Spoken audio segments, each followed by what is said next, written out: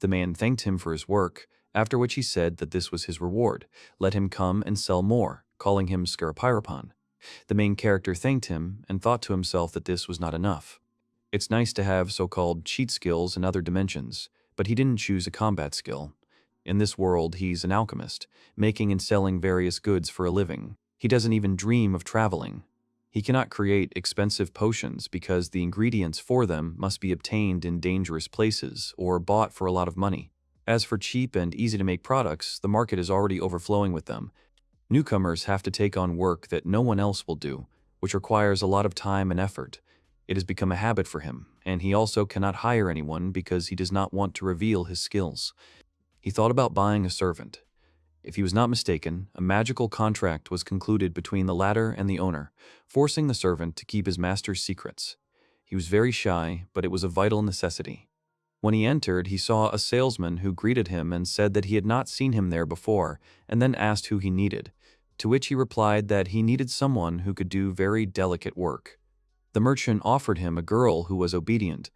Then he turned to her and told her to be friendly with Paracelsus. The man also added that she was not attractive, but as a partner she was very good, she was well trained. When the main character looked at the price tag, he thought that it was not very expensive. The girl said that scary men come here. If they buy her, they will do terrible things to her. She tearfully asked to take her away from here. The main character swallowed nervously. The merchant thought that he would probably fall for the tears. He didn't look like a rich man, so he wouldn't delay him, let him buy something and go home. Then Paracelsus saw a girl in the box. He said that she didn't even have price tags, to which the merchant said that she was an elf. She had been abused for several decades or hundreds of years. She had no arms, legs, tongue, eyes, or even eardrums. Elven blood is worth a lot of money, so the man kept it here, but lately not a drop had come out of it. He thought about the fact that she had no mana left for regeneration. Paracelsus said that he would buy her. He thought to himself that he would say that the merchant was trying to take advantage of his weakness. Out loud, he said that the girl was very battered. He then said that fresh elven entrails were not so easy to obtain, after which he asked if the man could sell her for less, in addition to the first girl, to which the latter asked if he was really an alchemist. The merchant asked him about 200,000 zeni for both. He agreed with him. The man thought that he could see that it was expensive. Why didn't he knock the price down a little? Out loud, he suggested that they sign a contract right away. Servants are bound by a magical contract, one of the sorcerer's spells, otherwise you can't avoid trouble from them. According to it, the master's orders are absolute. The servant must take care of his own safety to the extent that does not contradict the first point. In the case of the first girl, the master is obliged to pay a reward of at least 3% of the profits obtained with the help of this servant. Having paid the master 800,000 zeni, he receives the freedom and privileges of a citizen. Violence is not allowed.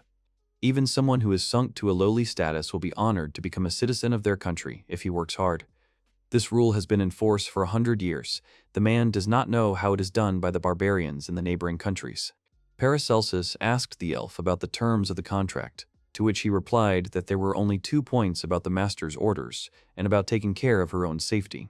An individual contract was not provided for her. The merchant said that the deal was done. He was transferring ownership of the 2 servants. He then asked for the contract to be transferred to him. The protagonist began to shout that it was hot, to which the man said that he should not move. The seller said that he was now a full-fledged man. Paracelsus asked what would happen if she violated the terms of the contract, to which he replied that the contract was something like hypnosis. This also applies to the guy himself. The merchant said that he would like to receive the money within a week. This check is cursed, so with each day of delay he will feel worse and worse. The latter thought to himself that he cannot get used to checks. After some time, Paracelsus and the girls left the room. The servant asked him if he really possessed magic, to which he replied that something like that. He thought to himself that this wasn't really magic. He used the skill recipes of the entire universe, according to which if he followed the recipe, success would be guaranteed. Once completed, the recipes disappear. After reading the recipe that appeared, he said that it was nothing complicated. After which he turned to Nora and told her to buy certain ingredients, and he himself would buy the first half, after which they would meet in the square. The girl told him that she couldn't read, to which the main character said that they would go together then. Nora asked to let her carry his burden. After some time, they came to his house.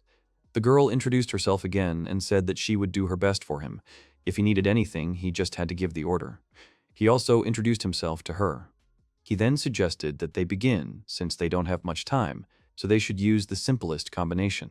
They will prepare a mana potion that works well on elves. You need to put healing herbs and spirit powder in a frying pan, pour oil and fry until the color changes. The girl said that it reminds you of cooking. He agreed with her. You need to pour water into the pot. Add the result of the first point and the idea of the estuary. When it boils, it's ready. He said that the bodies of elves are more spiritual than the bodies of people. In the current state, it is unlikely that she will be able to take anything inside.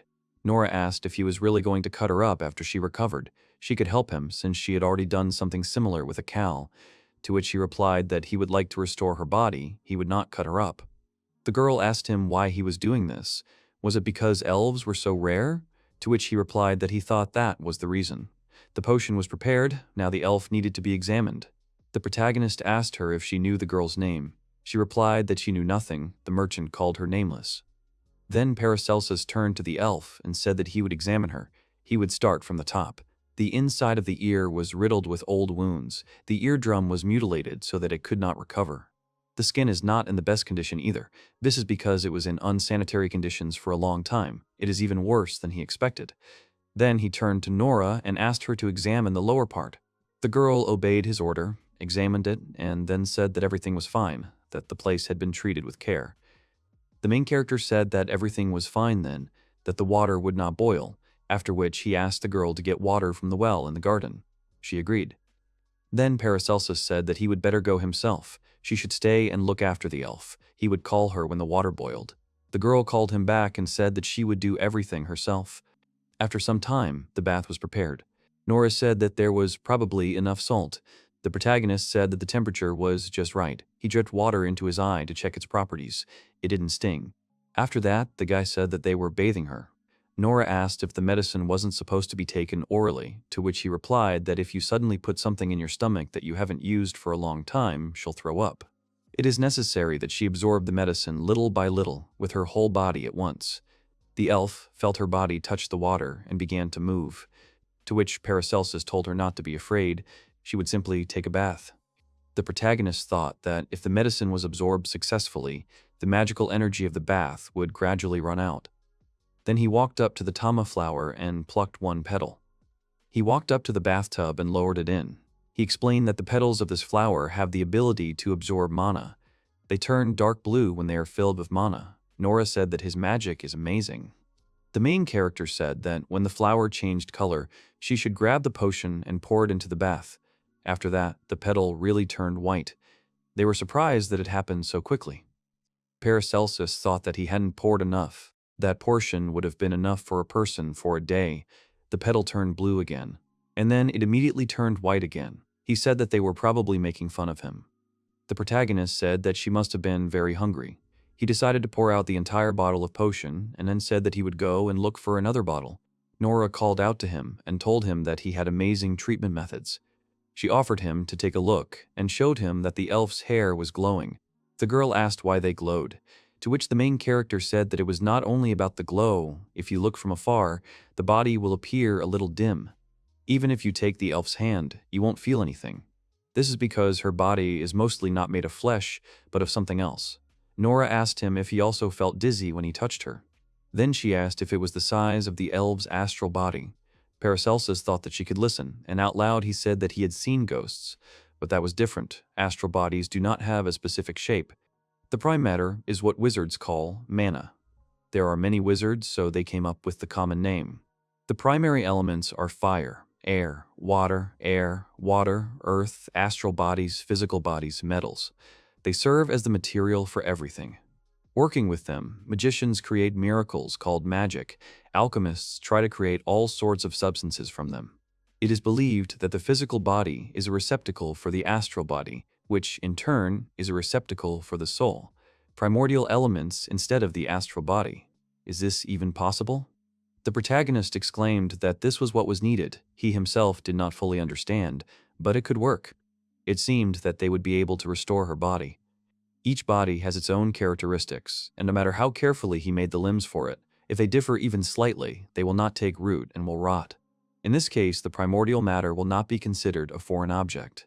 He feels that if you make a hand from the primordial matter, it will most likely fit like a native one. It remains to get enough primordial matter, that he said that nothing will come of it. The first matter strives to become matter. No one can extract it after it has become matter. They only use the microscopic imperfections left in the air and matter that has not become matter. He showed Nora a vial containing the primordial matter he had managed to collect over the course of a year. For now, they were going to restore her powers, after which they decided to move her to the bed.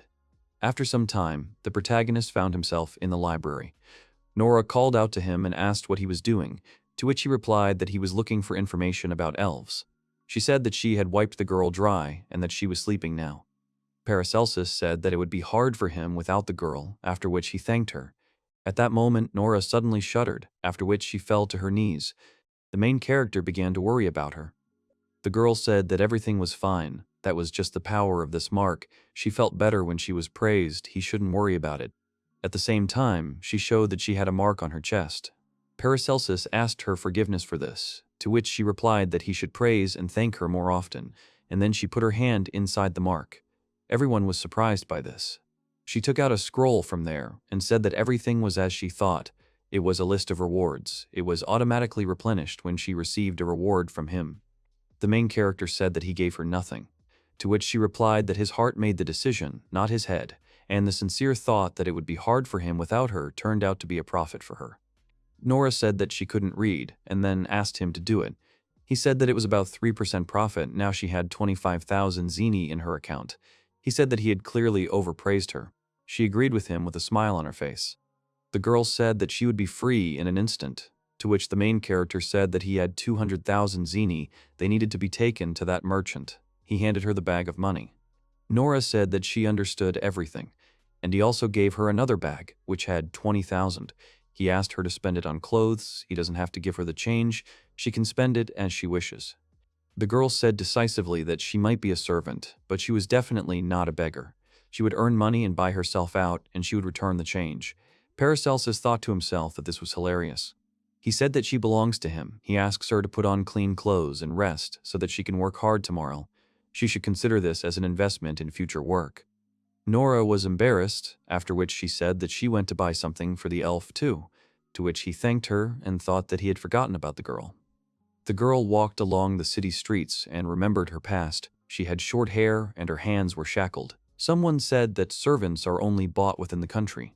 The man said that he had never met such rude girls, to which the merchant told him that he was unlucky, to which the first said that at least he had let his soul out when he offended her.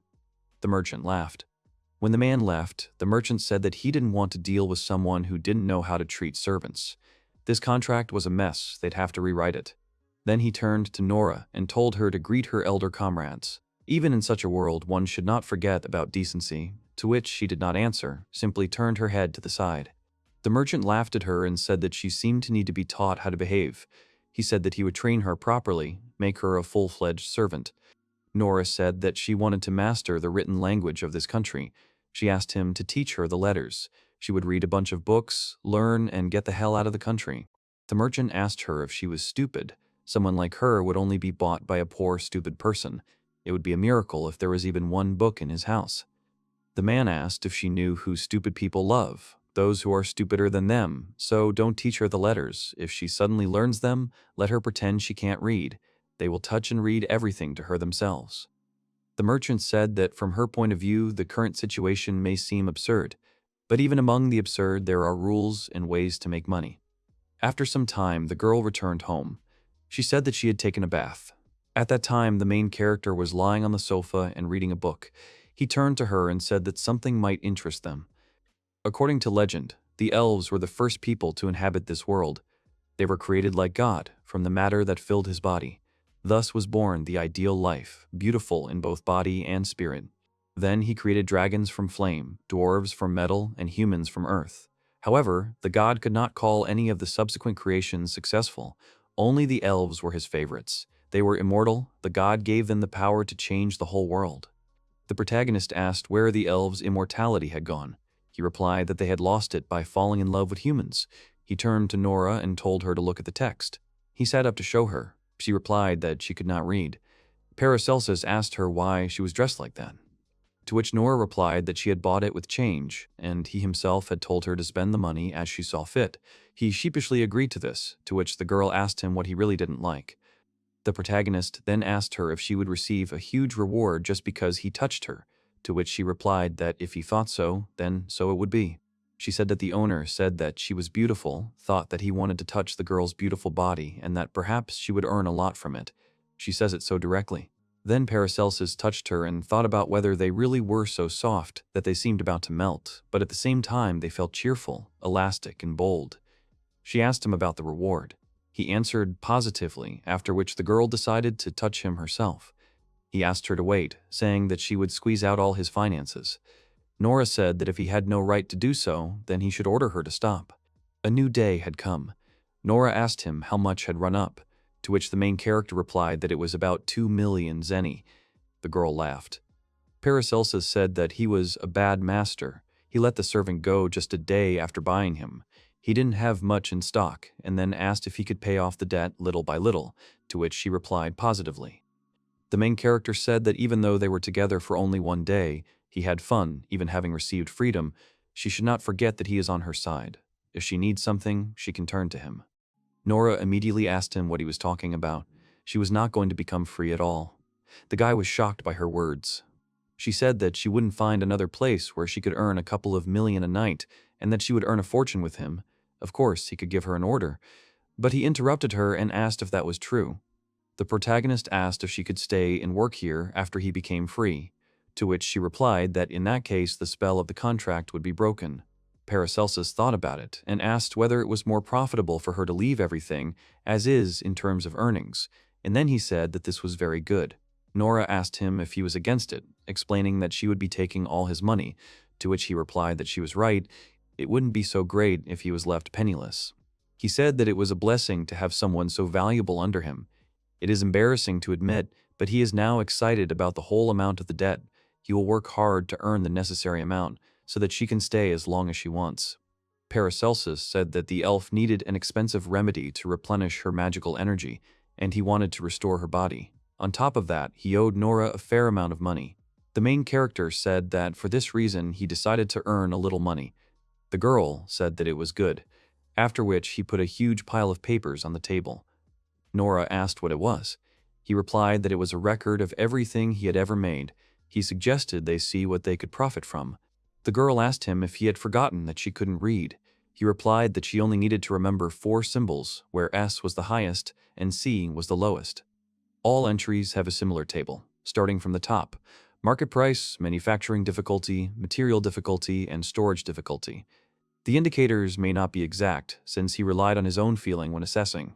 Mithril silver, for example, is difficult to synthesize, and the material is hard to get, but there is no risk of injury in the process. The finished metal is easy and simple to store, it does not spoil, and it sells for a high price. She said what was clear to her. They immediately set to work. After a while, she said that they seemed to be finished, to which he replied that they were leaving sheets with the difficulty of obtaining materials only for B and C. Finally, they choose recipes with a manufacturing difficulty of S or A. These will be their candidates. She asked why they ignore the market price, because she really wants to make a profit, to which he replied that such things require expensive or hard-to-find materials, and if they fail to sell the finished products, there will be big losses. Therefore, they will settle on easy-to-create and practically non-fasting things. She asked if the high manufacturing difficulty rating meant that creating the item was a difficult and dangerous process. If they failed, would they be able to sell the item?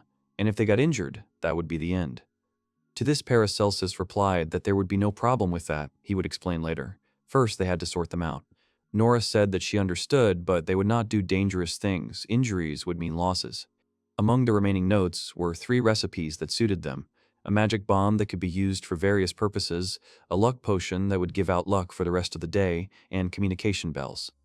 Nora asked what they would create from it. She thought the best choice would be a luck potion. He agreed and said that before choosing something, he should explain the difficulty and danger of creating things. The protagonist asked whether the order to keep something secret remained in effect when the contract was terminated, to which the girl replied that the termination of the contract resulted in the lifting of all restrictions. She said that it should work if he said that when the contract is terminated, she should forget everything that she kept secret. He said that the ability to interfere with memories is a pretty powerful technique. Nora agreed with him and said that there was a very long magic formula. The contract itself was a small enchantment ritual. The promise given on top of the promise to be a servant could not be weak. The protagonist said that she was well informed, just like a real magician, to which she replied that she didn't know anything about it at all, she just heard something from a merchant.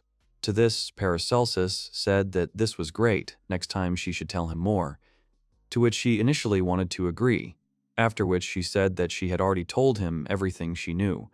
He said that he wanted to see this long formula. He is not familiar with magic, so perhaps he will not be able to understand it. He reached out to her with his hand, but she refused him. Nora said that this was the only place that was accessible only to the services, a place where no one else was allowed to be. If he tried to enter, he would be thrown back by a powerful curse. He apologized to her. Becoming a servant means binding your life with a strong curse. It can be said that he, as a contract partner, was also subject to this curse. Nora said that she doesn't reveal secrets. The good thing about her is that she does her job properly. The main character smiled and said that he knows about it. Paracelsus said that what he was about to tell her was information any alchemist would die for. It would be bad if she became a target for the bad guys because of it. She said that even if she was tortured, she would not reveal the secret, to which he asked that even if injuries were the end of everything, to which she replied that choosing a job and being responsible for it were two different things. He gave her the order. Paracelsus said that he would now reveal one secret to her, but when she was freed from the contract or someone other than him tried to find out the secret, she would forget it. And he also added that it was an order. The girl replied that she understood everything. Then he said that he would tell her, after which he said that he came from another world. Before, he lived in a very ordinary world without magic. Of course, there were things he didn't like, but overall, it wasn't that bad. There is no point in talking about a place that can never be returned to, so he will omit the details. He was hit by a car called a truck and died. After some time, he woke up in an unknown place. He saw an old man in front of him, whose name seemed to be Alias. He greeted him and said that he had been reborn in another world. Paracelsus was surprised by his words. The man said that he had prepared a gift for his second birthday. He could choose 2 cheat skills he liked from this catalog. The protagonist asked about what kind of world it was, for what purpose he was going there. Knowledge of this world would influence his choice. The man said that it was tiring him, he should choose quickly. Paracelsus apologized to him. He thought about how he didn't want to take combat skills. He would have to fight constantly to ensure his existence. It would be good to have a skill that would save him when the time came. After that, the main character said that he chose the skills recipes of the entire world of the building and the creator of save points. The old man said that it was trivial, but he agreed with his choice. After that, he told Paracelsus to fall asleep, and when he woke up, he would already be in another world. The man also told him to walk and live there as he wished, as his soul desired. And when the main character woke up, there really was another world around him. He somehow knew how to use cheating skills. Paracelsus said that perhaps Nora would not believe this story, to which she asked him to tell the whole story to the end, and what she believed in, they would discuss later.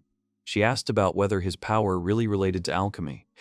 He explained that when he selects a recipe for what he wants to make, all the necessary ingredients and steps appear in the notebook. There are 5 slots available at a time. The paper is endless. With several combinations, the recipe can be selected in the mind. If the owner of this recipe strictly follows the instructions, then no matter how skilled he is, the result will be perfect. Once the creation is complete, the slot is freed up.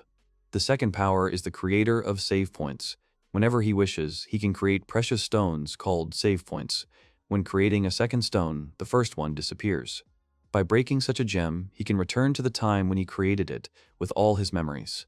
In other words, if it is destroyed, he will return to the same time and place.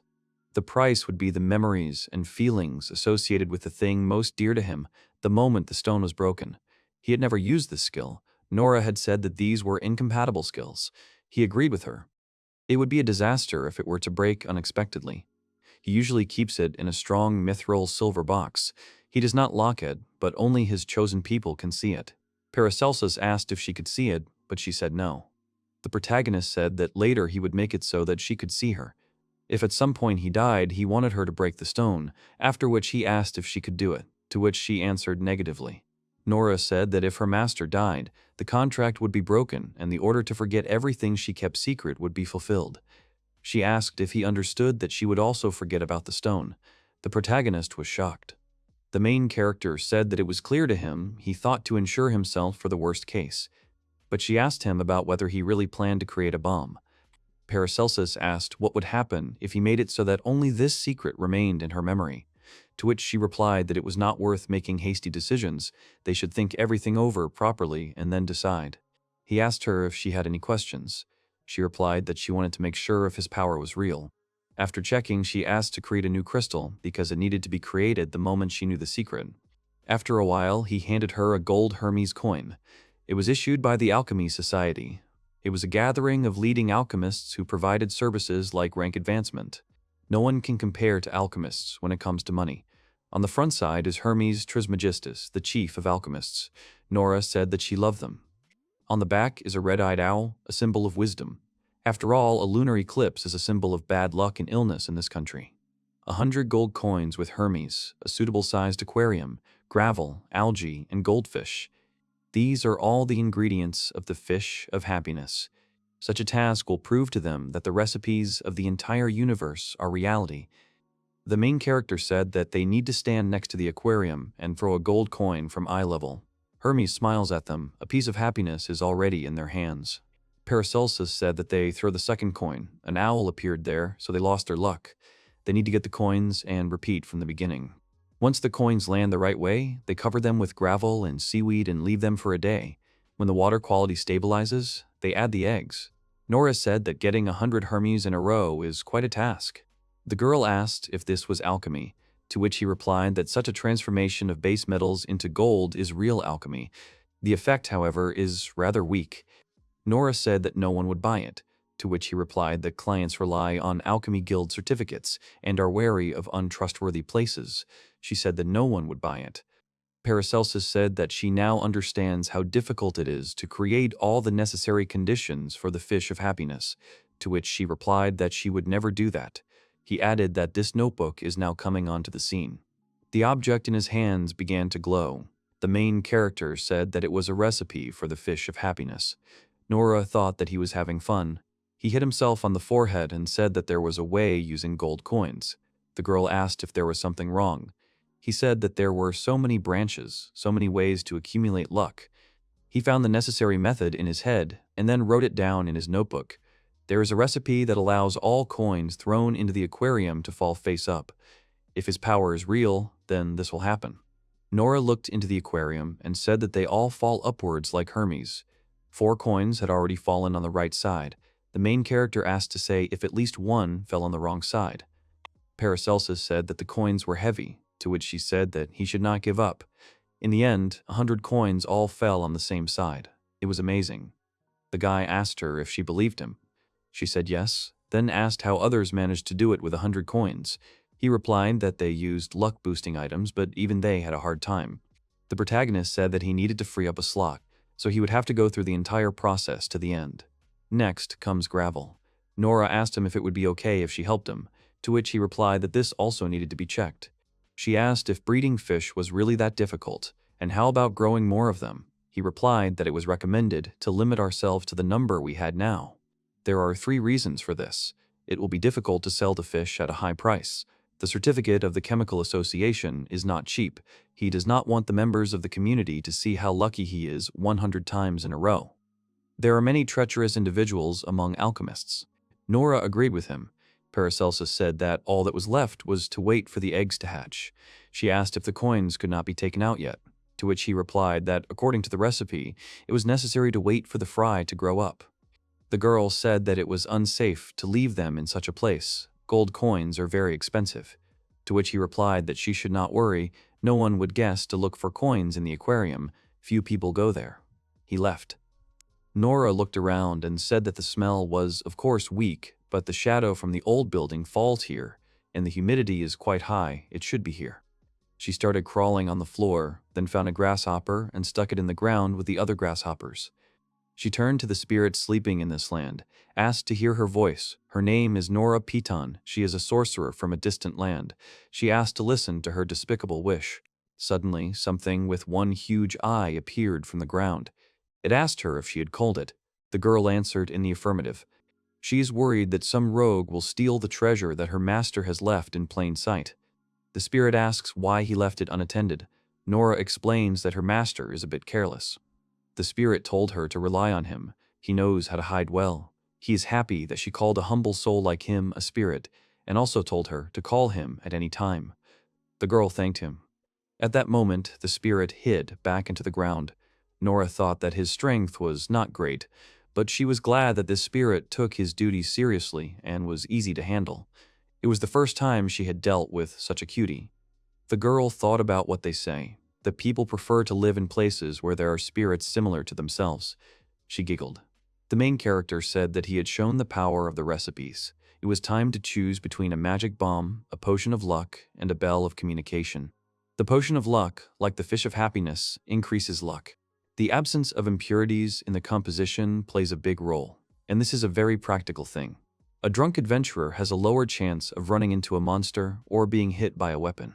Paracelsus showed a bottle of the potion and said that this is a real example. Even high-ranking people who have many enemies do not leave home without it. If you find a good customer, then one recipe can provide you with it for life.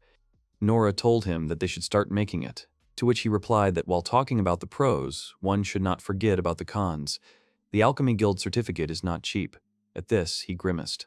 No one will buy the potion unless they see a manufacturing certificate, which guarantees the correct method of production, and a certificate of effectiveness, which confirms that the potion actually increases luck. Registration will reduce profits. Moreover, about 20% of the product will be used to confirm the effect, to which the girl asked if he couldn't test the potion on himself. He replied that if he could, there would be no point in certificates. Nora asked how to determine how much luck had increased, to which he replied that for this you could just toss coins, although he had heard that people were using beetles lately. They take 100 beetles, mark one of them with paint, and use a luck-boosting item on it. Then they kill the beetles one by one and see how long the marked beetle lasts. The protagonist asked if they were fools, if they threw coins and didn't have to kill anyone. People think that by taking a life, you can further enhance the effect of the action. Nora said that the effect really does increase, although this is more about witchcraft. The more lives you destroy, the more sorrowful the victims are at the moment of death, the luckier the sorcerer becomes. Paracelsus said that she looked very cool when she talked about witchcraft. He asked her to tell him more, to which she replied that she did not know anything more. They should go back to talking about the potion. He said that the second disadvantage is the limited period of production. Some of the ingredients need to be synthesized by refining under the light of the full moon. In addition, alchemists start buying up ingredients when the season comes. The protagonist said that even if they decide to brew the potion, they still need to wait for the full moon. Nora asked about another 2 weeks. He said that there is the most unpleasant third minus. The purity of the prepared products is too high, to which she asked if it was really bad because they would earn more money. He asked her to calm down. All the lucky potions on the market that are publicly available are either C-grade or lower, or fakes. Due to the imperfection of the alchemist's technique, particles of bad luck are mixed into the composition, all because they want to find a pair of good luck.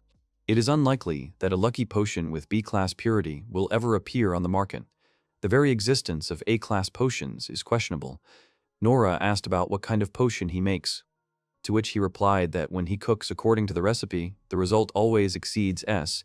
It turns out to be an S-class potion. The girl was surprised by his words. She said that it was very good, to which he replied that it was not so. The insidious alchemists would watch their colleague from morning till night with the help of golems and artificial fairies. Inexperienced alchemists would lose everything in the blink of an eye. It would be fine if only the work was taken away. Every year one talented newcomer goes missing. It is dangerous to attract unnecessary attention to yourself. Nora said that he was right. The girl offered to brew a potion of luck as soon as they finished the preparations. At the same time, her face was very serious. She said that all they had to do was find rich clients and get them the goods, without any certificates. Then they would earn a lot of money. If they became regular customers, they wouldn't need to create many potions. The protagonist tried to explain to her that it was impossible, but she resolutely said that they would create it. Then he said that they would move on to the next recipe. These are the bells of connection. They are created at the same time, have the same scales and appearance, due to which a connection is established between them. The less the bells differ in color and shape, the stronger their properties. The main character said that he created this couple himself, to which the girl said that they really do ring at the same time. Paracelsus said that they only have different timbre, and all because they are defective. The cheapest ones on the market will be better. Nora asked about the guarantee of success if everything is done according to the recipe, to which he replied that the power of the recipe does not extend to the second item. The recipe describes the procedures for creating one item, with the note that he can make as many as he wants. Once he finishes making the first recipe, the procedure is considered complete and the recipes disappear. Both bells are made at once, but they cannot be finished at the same time. Only one of them, made a moment before the other, will turn into a work of art. The next item still turns out a little better than without a recipe at all, but he got the impression that its main power is released precisely at the moment of completing the structures. The main character said that the most important thing for this alchemical product is to have no difference, even in the smallest details.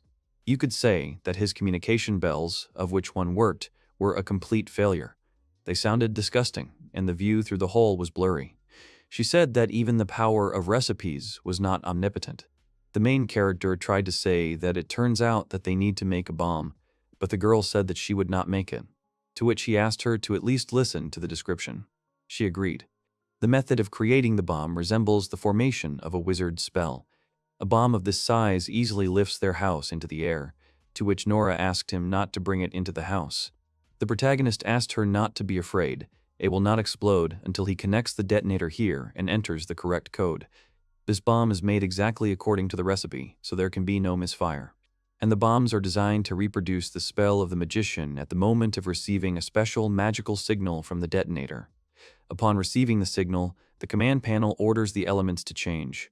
The air element closest to the command panel then turns into flammable gas, causing the bomb to crack, filling the area with gas and fire elements. Bettine then reaches the fire element, which ignites the gas, causing an explosion. Nora asked why the element of water was there. He replied that it was a fuse. In case a command was received from outside, the most distant center would react and the water element would be activated first, turning into water. She asked what would happen if the bomb caught fire. He said that the water element would disappear and the fire element would not burn. The air element would become normal air. There would be an explosion, but it would only rupture the eardrums and burn. He then said that they were putting a magic blocking cap on the exposed wire and the bomb was ready. He asked her if she saw that the bomb was completely safe. The main character said that in order for bombs to always sell stably, even if you create a perfect bomb according to the recipe, it will not attract unnecessary attention, and if you are careful, then there is no danger. Nora agreed and asked to set the bomb so that if it exploded, the wave would destroy the gem. He said he would do so. She added that it would be until they found a better product. The girl asked how much force it would take to destroy the crystal. The explosion would kill them both, but it wouldn't be funny if the crystal remained intact, to which the guy replied that he should think about it. He decided to put the crystal in a box with one side facing the bomb. A metal pin would be attached to the back wall, and when the blast wave pushed the box's wall inward, the pin would pierce the gem. The protagonist will put the box in the kill zone, but so that it does not interfere with his work. He added that it will be safe. Nora said that he looks happy. She asked him if he really liked the bomb, to which he replied that perhaps he did like it. When he imagined how the bomb would explode and destroy everything around, he felt so light and good. Nora said that he seemed more timid to her because of his words about fear of people from the alchemical community, to which the guy laughed and said that it was good that he knew the principle of the bomb. At that moment, someone rang the doorbell. The protagonist asked out loud whether he had already arrived. The unknown man stood on the threshold. Nora asked if it was really a bell of communication, to which Paracelsus replied that its pair was the bell at the entrance. He created 4 sets at once, but now he knows about the arrival of guests, no matter what part of the house he is in. It was Totori. He thanked him for not forgetting about the Arlenbeek magic shop. Every time he can't help but notice how terrible this thing sounds, all because he has a good ear. The protagonist introduced Nora to him and said that she had recently arrived in his house. Totori said that he should have dressed such a beauty better. Paracelsus wanted to introduce the guy to her, but he interrupted him and introduced himself, saying that Paracelsus was his regular client. The latter blushed. Totori asked if he was still embarrassed when his name was called. At their first meeting, he blushed and began bleating his name so that he didn't understand anything. The protagonist said that he does not like to give his name. Tottori interrupted him and asked about the reason for calling him, to which Paracelsus said that they wanted to sell something. It was a magic bomb. The guy said it was dangerous, it was just sitting on the table, apparently it was well balanced, but they were definitely crazy if they put the bomb that high. Tottori said that the stable elements are tightly packed and produce a good sound, and the work is done perfectly, the bells do not compare with it. The guy said that Paracelsus usually doesn't bargain, so he'll give a good price right away. He offered 90,000 zeni. The main character said that he'll make another 20 later, so maybe he'll raise it to 100,000. Tottori said that if all 20 were of the same quality, they could be sold in a good place, and then he offered 95,000 for each. The protagonist and Nora exchanged satisfied glances. Paracelsus wanted to say that they had agreed, but Nora suggested agreeing on 130,000. Tottori was surprised and said that someone was not listening to the conversation at all. Then the guy said, let it be 102,800 zeni. He would bring the materials in 2 visits. Later, their cost would be deducted from the total. If the quality dropped even a little, he would have to redo it. Tottori said that he was glad to work with them. The main character also shook hands and said that it was mutual, and after that, the guy turned to the girl. He said that his employer gives free lessons to servants, of course, if her master doesn't mind. She will be able to learn useful everyday skills, so she should definitely come. The protagonist said that it was great. The girl blushed, but said that she was not interested in such things. Paracelsus said that she could go. Tottori asked if he could take the bomb. He wanted to show it to his employer, to which the main character answered positively and said that he would pack it now, and the guy bowed to him and thanked him. Then he turned to Nora again and said that the study group was also a mutual aid society of services. If she suddenly encountered any problems, she could tell them about them. Tottori asked her if everything was okay with them, and then laughed. He also added that he was glad that she had found a master she could rely on. The protagonist at that moment entered the room with the aquarium and asked what the boulder was doing there. He also wondered where the aquarium was, whether his gold coins had been stolen. The spirit at that time thought that it was a swindler. Nora also came into the room and told him to touch the top of the stone. She asked him what he felt. He replied that it was rough, like all stones. Then the girl told him to look at the hand with which he had touched the stone. He saw that it was wet. Nora said that the spirit was showing him an illusion. The aquarium was still there. He asked if the spirit was really capable of such strong magic. She explained that only within its territory. The protagonist said that he had heard that spirits were formed when the spiritual forms that had leaked out of the remains of creatures gathered together. Who would have thought that this one would have such power? She said that he was saying strange things. Nora said that humans also form a mixture of water, grass, and living beings. She doesn't see much difference between them and spirits. Besides, if he angers a spirit, he won't be able to live here. He should be careful with his words. The protagonist asked her if she knew so much about sorcerers because she was one of them. She bowed and said that she was sorry that she had not said so right away. He asked why she had remained silent. She said that the merchant told her to keep her mouth shut, as it was believed that witches either inspire fear in others or are used by them. Nora decided to confess to him since he didn't fit that description. She asked if she scared him. If so, she would give up her witchcraft practices, to which he asked if it really looked like he was scared. The main character smiled at her very sweetly. He asked if the spirit was somewhere here. The girl answered positively. He asked if he should pray. She said that if he went into it with his lesser knowledge, his actions might offend the spirit. He should bow slightly every time he passed the well. Nora blushed and asked why Paracelsus was looking at her with a smirk, to which he replied that he was glad she told him everything. She said that he scared her. Night had fallen. There was almost no light in the house. The protagonist entered the room and asked how things were going. Nora replied that she had just finished wiping Kokomochi's body, to which Paracelsus asked her again about that name, and the girl blushed. She said that in the language of the country, it was a word for a baby. She remembered the time when she had to take care of her little sister. It would be rude to call someone who was trying to survive with all her might just an elf. The protagonist said that he agreed that she should now be given a name that would be easy for Nora to pronounce. He would also call her Coco. They would ask for her real name after her body was restored. He thinks to start restoring her body with what has the simplest structure: skin tissue. It is thin, so much primordial matter will not be needed. Nora agreed with him and said that it is always important to start with the simplest. The main character said that they would cut off healthy skin from the buttocks and multiply it, grow it as a vegetable. The girl tried to call out to him. At that moment, Coco spread her legs. Nora explained that the girl would invite him if he touched her butt. The main character blushed very much. She said that she would be glad if he used that place. They wouldn't get rid of her while she was valuable as a tool. It might make her feel better. She asked him to hurry up and help her. The main character started to cry. He asked her what he should do, because nothing works for him. Nora said that she would do everything herself, after which she asked him to step aside. Nora told the main character that it was time to watch. He stood in the corner, turning away from the bed. With tears in his eyes, he asked if she had really finished. She answered positively. He tried to apologize to her, but the girl said that there was something more important that she wanted to check when Coco got better. She put her hand on his back and said that it was mental communication. He was surprised. Communicating with spirit is a crucial skill for shamans, but it works with living beings too. She can make her voice resonate in his spirit body through touch. The protagonist asked her if she could hear him, to which she replied that it seemed like he was trying to tell her something mentally, but she couldn't hear anything. Nora asked if he remembered his words about the elves' bodies being mostly spiritual, and also that this girl was different from them. One way or another, if Coco is a spirit, even if she is not dead yet, then maybe she will be able to establish contact with her, or at least let her hear her voice, and at the same time check the state of her soul and mind. The protagonist told her that she was amazing, to which the girl replied that she had hoped to hide her gift as a shaman, but the truth was revealed anyway. Nora knelt down in front of the bed, then thought that she could feel her soul. Everything seemed to be going well. She mentally asked her if she could hear her. There was no answer. In that case, she asked permission to look into her soul. Inside her it was dark, nothing could be seen. Here she saw a curse inside her, which was huge chains. The girl was surprised that there were so many of them. The protagonist asked her what happened.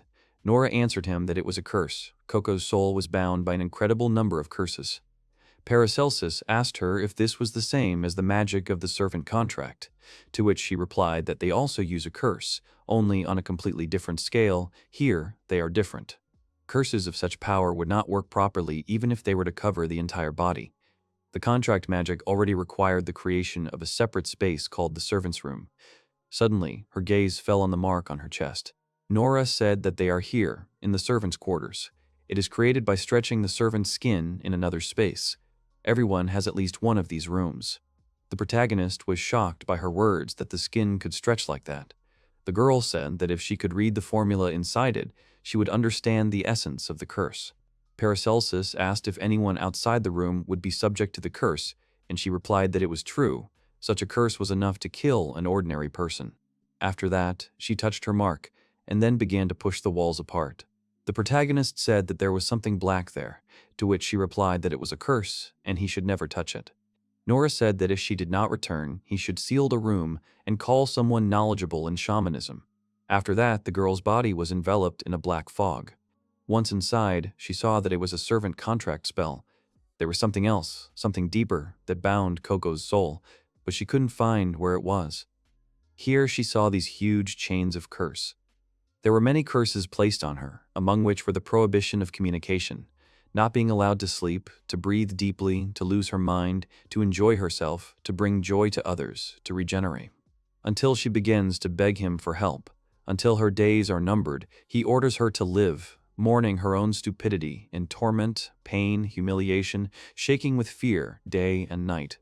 The protagonist immediately called Nora by name. The girl asked him not to approach her. Part of the curse was transferred to her hand. Raising her hand, a black clot followed her, after which it wrapped around her hand, her fist, and her entire arm up to the elbow turned black. The protagonist asked her if she was okay, to which she replied that shamanic art owes its appearance to people who are always cursing each other. She remembered how people ask someone to be made a miserable cripple. They found a way to give power to these selfish requests, and then she thought that this would not work. The shaman casts her first curse on herself. People can't stop cursing each other, but she wants to be at least a little better than others. Curses filled with such aspiration are among her favorites. Nora's face was very angry. Tears were running down her cheeks. She thought that for this reason she would never forgive someone who cursed like that. The main character immediately asked her if she could do something about the curse that had bounced back at her. He asked her to quickly cleanse her hands of the blackness. Nora said that in order to contain the curse, one must adjust one's emotions to those contained in it and keep them under control. She finds it difficult to do so. The main character immediately asked why it was difficult for her, to which the girl replied that she had not expected it to be exactly like this. She can't believe that there was a very deep and tender feeling embedded in this curse, and it was love. Then the main character asked if her chest would be filled with this feeling, then something could be done. She answered that it was so, but now she was filled with anger. It made the task impossible. Nora said that perhaps the curse was intentionally placed in such a way as to make it more difficult for anyone who wanted to remove it. Paracelsus was taking off his jacket at that time. She asked him what he was doing. The main character leaned towards her and told her to take off her top too, to which she asked him why she should do that. But in the end, she listened to him. After that, he lay down with her on the bed, pressed her to his chest, and said that when they pressed like this, skin to skin, feelings arose in him that were very similar to love. After that, he asked her opinion on this matter, to which she replied that he needed to be careful if he touched the curse, it could be passed on to him, to which he replied that it was better that way than her death. After these words, Nora turned to face him and said that it would be better this way. She said to him the words, "Koko Machali." He did not understand it. Then the girl said that the curse was moving, after which she asked him to get off her. The protagonist said that the curse had entered her mark. Nora said that it was not so easy to get rid of the curse. She moved it there, where it would cause the least damage, and then she would slowly deal with it. Paracelsus asked her what she had said when they were lying in each other's arms, to which the girl replied that she had said nothing, and that he should stop talking as if she had said something. He apologized to her. A new day had come. The sun was shining outside. The main character and the girl were sitting at the table. She asked him if this was really a letter. He answered yes. He said that if he suddenly forgot his skill, he tried to write down its essence, feeling, and method of use as accurately as possible. If he suddenly fell into unconsciousness, then she should tell him to calm down and let him read the letter. Nora asked why there were 3 letters. He replied that the first letter contained his memories since he came here. He wanted her to read it first. The second letter described his skills. In the third letter, he tried to describe the girl as accurately as possible, because he felt that these memories could also disappear. She asked him about the reason.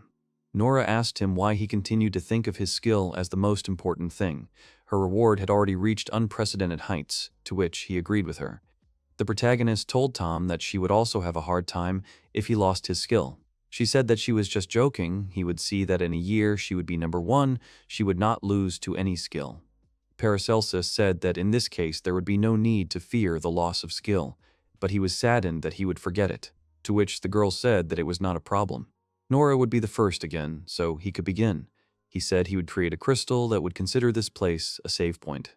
Then someone rang the doorbell. The protagonist said that it was too early to deliver the materials.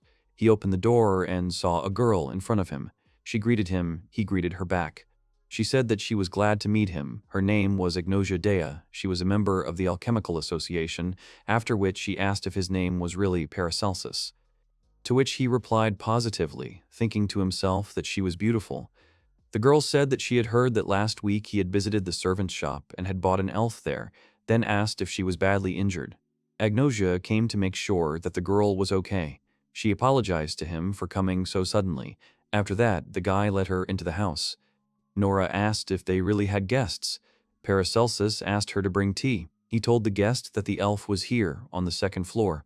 The girl greeted the servant. The latter was thinking about something. Agnosia saw the elf and said that he had achieved so much in such a short time. She asked if her condition made it impossible to use the potion directly. She said that he would never have achieved this without precise knowledge of the correct method. This is a wonderful job. The protagonist blushed at her words. Agnosia asked why he hadn't spared time and money in her. Maybe he considered her body as an alchemical material, to which he replied that he couldn't leave her there. He was going to give her freedom when she was cured. The alchemist told him that he was a good person. She adored such people. No matter what difficulties he had, he could turn to her. He asked her about the fact that, judging by everything, she occupies a high alchemical position, to which she replied that there are currently only 3 adepts in the ranks of alchemists, and there have never been any female adepts. She is the first of her kind in the entire world. The protagonist said that with his 3rd stage, they were like heaven and earth. Agnosia laughed and said that his words were music to her ears. He asked her what brought someone like her to the servant. She showed him the stone from the yard and said that she could only use it to protect herself from him if he suddenly grabbed her by the body parts, to which he replied that he would not do that. Agnosia explained that just as a child grows up and buds bloom, each time becoming better than before, so a stone turns into gold. The girl said that she came here hoping to ease the elf's suffering, but now she felt relieved. She asked him to take care of her. He replied that she could count on him. At that moment, Nora called them to drink tea. Agnosia handed him the objects. They were the eyes of truth, created through alchemy. She had brought them for this girl. Then the alchemist poured tea and said that it smelled nice. This aroma was not familiar to her. Nora said that this tea was from her rodent, after which she asked her opinion. Agnosia said that it was very tasty. Then asked if she had made the walnut cake herself. She answered positively. The alchemist said that if she had not belonged to the guy, she would have hired her. At that moment, the protagonist asked her if she could tell a little more about those eyes. Agnosia said that she had already forgotten about them. They are called the eyes of truth. With them, a person will see not light, but the primary matter. Of course, they work in complete darkness. Depending on their perfection, one can see the essence of matter and even the thoughts of people. And despair is her work, which she is proud of. Perhaps these are the sharpest eyes in the whole world. The eyes are covered with a high concentration of primordial matter, so after insertion into the eye sockets, vision should appear within a week. Paracelsus said that if the elf had gotten to her, she would have cured her very quickly. Then Agnosia suggested that he hand the girl over to him, to which he replied negatively and explained that he would cure her at any cost. The alchemist said that it was excellent. She would definitely become better than before. There is nothing better than improvement. Then she reached out to him, took one eye and said that she was taking it and he would create a pair for the second one himself and let it be better than this one. After that, she turned around and said that if any difficulties arose, he could call her at any time, then left the house. Nora wanted to turn to the main character, but he said that they would put it up right away. They needed to make preparations, as usual. In the basement, he called her to follow him. Paracelsus asked her about it. She was here for the first time. The girl answered positively. She thought about the walls of the room being covered with something. He said that it was a formula that deflected magic. It sucked mana out of creatures. Helps against spy fairies and clairvoyants. There are limits on the amount of mana absorbed at a time. Therefore, you need to leave the room, giving the formula the opportunity to gradually release the reserve. You will not be able to use it normally. The guy showed her a silencing slime that feeds on sound vibrations, so nothing said here will slip out. There is no time to linger here, so he will get straight to the point. The protagonist said that he doesn't trust Agnosia. It's possible that she put a curse on Coco. She asked him why he thought so. He said that the eyes of truth were too perfect. The color, size, weight, and even the shape of the blood vessels matched. He assumed that they were created at the same time. Paracelsus said there that he would never believe that the connection between alchemical creations did not extend to these eyes. It seemed to him that she had planned from the beginning to keep one for herself. And at this time, Agnosia was thinking that he was delayed for some reason. Had he really already guessed everything? Nora said she understood why he didn't trust her. He explained that even though she wanted to help, she didn't lift a finger until he took Coco from the store. She had the money. He didn't sense her sincere desire to help.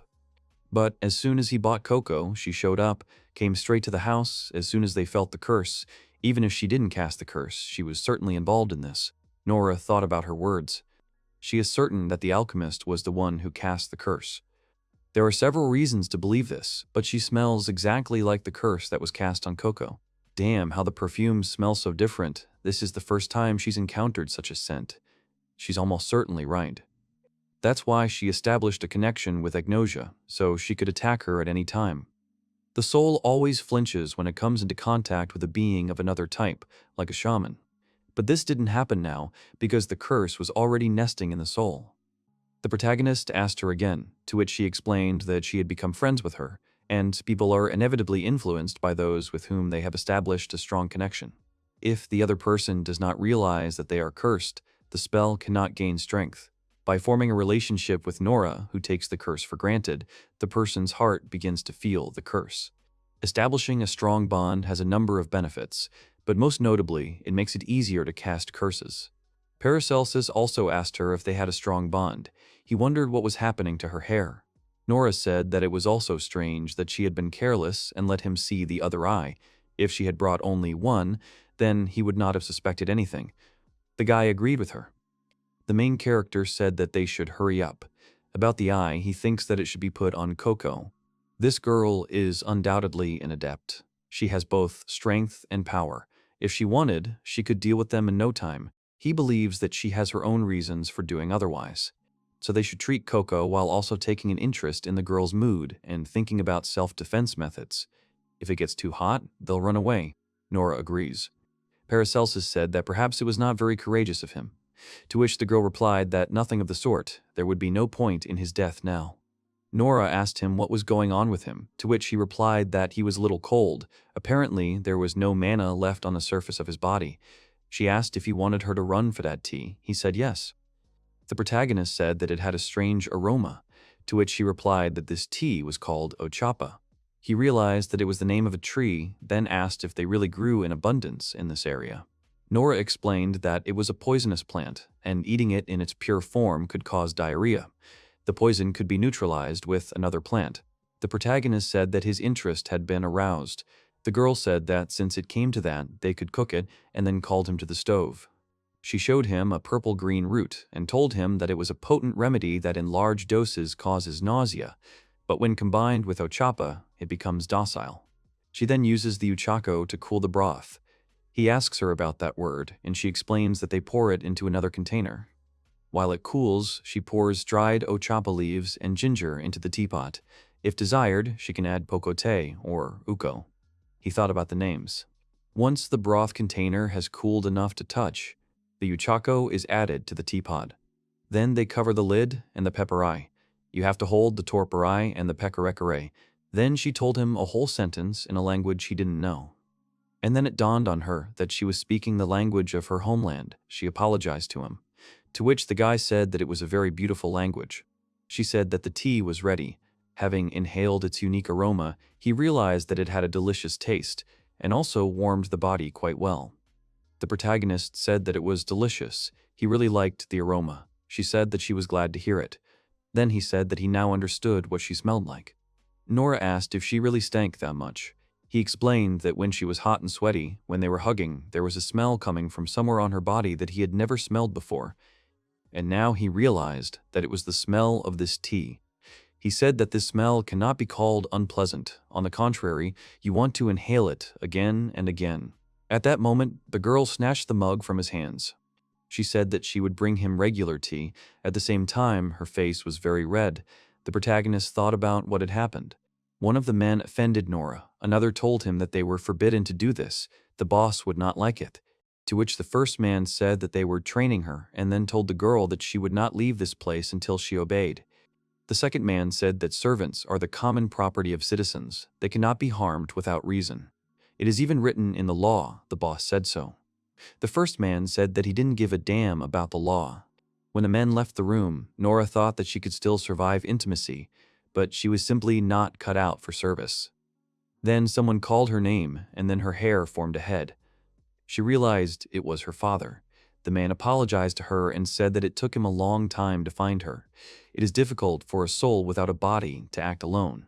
Nora asked if he had really bound the soul with a curse. She said that he needed to get a good night's sleep after death, and now his torment would only continue. He told her not to worry. The girl said that there was nothing good in this. He died of his own accord, deprived himself of the peace he deserved, climbed into someone else's hair without asking. He apologized to her. Nora asked if he meant that he would pull her out of captivity. Father said that a shaman cannot curse for himself. Until today he was helpless and sole. Now he is a part of her. The girl said that it doesn't change anything. He said that he knows one inexperienced but exceptionally gifted shaman. It's her. Nora said that even if she had the power, she still couldn't use it for herself. Then her father said that she would need bonds here.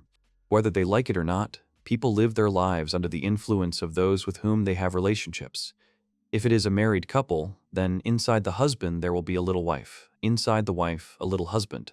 He turned to Nora and told her to become a great shaman, to give birth to a small but powerful shaman in those she formed relationships with, and then she should make these people curse themselves. He told her to watch those she had contacted, find out what was forbidden to them, and then force them to break the ban. Nora asked what she needed to do to make it happen. Her father told her to believe very strongly that it was going to happen. If she could do it, no one would look down on her anymore. A new day dawned. The men came to her room and told her to get up because it was time for class. They were surprised that her hair had grown. Nora said that she had grown up, and then asked one of the men if he wasn't growing. His brain was still smaller than that of her younger brother. He started getting angry. The man flew up to the girl and grabbed her, after which he offended her, and the second man tried to stop him because he did it stronger than usual. After that, Nora fought back and said that servants are the common property of citizens, and they cannot be harmed needlessly. It is only natural that those who violate this law are punished. The man asked her if she was really a shaman. It was no longer funny, after which he turned to his friend and told him to get up. Her father told her that she had done well. That was great. Nora told him that he didn't have to protect her. She wanted someone to hurt her more so that he could get hurt more. The man asked if he could just sit and watch his daughter get hurt. Besides, this man didn't care how much she got hurt. He said that he got hit hard. He doubted that her offense was such a taboo for him. Nora said that she thought that the curse was strengthened by the person standing behind him. The man was connected to the first, so isn't it natural that the curse would strike the man who broke the ban in front of the one for whom it is the same ban? The father said that his daughter frightened him. She is so well informed. He said that the men were in such a hurry that they forgot to close the door, and then asked what they would do, adding that he would be able to overcome the curse placed on her. She replied that she would not run. Nora realized that the laws of this country carefully spelled out the rules of communication with servants. These rules would become her living quarters. Along the way, she would earn a lot of money. A new day has come. Nora turned to the main character and asked what this thing on the table does. Paracelsus explained that she was collecting elements of fire. Then she asked if this was the material for a magic bomb. He answered positively. He explained the operation of the bomb and said that if the fuel is heated just short of combustion, the fire elements from the air will be attracted to it. This recipe is good for beginner alchemists. It allows you to get a lot of elements. Air elements also rise when heated, so they will inevitably mix with fire elements, no matter how hard they try. These fire elements obtained through the recipe are completely free of impurities and cannot be compared to the products on the market. It will be difficult to ignite them without a single air element. As long as there is no heat or magic, everything is fine. Nora asked him about it. He'd already ordered the raw material for the bomb, to which he replied that it was only a distraction. Novice alchemists are not capable of creating pure material for use in a bomb. He will sell the material to another seller. The girl asked if this meant he would recoup the money. He answered positively and added that he would also get the other elements himself, so they would earn well. Nora offered her help. She asked what was heating the coin, since there was no fire burning anywhere in the house right now, to which the protagonist explained that it was hot in itself. Its pair was stored in the Alchemical Association, and they were heating it. Nora said that she understood why the coin remained warm when the stove in the kitchen was not lit. He asked her if there were really no elements of fire left in the whole house. Paracelsus apologized to her and said that this happens when you collect materials for a bomb in large quantities, to which she replied that everything is fine, it is for the sake of earning money, they will not die without dinner. The protagonist explained that in such situations, the ability to use fire again appears only after 3 days. For the next 3 days, they were forced to eat outside the house or make do with the heat from the coin. Alembic Magic Shop. In addition to alchemical goods and magic items, orders for the application of magic formulas are accepted here. There is a snack bar on the first floor.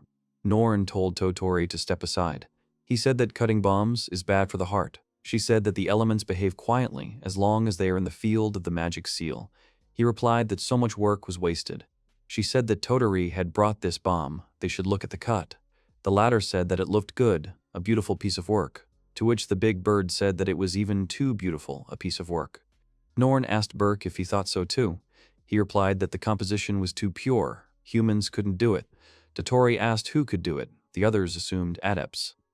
Norn said that they may not be like that, but the goods Paracelsus supplied them were either the work of a newbie or too perfect. He tried to fool them with inept technology, but this time he gave himself away completely. She said that he could very well be the bearer of gifts. This matter needs to be investigated quickly. We will have to create fairies. Mokugan and Pochiko in the main character's house should keep an eye on him. Mudrin said that someone wanted to eat. She would go and they could continue. It turned out to be Nora. She said that she would like to have lunch and take it with her.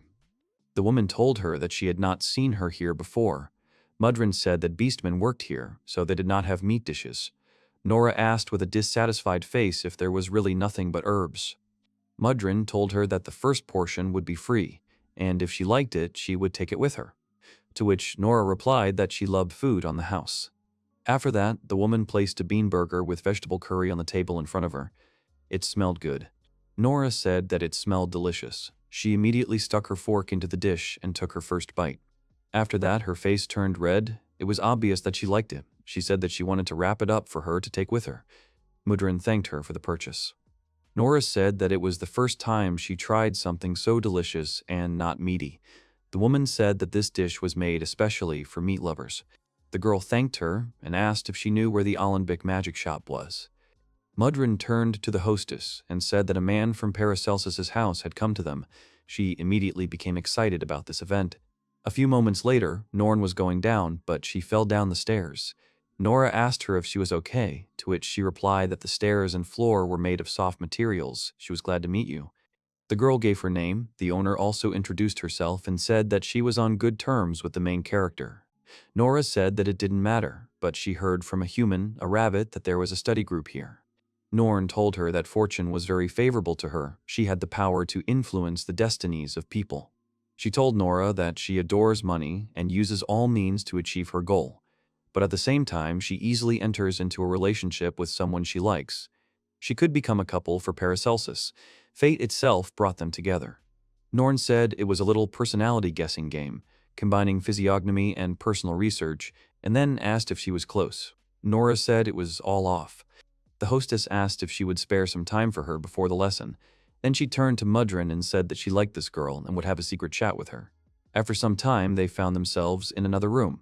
Norn said that the conversation of people leaning over this tablecloth was inaccessible to others, and she also said that she invented it herself. Nora asked her if it was magic or alchemy, to which Norn replied that she was using all the methods she knew. The girl realized that she was also using quite advanced shamanic magic. The hostess explained that using methods from many fields, it is possible to create walls that even magicians and alchemists cannot easily overcome. Nora said that she wanted such a tablecloth for herself and also asked about what it means to keep secrets. Norn said that she wanted her to sign a magical contract, according to which they would agree to keep this entire conversation a secret and would not harm each other until the contract was broken. Nora thought about how people in this country treat shamanism as a form of magic. It makes her angry every time. Do no harm, it seems suspicious. She turned to her father and said that it was a strange curse. She can't read the document, but she can understand how it works from the shape of the curse. Compared to the service contract technique, this bond is too weak. Because of the spell, it is psychologically difficult for a person to reveal the secret. The girl asked if there was a connection between the copies of the contract. Norn raised her index finger and said that she was thinking correctly. The bonds that bind this document are very weak and will be easy to break.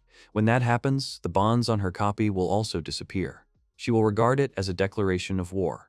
Nora thought that it was a good combination of witchcraft and alchemy, probably her own invention. She agreed to sign and said that she could not write in the language of this country. She replied that she could simply leave a thumbprint. Norn asked her if she had learned about alchemy after she came to Paracelsus. She answered positively. The hostess said that she was amazed at how much she knew about it. The woman said that she had beautiful letters. She really wanted to see her in the study group. Nora asked her about what they wanted to talk to her about. Norn said that there are people who came to them from another world. They are endowed with special powers.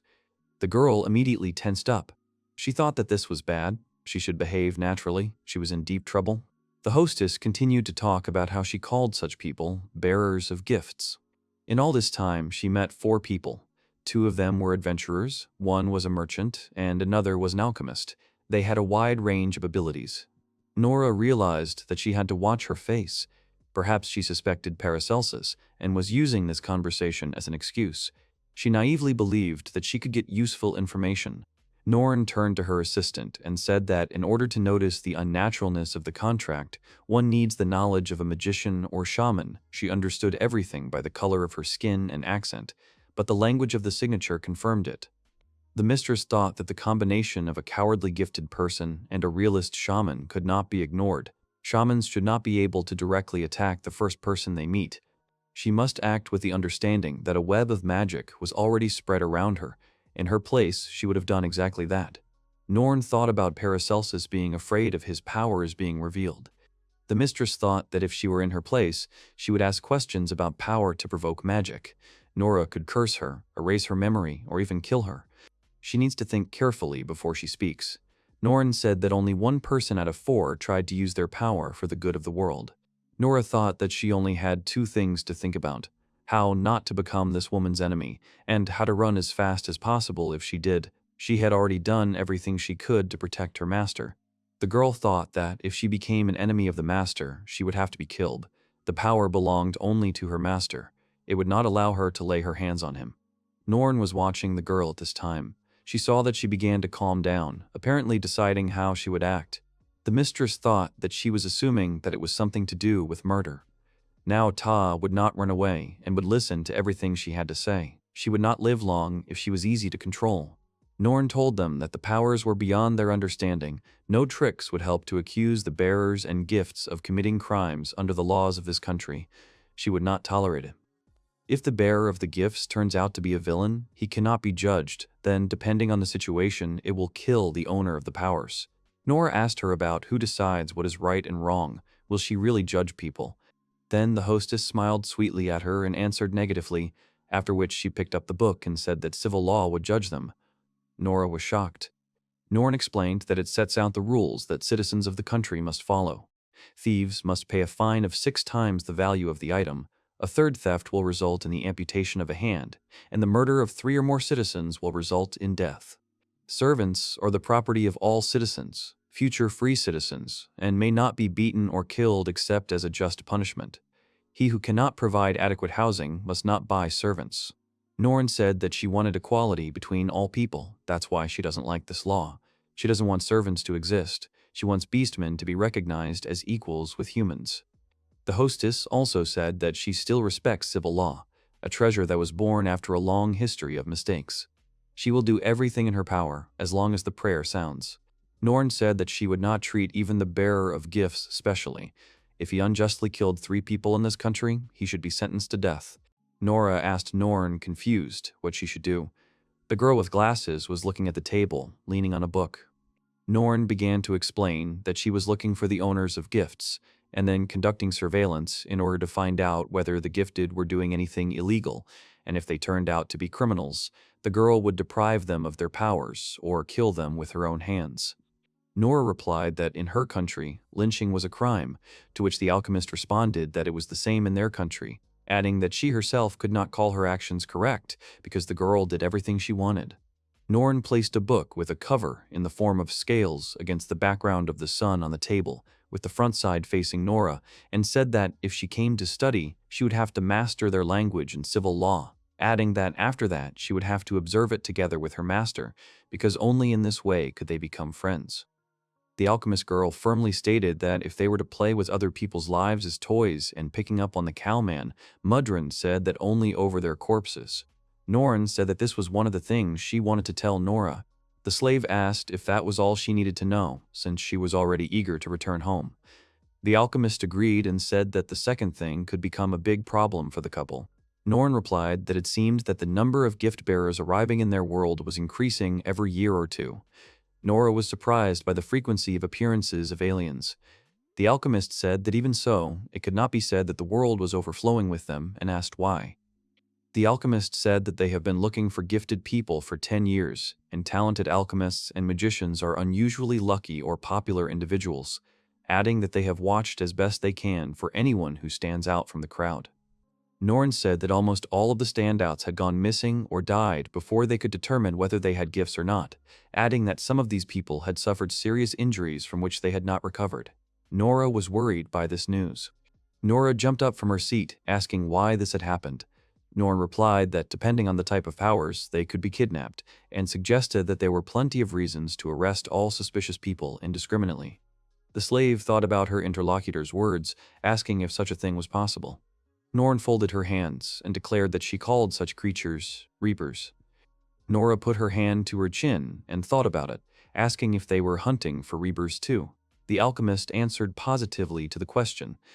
Norn noted that if the reaper was the only person, then he could be considered a dangerous repeat offender who had ruined nearly 100 lives. And besides, they did not know how the reaper was using the powers he had taken away, which made him a dangerous enemy for them. Nora analyzed the dialogue and decided that the people around her would not stand in her and the master's way as long as they observed civil law and set up surveillance on them, but they could help against the Reaper's attack and decided that friendship would help strengthen their security. The slave, looking at the girls opposite, considered the negatives, thinking that they could not provide evidence of their words, and the fact that they knew about the theft of powers meant that they themselves had once committed it, which meant their similarity to the Reaper. Nora lowered her face and thought that those people could steal her gift, and Paracelsus's gift, under the pretext of the highest good, victory over the Reaper. The girl mentally decided not to let her guard down and did not know what to do next. Nora knew she was a lousy fighter, but the girl across from her didn't look strong either, and she wondered if she could have caught the alchemist off guard by looking straight at her interlocutors. The hair on the back of Nora's neck stood on end, telling her that cursing people for personal gain was wrong, because she would get a kickback. A huge man entered the room, asking if anyone was in the room, to which Nora shuddered, and Norn did not even look at the guest. Mudrin greeted the guest, to which the man asked for 30 healing potions. The alchemist got up from the table and replied that she would do it now. Nora continued to sit in her place.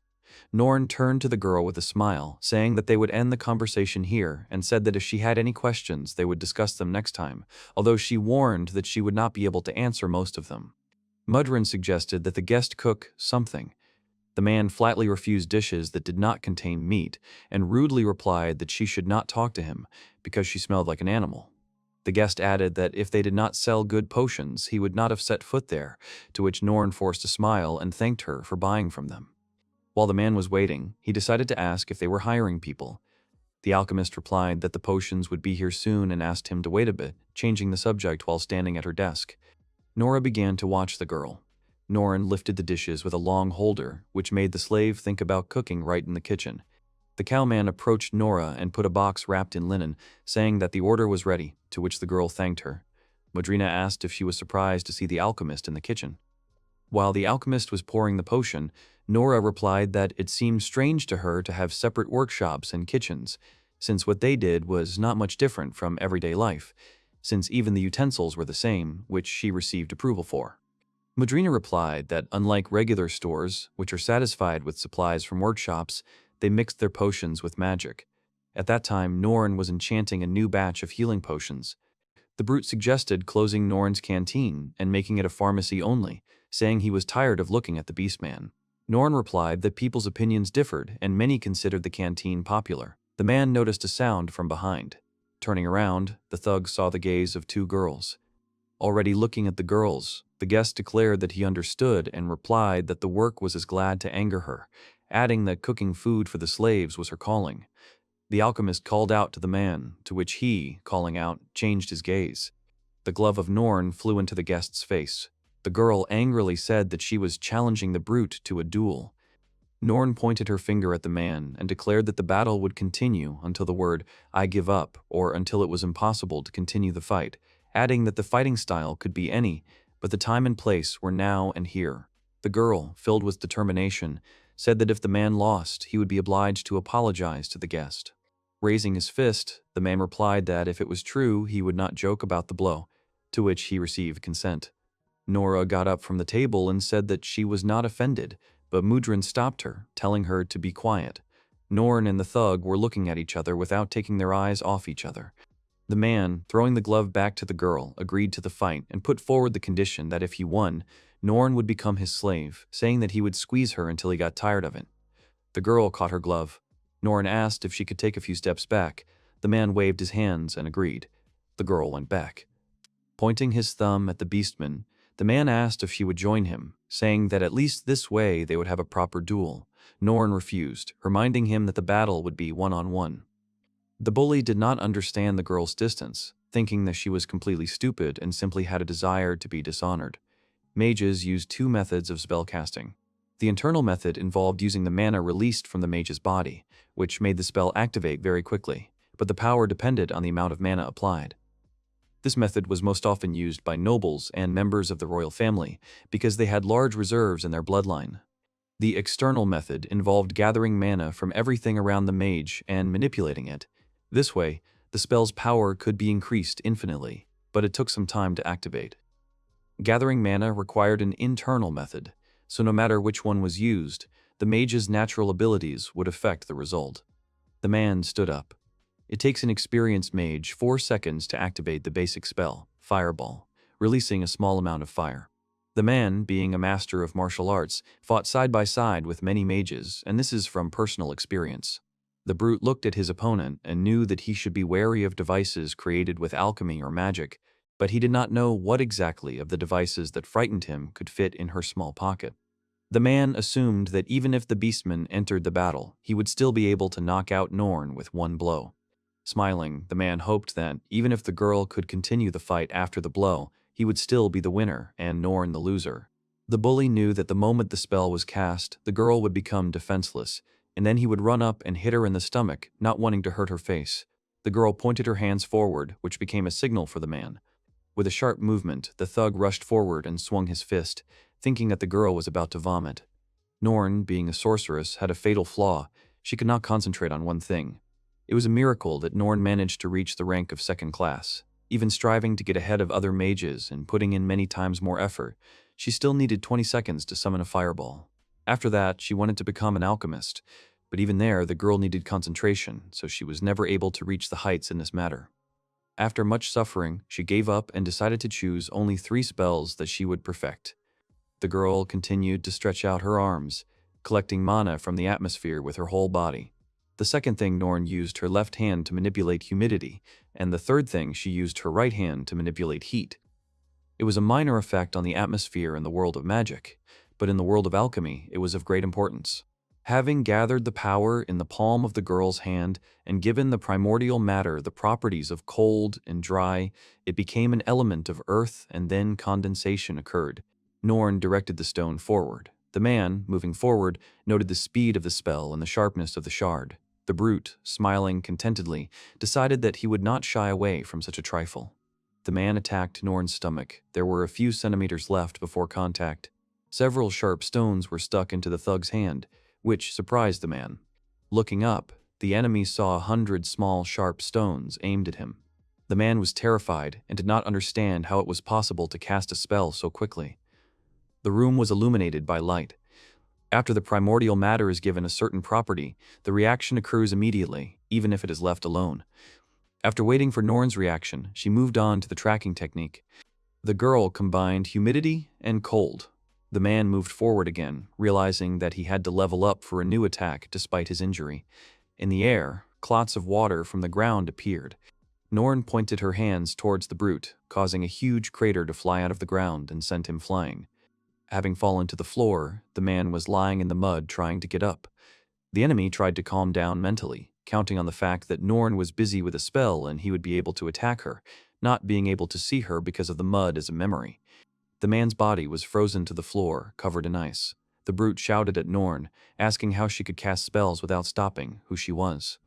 The girl's face lit up with a smile. Without ceasing to cast her spell, she mentally replied that she simply continued to impart new properties. Norn laughed softly, imparting warmth and moisture. The girl declared to herself that her specialty was in her unceasing concentration.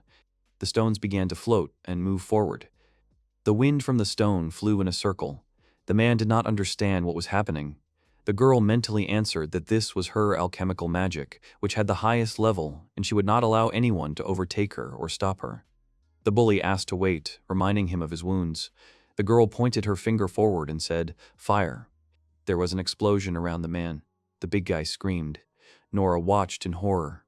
Norn sighed happily and tiredly, still smiling. Norn looked at the lying man, realizing that she had overdone it, and asked if he was still alive. Mudrin sat down next to the wounded man and answered that the man was strong and alive. Nora hid fearfully behind the fallen table. Norn confusedly told Nora that it didn't look like the loser would apologize now and asked for forgiveness from the girl. Norn that she should go home. Walking down the street, Norn realized that she and the owner were not her equal. Mudrin swept the floor after the fight. Norn laid out the cards on the table and told fortunes, and said that on the ground the dragon denoted the nature of the object, on the fire the inverted elf ancestor denoted the state of mind, and putting the last card with a skeleton with a scythe, answered that the future fell on the air, death. The girl brought the card to the corner of her mouth and thought about it. The alchemist's hand glowed from the use of magic. The bandaged Grekov woke up. The man was lying on the floor under a blanket. Nor noticed the man waking up and apologized, justifying herself by saying that she had overdone it in the duel. The girl stood up and said that she was a skilled healer, and if he waited, she would be able to move in 3 hours. Grekov apologized for her having to bail him out and promised to apologize to the slave later, saying that he would not swear anymore. The girl looked menacingly, denying, assuming that the man would kill her as soon as he could move. Grekov denied it, confused. Norn, putting on her gloves, replied that people in this country are punished with 3 years of imprisonment for attempted murder. The man did not understand what the girl was talking about, stating that you can't judge people for something they haven't done yet, for which they have received consent. With the help of magic, a magical bow with an arrow with a heart tip appeared in the hands of the alchemist. The girl answered that she would judge him. The Greeks were surprised by the bow and arrow that appeared out of nowhere. Norn, aiming at the man, said to the poor sinner, asking him to allow her to save him. Grekov asked the girl to stop, justifying himself by saying that he was really annoyed by the defeat, but not so much as to challenge her again, cursing his helplessness. Mudrin was climbing the stairs towards them at that time. Norn silently looked at the guy and smiled later, laughing, saying that she could look at the face of a frightened man who considered himself the strongest for a long time. Mudrin, confused, answered that she did not understand her tastes. The girl's arrow hit the man right in the chest. Grekov looked at the arrow and, raising his clouded gaze, saw the girl and thought that she was beautiful. The man in bandages burst into tears, while Norn asked him if Grekov would like to be her slave for 3 years. The man replied that he was ready to serve her for all of his life, to which the girl waved off, saying that 3 years would be enough for her. The girl, putting the bow aside, replied with a smile that in 3 years she would properly train the man and then let him go, while Mudrin put one of the books back on the shelf. Cupid's bow, whose arrow made the enemy love the archer with all his heart. The owner of such a bow could snatch as many arrows as he wanted, but the effect lasted only for 3 hits, because when the 4th was hit, the effect from the first wore off. It was impossible to kill with such a bow. Once home, Nora went inside, putting her bag on the table and saying that she was home. Paracelsus, carrying a tray, greeted the girl and showed the contents in his hands. The girl looked at the tray asking what it was. The guy replied that it was Coco's skin. Nora was surprised by such contents. Paracelsus replied that he understood little, but having put it in a cultivation kit prepared according to the recipe, Coco's skin began to grow. Paracelsus happily declared that Coco's body was strong, and if the conditions were right, she would recover quickly, adding that the girl would need a lot of primordial matter. The guy looked at Nora and said that they needed to think about how to put her together. The elf lay motionless in her bed. A small, bug-eyed monster crawled through the girl's window and began to look around. The monster looked around and the elf's hair grabbed him, starting to strangle him. The girl swallowed the monster. An eagle was flying in the night sky above the settlement. Burke looked down and saw a glint. The dog, standing on its hind legs, was signaling to the beast man. As he landed, the eagle asked how the dog was doing, to which he wagged his tail and barked. Oral sat down next to the dog and asked what the situation was, to which the dog began writing a letter, unable to speak. Pochiko wrote that the humanoid fairy had disappeared and was probably captured, and that the owner was working with stinky elements. Burke asked what happened to Mogotan, to which the dog pointed his paw forward and squeaked. The mole dug down into the ground and twitched its nose. Dor of Mogotan probed the ground by extending his nose into small tentacles. Returning to the eagle, Mogutan, in his language, told Burke, to which he said that there was a basement, in which it was very quiet, and when he touched it gave a feeling of the departure of forces. Burke understood and assumed that the alchemist used this room to prevent information leakage. Burke ordered the beastmen to continue to watch the mansion, but warned that they did not have to stay awake all the time, because their sharp noses would still come in handy, and if something happened, the guys were to synchronize the board and report it. The eagle flew away again. Flying along it, Burke mentally asked his comrades not to overdo it. Meanwhile, the dog and the mole dug themselves into the hole and slept soundly under the blanket. Nora lay next to Coco and thought about how they couldn't do anything about agnosia, and her motives were a mystery to the girl. The boy's voice interrupted the girl's thoughts, asking if she was listening to him. Nora asked what happened. Paracelsus happily replied that he did not fully understand whether it was related to the restoration, but Coco's hair moved, holding the elf's lock. Nora was surprised. Sorting through Coco's hair, the guy thought that the girl gently stroked him and assumed that she used her hair like insects' antennae to compensate for blindness. Picking up a lock of hair, the boy was delighted and replied that there were many insects tangled and dried in the ends of her hair, adding that the girl catches small creatures around the room and eats them. The young man was surprised by Coco's will to live. Nora replied that she could move her hair too. The guy looked confused and said that there was an artificial fairy spy in her hair and understood that they were being followed. Norn thought about Agnosia watching them through Coco's eyes, and maybe it was Norn. The girl felt a strong desire for violence in the alchemist, but at the same time, Norn adhered to the codes of law, arranging lynching over someone, and before beating up a client, she challenged him to a duel. Nora decided that Norn tried to remain human by following her own rules. If the slave could figure out what was making Norn angry, they could control her and turn her into an ally, but she knew she had to attend her classes first. The guy continued to examine her hair and said they needed a comb to get the bugs out, and then was surprised by the ant in the strands. Nora remained silent. At night, in a strange house, Norn handed over a document to a shaman, saying to use it to make a magical contract. Anand took the document and replied that the girl's knowledge of shamanism allowed her to conclude the contract independently. Norn replied that no one except state-specified shamans, or first-class shamans, were allowed to cast slave contract spells. The shaman laughed, saying that she was being formalistic. The girl asked if he would do it. Anand replied that he would take on any job and asked for a slave. The shaman cast a spell on Grekov. A seal appeared on the brute's chest, and the man prepared for a magical contract with the Norns. Later, already at home, the girl sat down with her back bare to Grekov and addressed him. Mudrin sat down next to her. The girl, without raising her face, ordered the man his first task as a slave.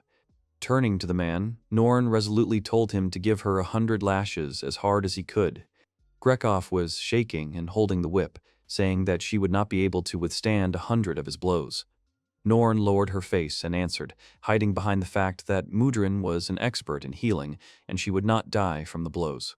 Norn stated that even though it was a duel, a fight without trial and investigation could not be forgiven, and the punishment for it was 10 lashes, adding that for a repeated violation the punishment was increased tenfold. The man sweated and replied that he couldn't do it because he loved her. The girl said that she knew and understood him, but that was why they both had to go through it, because they would both experience pain. Norn ordered to hurry and hit her. Grekov, with a face full of pity, screamed and swung. The sound of a whip cracking echoed through the room. In the corner under the stairs, the rabbit man was cowering, his knees tucked under him, shaking, covering his ears. The sun was shining. Paracelsus happily announced that they had all the necessary materials and a fuse in case of an emergency, and added that they could now begin making the bomb. The guy asked Nora if she and Coco could spend the night at the hotel today. The girl was surprised by such a request. Nora asked why, and the guy answered that he could finish the bomb himself, and if it exploded, then everyone would suffer. The girl objected that it was even more dangerous to stay alone like that, and the guy reminded him that he had a save point with him. The girl asked that if it was, then did it matter where they were? The guy tried to object. The girl abruptly sat down on the floor and decisively declared that she would stay with the guy, and added that if he wanted to leave Coco at the hotel, then he should carry her himself. Paracelsus asked her, confused, not to do this to him. The girl just turned away and thought that the guy had lost his presence of mind.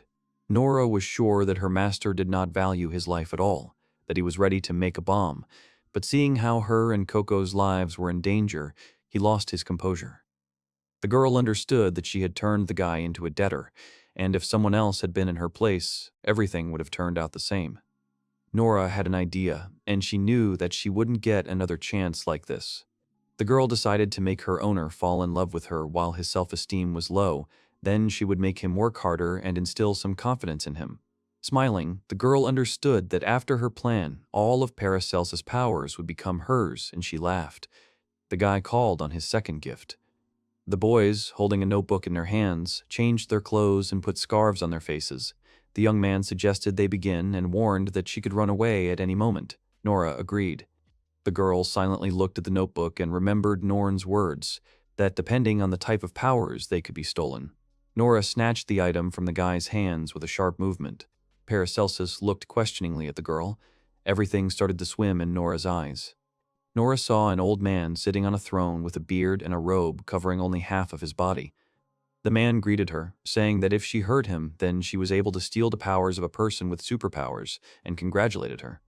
The man warned her to be careful if he stole them, because from the moment he finished speaking, 3 seconds would pass in the real world, and the owner of the abilities would already try to return them.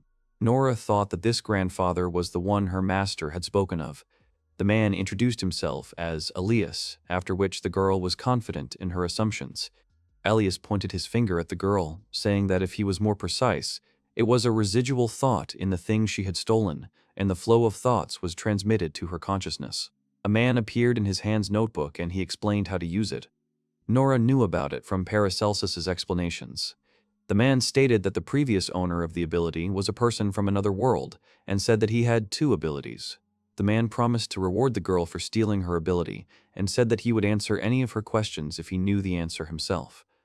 Nora asked who he was to do things that no one she had ever met before was capable of. The man laughed.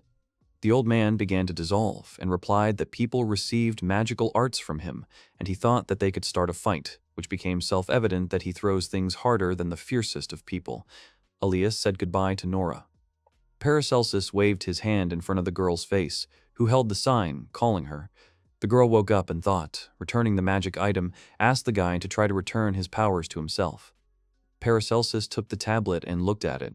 Nora asked him if he saw anything, to which the boy replied with a refusal. Nora explained that she became interested when the notebook was taken away, and it seemed to her that the power became hers, adding that the spirit Elias explained to her how to use the object. Paracelsus was surprised by her words. The guy was outraged that his notebook could be taken away so easily, to which he received advice to be careful.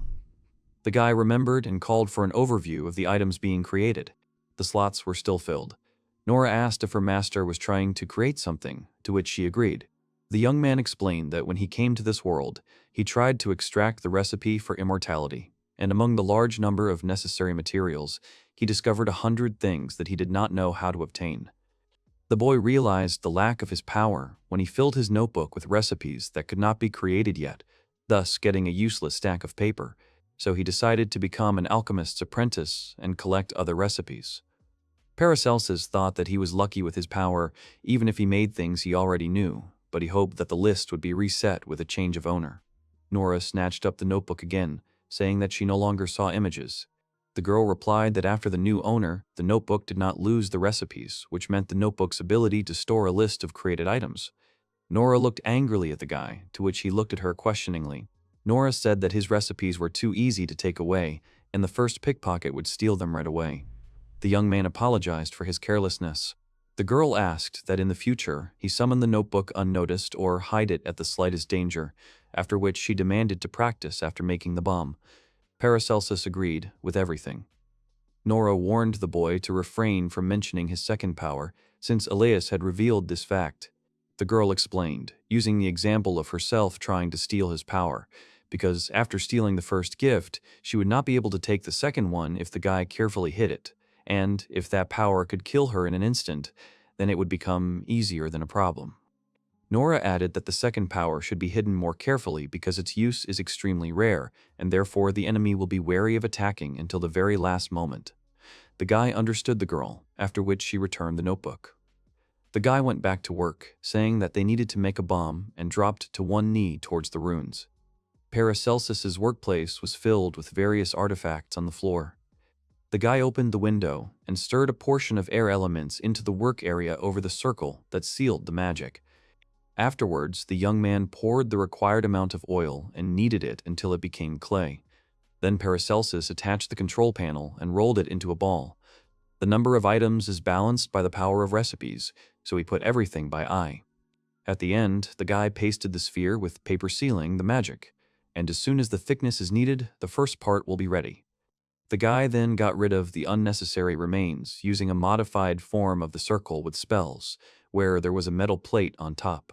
By removing the plate, the magic seal ceased to function, causing all the elements to become normal. The young man turned the board over and received a circle of liberation, destroying all the elements placed on it. This work required caution. Repeating all the steps, but with the elements of fire and water, putting on the casing blocking magic and the bomb becomes ready. Paracelsus slightly burned himself, working with fire. The guy asked the girl to pack the bomb, because during transportation, it was necessary to wrap it tightly in paper that blocked magic for safety purposes. The work went on. The young man did not stop creating bombs. Nora replied that she would take them to the room and left. The girl realized that the news had not been good lately and sighed.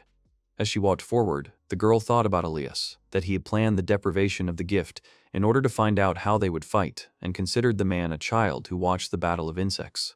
Nora understood that hiding was not an option, but she wanted to ensure an escape route because the chances of survival were small. She thought that making a contract with Norn was not a bad idea. The girl understood that with the help of the contract, no one could harm, but she still doubted, referring to the character of Norn. The girl's main problem was Elias, who was bored, which could cause him to attack them. Elias' trivial questions, because she should have asked a question that could give her an advantage in their childish game. The girl laid out the bombs on the paper with runes.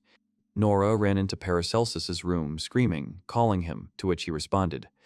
The joyful girl replied that after meeting the spirit, she thought about his divine appearance and way of thinking, which made the man amazing.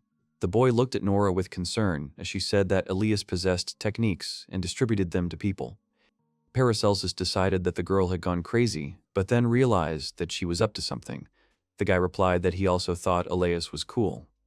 The girl continued to speak, thinking that the game would not be interesting without being able to observe the process, which had a theory of mixing in the powers of peeping. But the question arose when it was activated, and the girl realized that it was at the moment of use. Nora realized that if she continued to praise the spirit, he might notice and pass something on to her. The girl continued to praise him, to which the guy confusedly agreed with her. The guy got up from his workplace sighing and saying that they had finished and tomorrow a man from Allenbeck's shop would come and take the bombs. The bombs were made too quickly, and therefore the guys could not get down to business right away and then got nervous, cursing that she had annoyed them. Nora would not have objected that the bombs would be lying at home, then he would have made them right away. Paracelsus decided to check how things were going with Coco, informing the girl about it in advance. Already in the elf's room, the guy sat down and, opening her eyes, became strange that the girl's eyes did not fixate.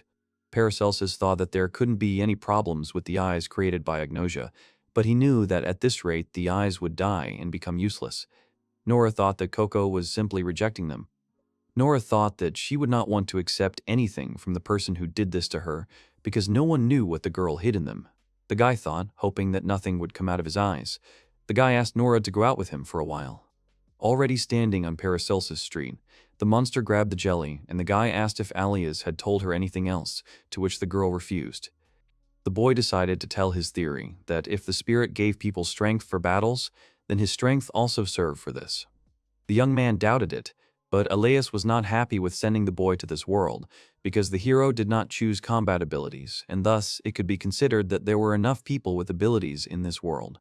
The guy continued to say that perhaps Elias had something else in store for people, to which Nora smiled.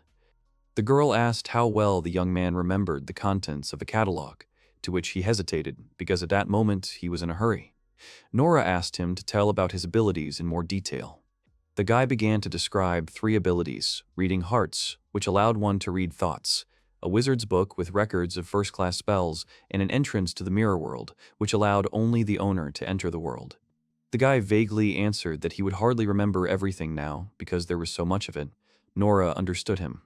The girl stated that even if there were many power holders, they could still be interested in the guy's powers, and they needed to think that they could resist the enemies. The guy happily suggested thinking about it now, to which the girl agreed, but preferred to do it in her room.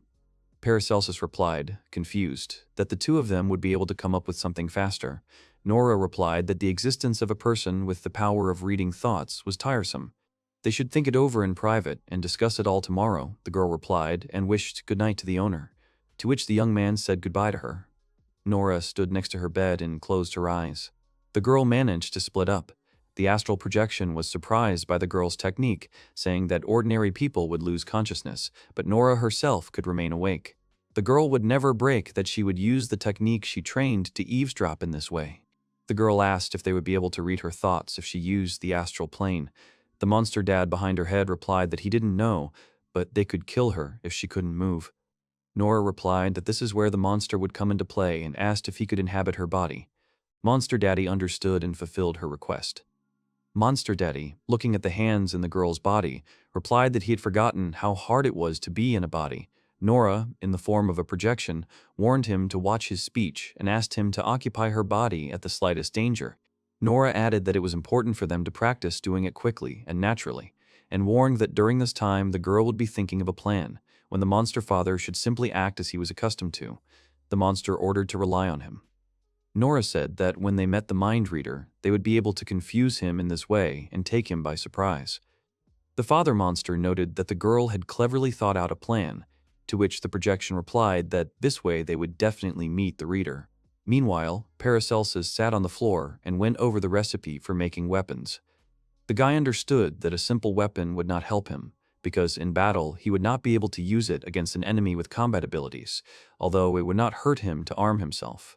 Paracelsus lay down on the floor in confusion and did not understand what to do. In the morning, the girl drew on the ground and asked Paracelsus to act contrary to her words. Nora drew a circle, warning that it would be her territory. Nora asked not to go into the circle, hoping that the guy did the opposite. Paracelsus, lost in thought, went into the circle. She asked how the guy felt, to which he replied that he felt disgusted after he entered where he was not invited. The girl replied that this would be the basis for the curse. Nora explained that she had cast a curse circle with an increase in abomination, and thus they would make it difficult for the enemy to enter. Upon entry, the curse would harm the enemy's mind and body, and if a strong feeling was put into the curse, it would become life-threatening. The girl explained that the curse could not act directly, but it was difficult to deal with them. Paracelsus listened attentively to the girls. Nora added that their enemies could be shamans and promised to tell them more about the curse later. The guy agreed with her. Paracelsus looked at the girl resolutely and called her by name, to which she responded. The guy took Nora's hands and said that he would protect her and become stronger. The girl was embarrassed and confusedly agreed when suddenly guests came to the house. Mudron came to the guys with the rabbit. Paracelsus said hello, to which the beastman repeated after the guy. Paracelsus said that he was waiting for them and the bombs were already ready. The rabbit was surprised that the master had made them in 2 weeks, to which Paracelsus laughed in confusion. The rabbit listened, hitting the bomb wrapped in a rag, and replied that the quality was excellent. The rabbit apologized for taking up the guy's time, but warned that he would have to make 2 trips to carry the bombs. The spider replied that they should wait for him, because he needed to talk to Norn. Paracelsus, having changed clothes already in the house, called for a notebook. The guy put the notebook behind his front and replied that the size was great. Nora walked into the room, asking what kind of outfit it was. The guy replied that he remembered a piece of good fabric that had been lying around and decided to make a suit for self-defense. The guy replied that such a suit does not take the temperature and also took manners for communication with the heat. Paracelsus prepared a similar suit for Nora. The girl thanked the guy, but reminded not to forget about rest. The guy pointed to his chest and said that he had made a mithril plate for the vulnerable spot and a holder underneath for a notebook. Nora took a closer look at the plate. Nora decided to ask what business the guy had with Norn. Paracelsus replied that he wanted to ask her to hide the manufacturer of the product. The girl looked at the guy and warned him to be careful on the way, to which the young man smiled at her. Paracelsus took the cart, which surprised Mudron, and asked the guy if he was definitely carrying bombs. The young man replied that physical education wouldn't hurt him. Nora watched from the sidelines while the monster father asked her if she would let the boy go that easily. The girl mentally replied that she couldn't do anything anyway and wanted to show how far her master was from killing, but Nora was worried deep down about her master. Nora put her hand on her chest and pulled out a hair. The father monster asked whose it was. Nora replied that he had done it to the Norns. The girl's face changed and became angry. Nora replied that if the guy did not return, she would hide and cast a deadly curse on Norn. The monster looked at the girl with fear.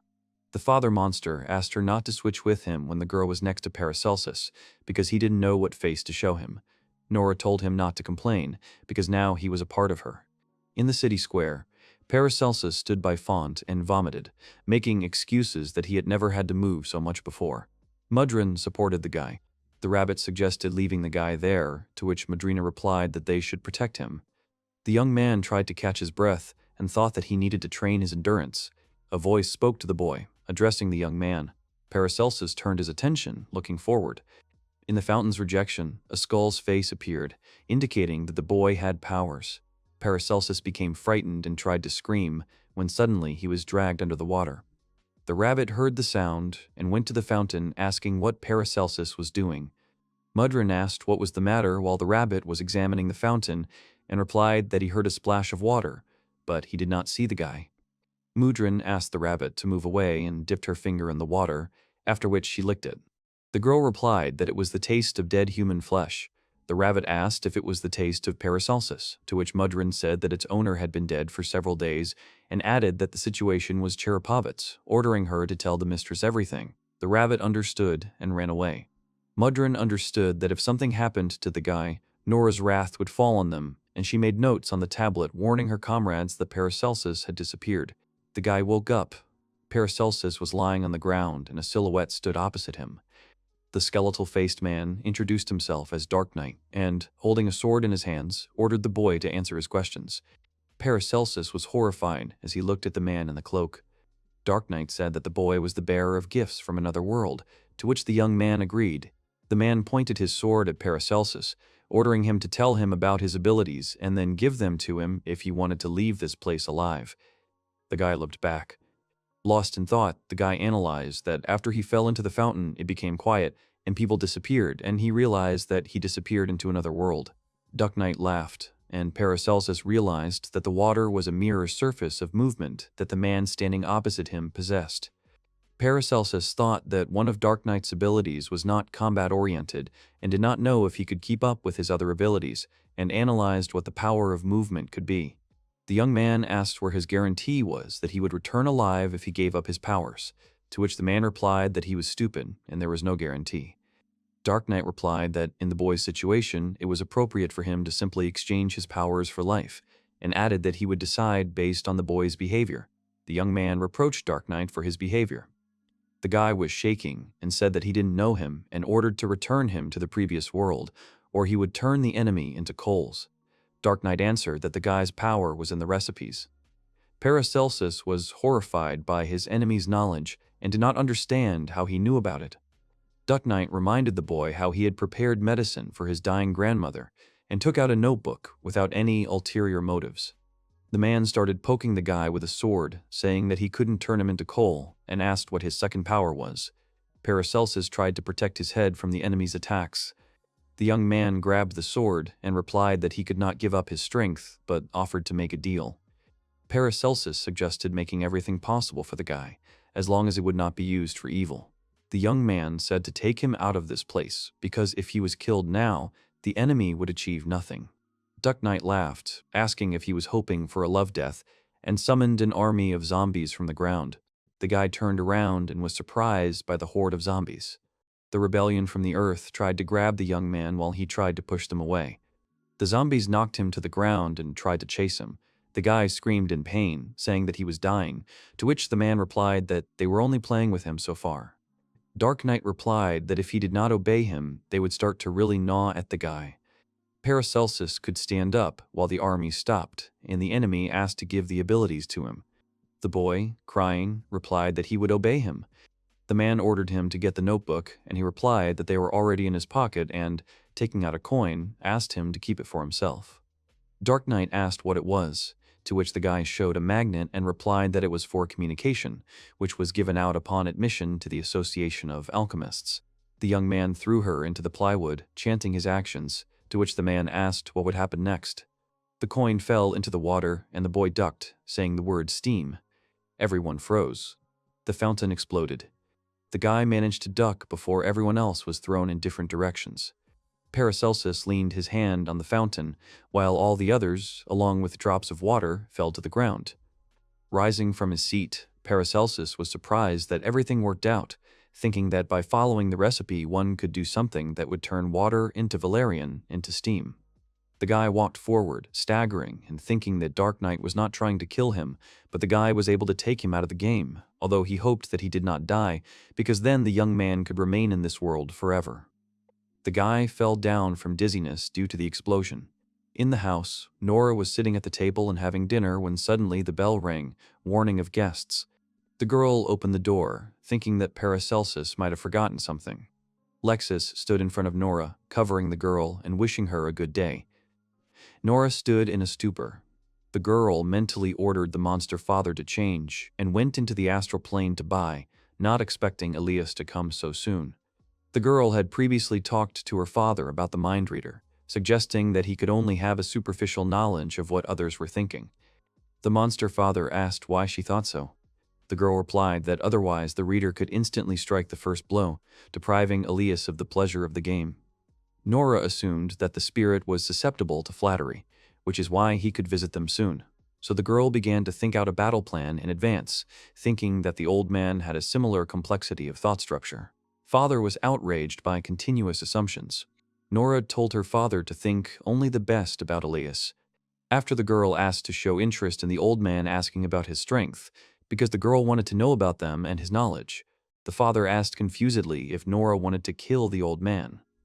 The girl replied that this was one of the options. The priority was to learn about his words and subsequently embellish them. They say that the father should not think about this. But she replied that if unnecessary thoughts came into his head, they should immediately exchange.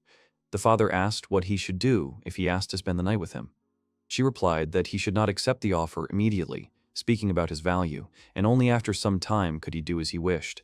The monster father did not believe that he would have to share the pastel with the spirit. The girl replied that closeness could create a connection and an opportunity to reveal the enemy's weaknesses. The father could not do such a thing in the body of his own daughter. Nora replied that he might not have done it, but because of his weakness, his daughter might die awkwardness, nothing in life. Returning to the present, the father and his daughter's body greeted Elias with all due honors. The girl asked what Elias was doing there. Elias replied that he had a free minute and decided to go to her, asking if she was surprised. The girl's father replied that he was amazed by the guest's visit, to which he laughed. The girl moved away from the door and said that she was helping with tea, inviting them to come in. Nora in the astral flooded her father and told him to treat the old man with hospitality. Father forced a smile. At Allenbeck's magic shop, Norn said that Pachiko came across a walking corpse near Paracelsus's house, holding flesh wrapped in linen. The girl put down and unfolded the canvas where the hand of the dead man was, saying that it was a fragment of the dead man. Mudrin asked if there was a way to control the dead. Norn replied that it did exist, but that such a technique was extremely complex, and many people unknowingly prevented it, and added that such a technique was a forbidden curse. Looking at Norn's hand, she said that the more people live in the city, the more difficult it is to use, and therefore such magic was considered unusual, and knowing the fact that Paracelsus got there, one could assume that this was the work of the owner of the gift. The girl ordered the Zeramen to stop following and start searching for everyone except for Kalik. Beru accepted the order. Norn was worried and thought about Paracelsus. Paracelsus lay near the destroyed fountain. The guy began to wake up and tried to get up, wiping the dirt off his face. The young man saw Dark Knight nearby and did not understand why he did not remember his powers. Suddenly, the guy was grabbed by the leg. Paracelsus fell again from the zombie's grasp. Dark Knight rose with the dead, saying that he had destroyed the corpses he had spent so long collecting. The man looked at the young man hard, saying that he would never forgive him. Dark Knight ordered the hero's leg to be torn off, which surprised Paracelsus and left him in fear. The skull of a zombie located a couple of centimeters from the young man's leg. The dead man's skull began to burn, which shocked the guy greatly. Two girls standing behind the house asked the guy if he was okay and called him over to them. Paracelsus crawled towards them and suddenly began to run away as soon as Dark Knight ordered the zombies to follow him. One of the girls began casting a spell, while the other prepared to hold the line. The mage launched a fireball at the zombie. The fire magic ball became larger and flew forward. The ball blew up one zombie that was next to the main enemy.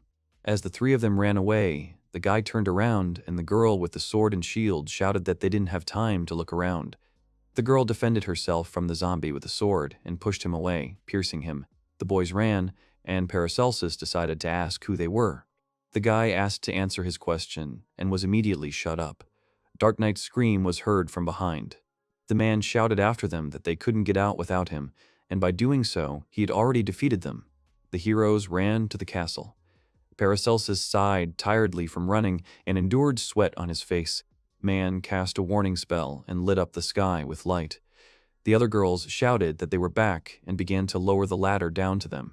The girl let the boy go ahead, ordering him to get up. The boy obeyed her while she held the defense against the approaching horde of zombies. The boy walked up to two girls, one of them aiming at the zombie. The girls were surprised by the boy while he greeted them. The girl with short blonde hair led the boy to the door, while the other one shouted for the others to get up. Paracelsus went down the stairs with the girls and looked around. The guys went down into the corridor and walked forward silently. The mage girl introduced herself, saying that her name was Goldie and that she was a smart mage. Paracelsus introduced himself back and shook her hand. Goldie introduced the girl next to her, who was her knight named Sylvia. Sylvia replied that before that she was an ordinary city girl without a job and greeted the guy. The mage introduced the others, saying that the archers were named Violet and Rose, and the other two were Lilia and Dahlia, adding that there were more people, but only the 6 of them were combat ready. Goldie said that they were kidnapped to fulfill Dark Knight's dream. Paracelsus asked what dream the girl was talking about, to which she replied that the man dreams of a harem. Goldie, pressing herself, said that he tried to wipe off the makeup of the weak and made a mistake in choosing her, adding that she was strong and beautiful. The young man thought about the magic seal of the magicians and the lack of it in the girl. Goldie asked why he disappeared here, what he talked about with the Dark Knight. Goldie ordered to tell the truth, while her knight drew her sword and pointed it at the guy. At the point of the blade, the boy said that the spirit had given him 2 gifts and Dark Knight wanted to steal them, telling of his powers. The boy lied a little, fearing the girls. Sylvia replied that if the boy was left alive, the Dark Knight could become stronger and suggested killing him. The young man backed away in fear. Goldie said that it could have been done, but because of the guy's ability, he could have gotten rid of them himself and better disposed towards him. Paracelsus replied that he was not their enemy and added that if they allowed him to unite with them, he would help defeat the Dark Knight. Sylvie stood guard. Sylvia stepped on the guy and hit him with her shield. Paracelsus was lying on the ground, and the girl, pointing a sword at him, asked who he thought he was. Sylvia replied that they had been surviving in these conditions for a whole year with the help of the locals and those who had already died after stepping on the guy with their foot. Already screaming, the girl asked how he could help them if he had just been saved from a zombie, to which the guy apologized in response. Sylvia put down her sword and left. Goldie apologized to Paracelsus. The girl asked how it was possible to break through the Dark Knight. The young man answered that if his 2 powers were combined, he would find a way and wiped his face from the blood. The girl asked to tell more about the second force, to which the guy refused, saying that it was his main trump card. Goldie asked again. Paracelsus replied that if this was necessary in order to join them, then he would rather go fight the zombies alone.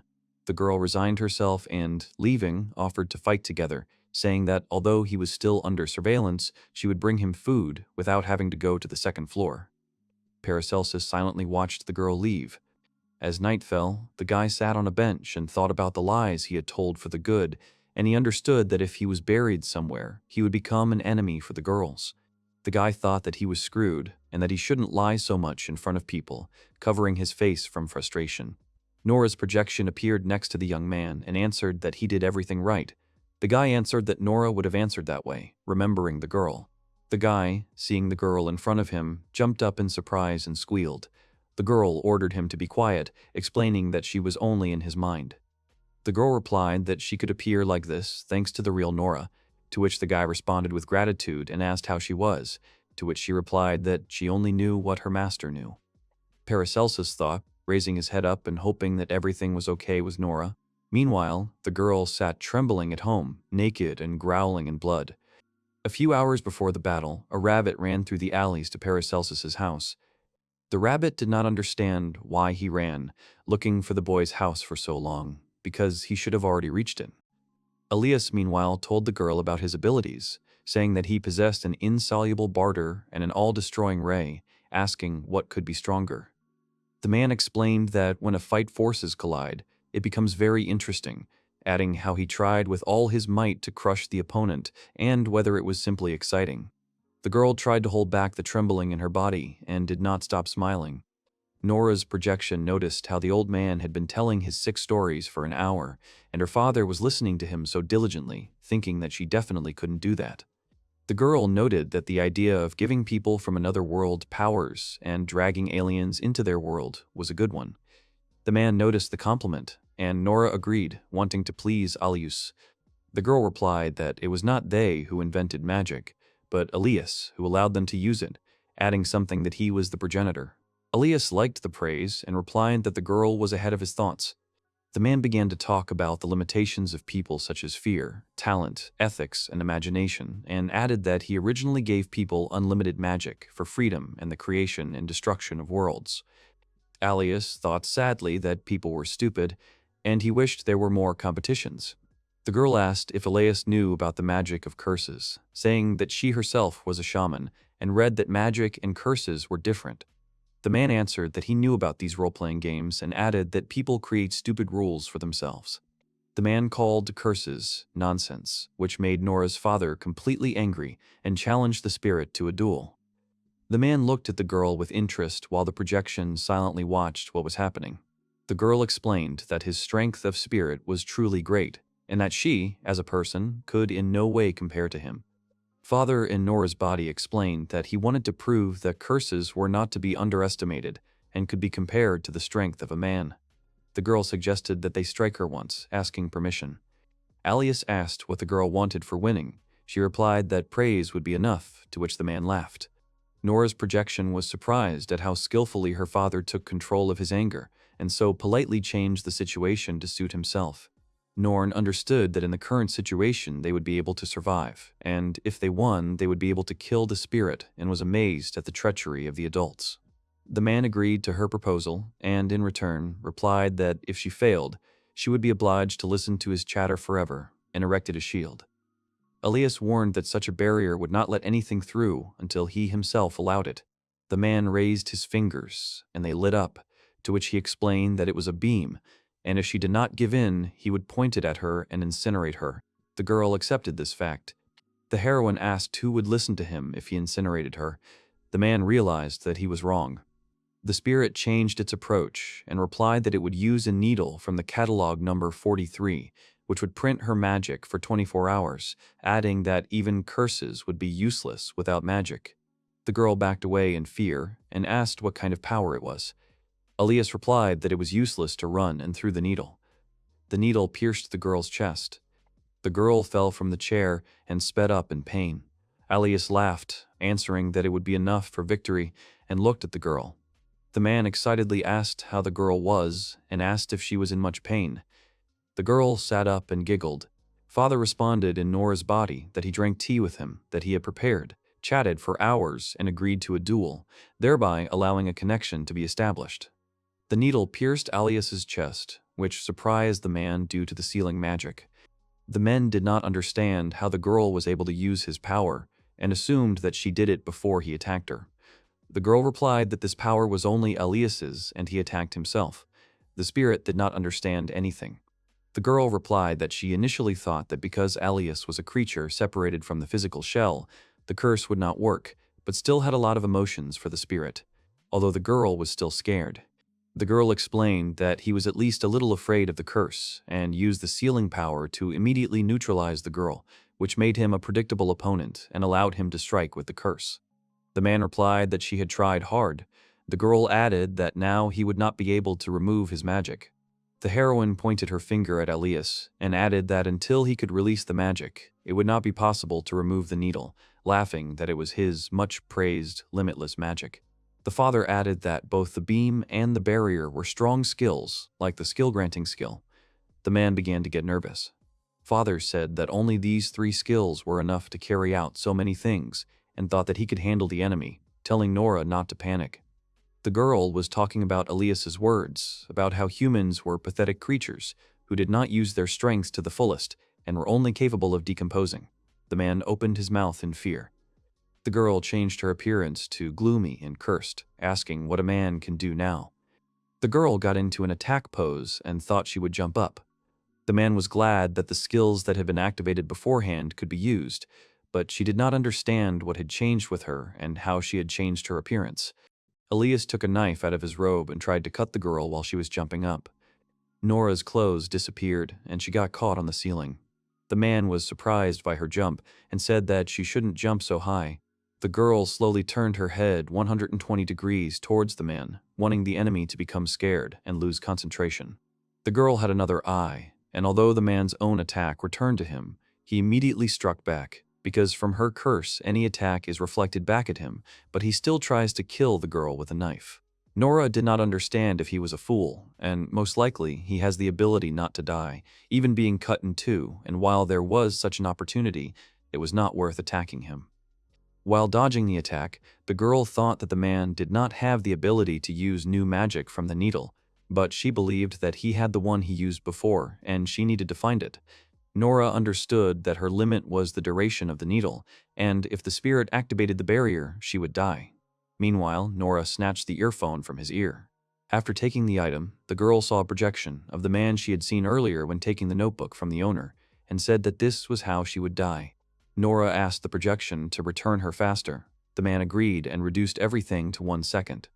The girl hid behind the fireplace, realizing that it was dangerous. If he had not hallucinated, it would have been the end for her. The herbs that the girl mixed into the tea and the incense that was lit during the tea party showed the man another one of hers, which helped her to hide. Nora didn't expect all this to be effective, but being weakened by the needle, Alias gave her a chance and she still had to win. The girl understood that the effects of incense and tea would soon stop.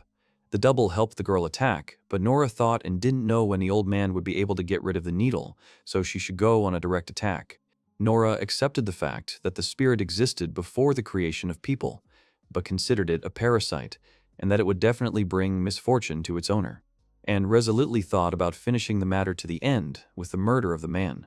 Nora hit the man in the face, and mentally apologized to her father for dragging him in, begging him to help a little more.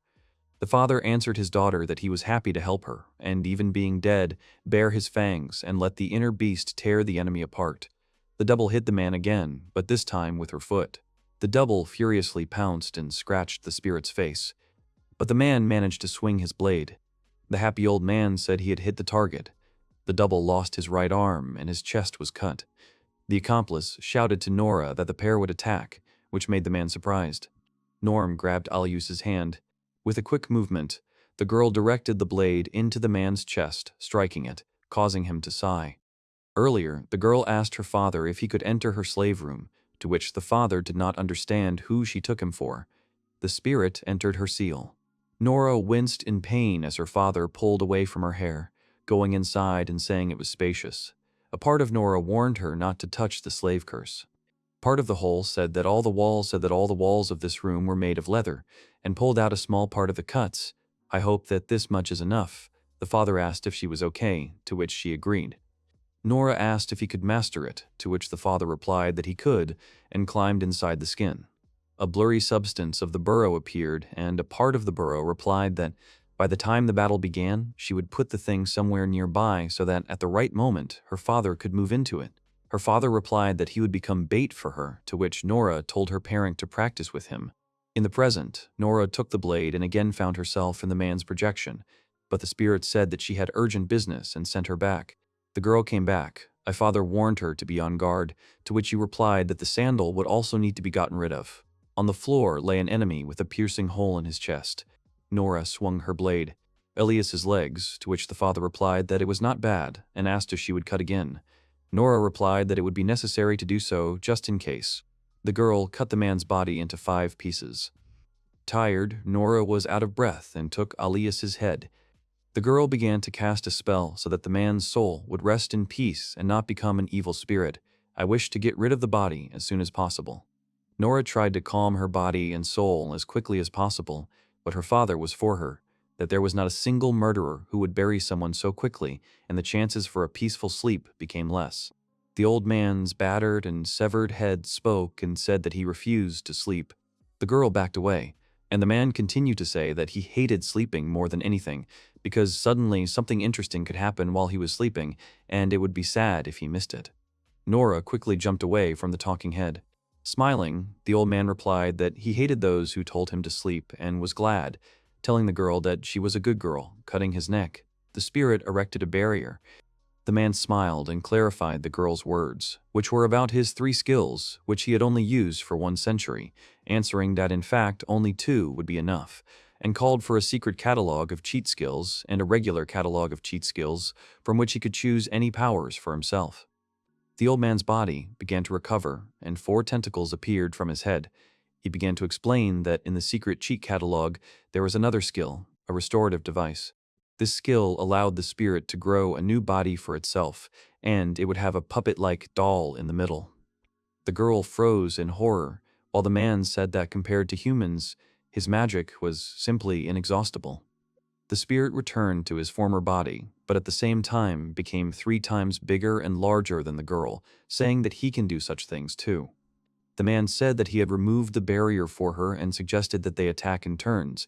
They say that she should strike first. Nora understood that now this was the end. She definitely would not win. Nora began to think that if she attacked him with a knife, he would simply recover, and if he would temper her attack, he would also recover and eventually die, only she. Father, I replied that he did not have the strength to control her body, and he apologized to his daughter. The enemy said that although he was invincible, he was also afraid of getting wounded, but assured that now he would fight as he should. Feeling sad, the man asked if the girl had given up, and replied that there was nothing he could do about it. Waving his hand, he said goodbye to her. Suddenly, a rabbit came to the girl's aid and, swinging, leaned against the ceiling and hit the man. The rabbit managed to hit the enemy in the face, which surprised the girl. Nora tried to remember the rabbit's name, to which he replied his name was Totori, and added that he heard the situation a little from afar and asked what kind of creature it was, to which Nora replied that it was a monster. Nora began to explain to the rabbit that only what the man himself allows can pass through the barrier, and if there is even the slightest injury, then the device in the middle of his chest, his defense will be restored immediately, then will immediately die from his attack with a light beam. At this time, the spirit noticed his great growth and decreased. The man wiped his face, resisting the beastman, saying that this was simply an alchemical mistake of humanity. The enemy pointed at the rabbit, asking if he was ashamed to live at all, because he had absorbed all the worst from people and animals. You repeat that he was disgusted. The man suddenly remembered that he had come to pass on a message to the burrow, and if they survived, he would tell. The rabbit declared that the Alenbeck shop was not the burrow's enemy, and he would prove it to her by getting her out of here, even if he had to sacrifice his life. The enemy asked how he would pull it out on trembling paws, and asked him to stop imitating a man. It was not surprising to him that he was afraid, because he was a herbivore. If he eats grass and is afraid of strong predators, running away then he was simply justifying his appearance. The rabbit suddenly jumped back. Totori replied that he himself was a piece of trash, since he couldn't hit a rabbit like him. Elias tried to hit the rabbit with the beam again. The enemy continued to shoot the beam while the rabbit jumped, and thought that he was almost exhausted and had no chance of winning. The man noticed the change in the rabbit's speed and asked if he was too fast, while the beastman was jumping around the room. Totori recalled a conversation with Norm Ko, who said that beastmen have abilities that neither ordinary people nor beasts do, and in his case, the power manifested itself during a battle with a strong opponent when he was afraid. Totori could think of nothing but escape and fear. The rabbit seemed to no longer be jumping, but surrounded the enemy. The rabbit recalled how he rejoiced at his innate ability and thanked the alchemists who created it, to which Norn replied that it was only a recently discovered feature, and not everyone had it. During the fight, the rabbit accelerated to incredible speed out of fear and fright. Totori shouted at the monster to look at their potential. The enemy replied that he could not be defeated in this way, because no matter how he accelerated through his barrier, no one would be able to pass. The enemy tried to say something, when suddenly the rabbit was able to break through the barrier and, with the hand of the spirit from the past, hit the body in the face, causing the man's eye to fall out. The enemy was surprised by the beastman's cunning. The girl noticed that the man's body began to regenerate, and simply cutting off his head was not enough. Nora shouted at Totori to aim for the body, because if it was him, then everything would work out. The beastman knocked the man's heart out of his chest, along with the magical item. The girl swung the blade. Nora cut the heart and the magic item with a sharp movement. The girl wished for the monster to die and pushed the artifact away with a wave. The heroes, exhausted, fell to the floor. The room was destroyed. The girl stood up and, approaching the beastman, asked if he was okay. Suddenly, a beam from behind Nora cut her hand. The girl turned around. The girl fell into despair from the horror she saw. The enemy's body changed completely, and he replied that even without the artifact he would not die because he was immortal. Nora was wounded by the Lord. She was in great pain, and, Losing strength, she fell to the floor. The blood flowed slowly, leaving traces. The world around her grew dim, becoming alien and naked. The monster screamed loudly that the girl could not use her magic and shoot an arrow. From despair and helplessness, it became difficult for him to think, and then he decided to attack, biting his opponents, and then take a little rest. The father shouted at the top of his lungs, ordering Nora to move faster, and immediately felt his heart stop in fear. Right above them, splinters began to fall from the ceiling, quietly, gradually turning into an alarming harbinger of danger. It was Coco, taking on a monstrous form, ready to unleash the power of her fury on her enemies, while protecting those who cared for her. A blazing eye burst out of the girl. She tensed every muscle in her body, gathering all the remaining energy, and with inhuman strength, she thrust her hair straight into Hermes' chest, piercing him through. And then, exhausted to the limit, she quickly fell from the ceiling and fell down, losing consciousness while still in the air. Father was well aware that Coco's soul was trapped inside, not by a simple curse, but by unbridled anger that had turned into something more than a simple curse, and it was this force that kept her body moving forward against all odds. The cup suddenly slid off the edge of the table, flew through the air, and hit the tiled floor with a loud crash, cracking along the edge. The maid asked Agnosia if anything important had happened, to which she replied that she had only one true friend. After listening to her, the maid thought of her mistress and said that her friend was a poor girl. The lady began to say that the girl was too kind. Even if she was constantly used for selfish purposes, she always laughed happily. But one should also be angry at bad people, the girl suggested. So every day she prayed sincerely for the girl, asking the gods to teach her to fight back against her offenders. Finally, after many years of waiting, her prayers were heard. The maid came closer and warmly congratulated her mistress on this significant event. Agnosia sat there, barely holding back tears of joy, because for the first time in a long time her friend noticed a flaw in her own character, and for the first time felt real anger because of the actions of another person. Totori, bewilderedly watching the strange events, mentally decided that there was some unknown monster in front of him, completely not understanding the nature and essence of what was happening. Nora explained to the guests that the mysterious creature was their ward Coco, whom they had taken in and saved. However, no one present could really explain why such horrific metamorphoses were happening to the girl, despite the obvious fact that Coco was unlikely to become an enemy for them. Totori carefully bandaged the girl's injured, severed hand, assuring her that full treatment would be possible a little later. Then, sighing, he added that he wanted to free her from her suffering, but there was an important nuance that made the situation more difficult. The rabbit gently took her hands and, in a soft voice, asked her to stop worrying, explaining that Paracelsus was the victim of a treacherous kidnapping.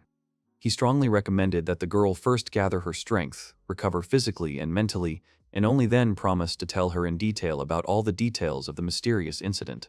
Nora screamed Coco's name at the top of her lungs, hoping that she would be able to hear her voice even in this state, since the girl herself sat motionless, almost unable to move. The slave screamed hysterically, saying that their master had been kidnapped, and begged him to come to her aid immediately. Totori tried to stop her, insistently urging her to be patient for a while and wait for the right moment to take further action.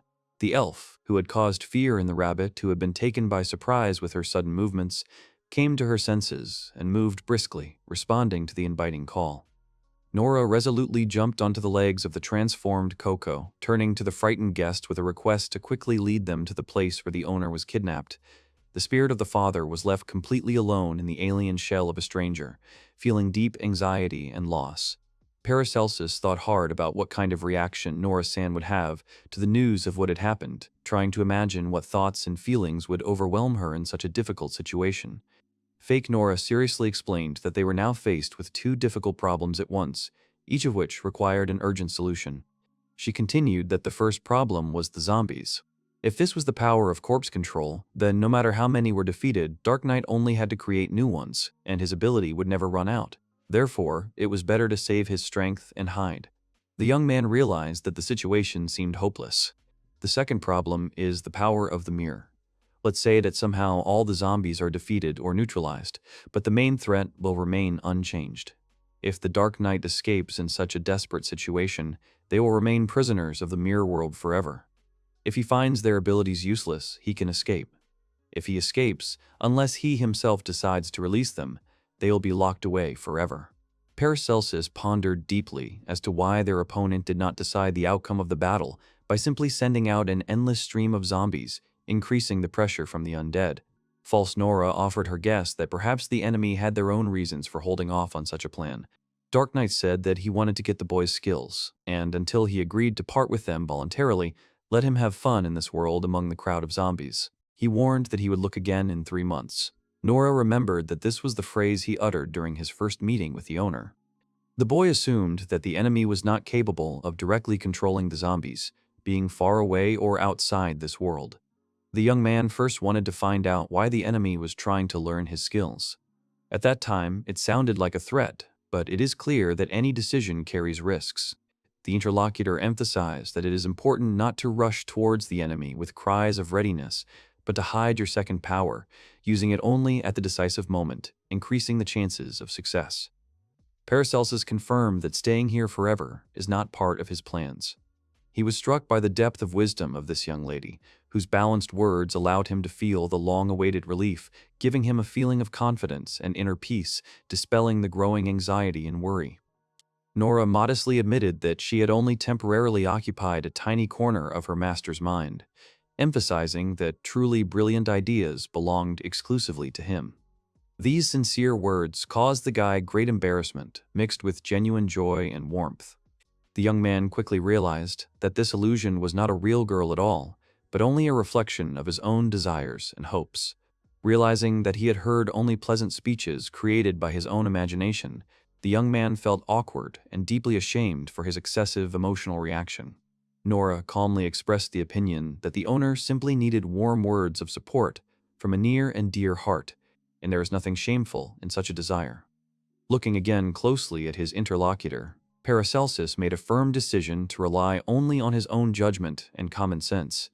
The girl added in conclusion that Nora had only 3 modest abilities inside her master, may sometimes appear before the master, ease the master's suffering, and painlessly ease the suffering by finishing off the master. The interlocutor confidently emphasized that her role consisted solely of 3 simple actions. Having asked to carefully remember these restrictions, she added a polite address with a touch of concern. The slave felt a quiet joy, realizing that regardless of future trials and tribulations, they would remain inseparable forever, and, in the most tragic moments of life, just before death, she would be able to appear before her loved one, accompanying him with her last glance. Then she sadly added that even the real Nora was not granted such a privilege, and disappeared into space without a trace. At first, the guy was noticeably nervous, feeling the excitement and anxiety growing inside him. However, he soon managed to pull himself together, took a deep breath, and firmly decided to consistently analyze what was happening, maintaining calm and concentration. He clearly realized that the inner gardens had been converted into a farm, where ideal conditions for growing plants and animals were created.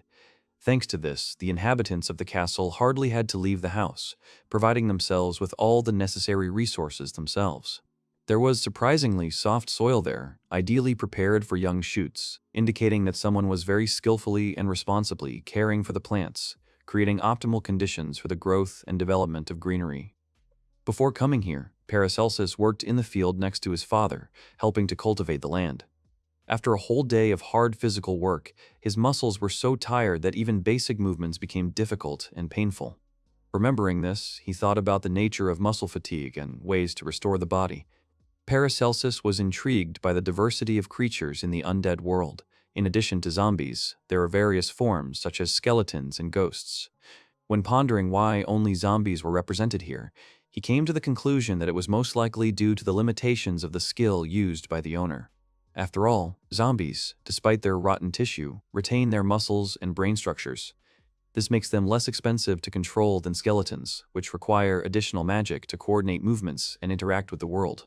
The guy reasoned that even 1 page of his recipe was so tiring that managing so many zombies must be extremely difficult. Perhaps there was a method to destroy their muscles without significant energy expenditure. His suggestions turned out to be ineffective and unsafe for living people. He looked down sharply, peering warily at something that had suddenly caught his attention. A handful of earth appeared in his palm, and Paracelsus literally blossomed with happiness, beginning to energetically turn around, greedily looking out and studying the surrounding area. The young man looked closely at Goldie and asked with interest where in the building he could find the darkest and dampest place suitable for growing certain crops that required special growing conditions. The guy felt genuine joy when he found the perfect place that met all the necessary conditions and requirements. The girl looked at the young man in surprise and asked with curiosity what exactly had caused him such intense joy and delight. Paracelsus confidently reported that he had discovered the slug's secretions, and in response to Goldie's surprised question, suggesting that the substance could be used as an acid against zombies, he clarified that the idea had potential, but that it was not about acid, but about another interesting application.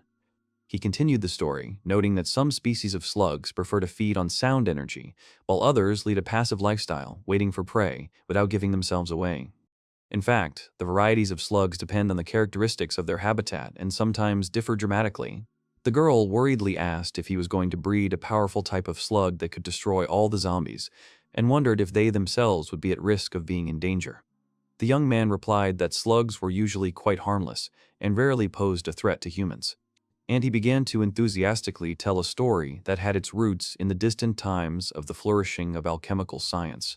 Alchemists, driven by a thirst for knowledge and experimental passion, repeatedly tried to combine human and animal organisms, conducting daring experiments.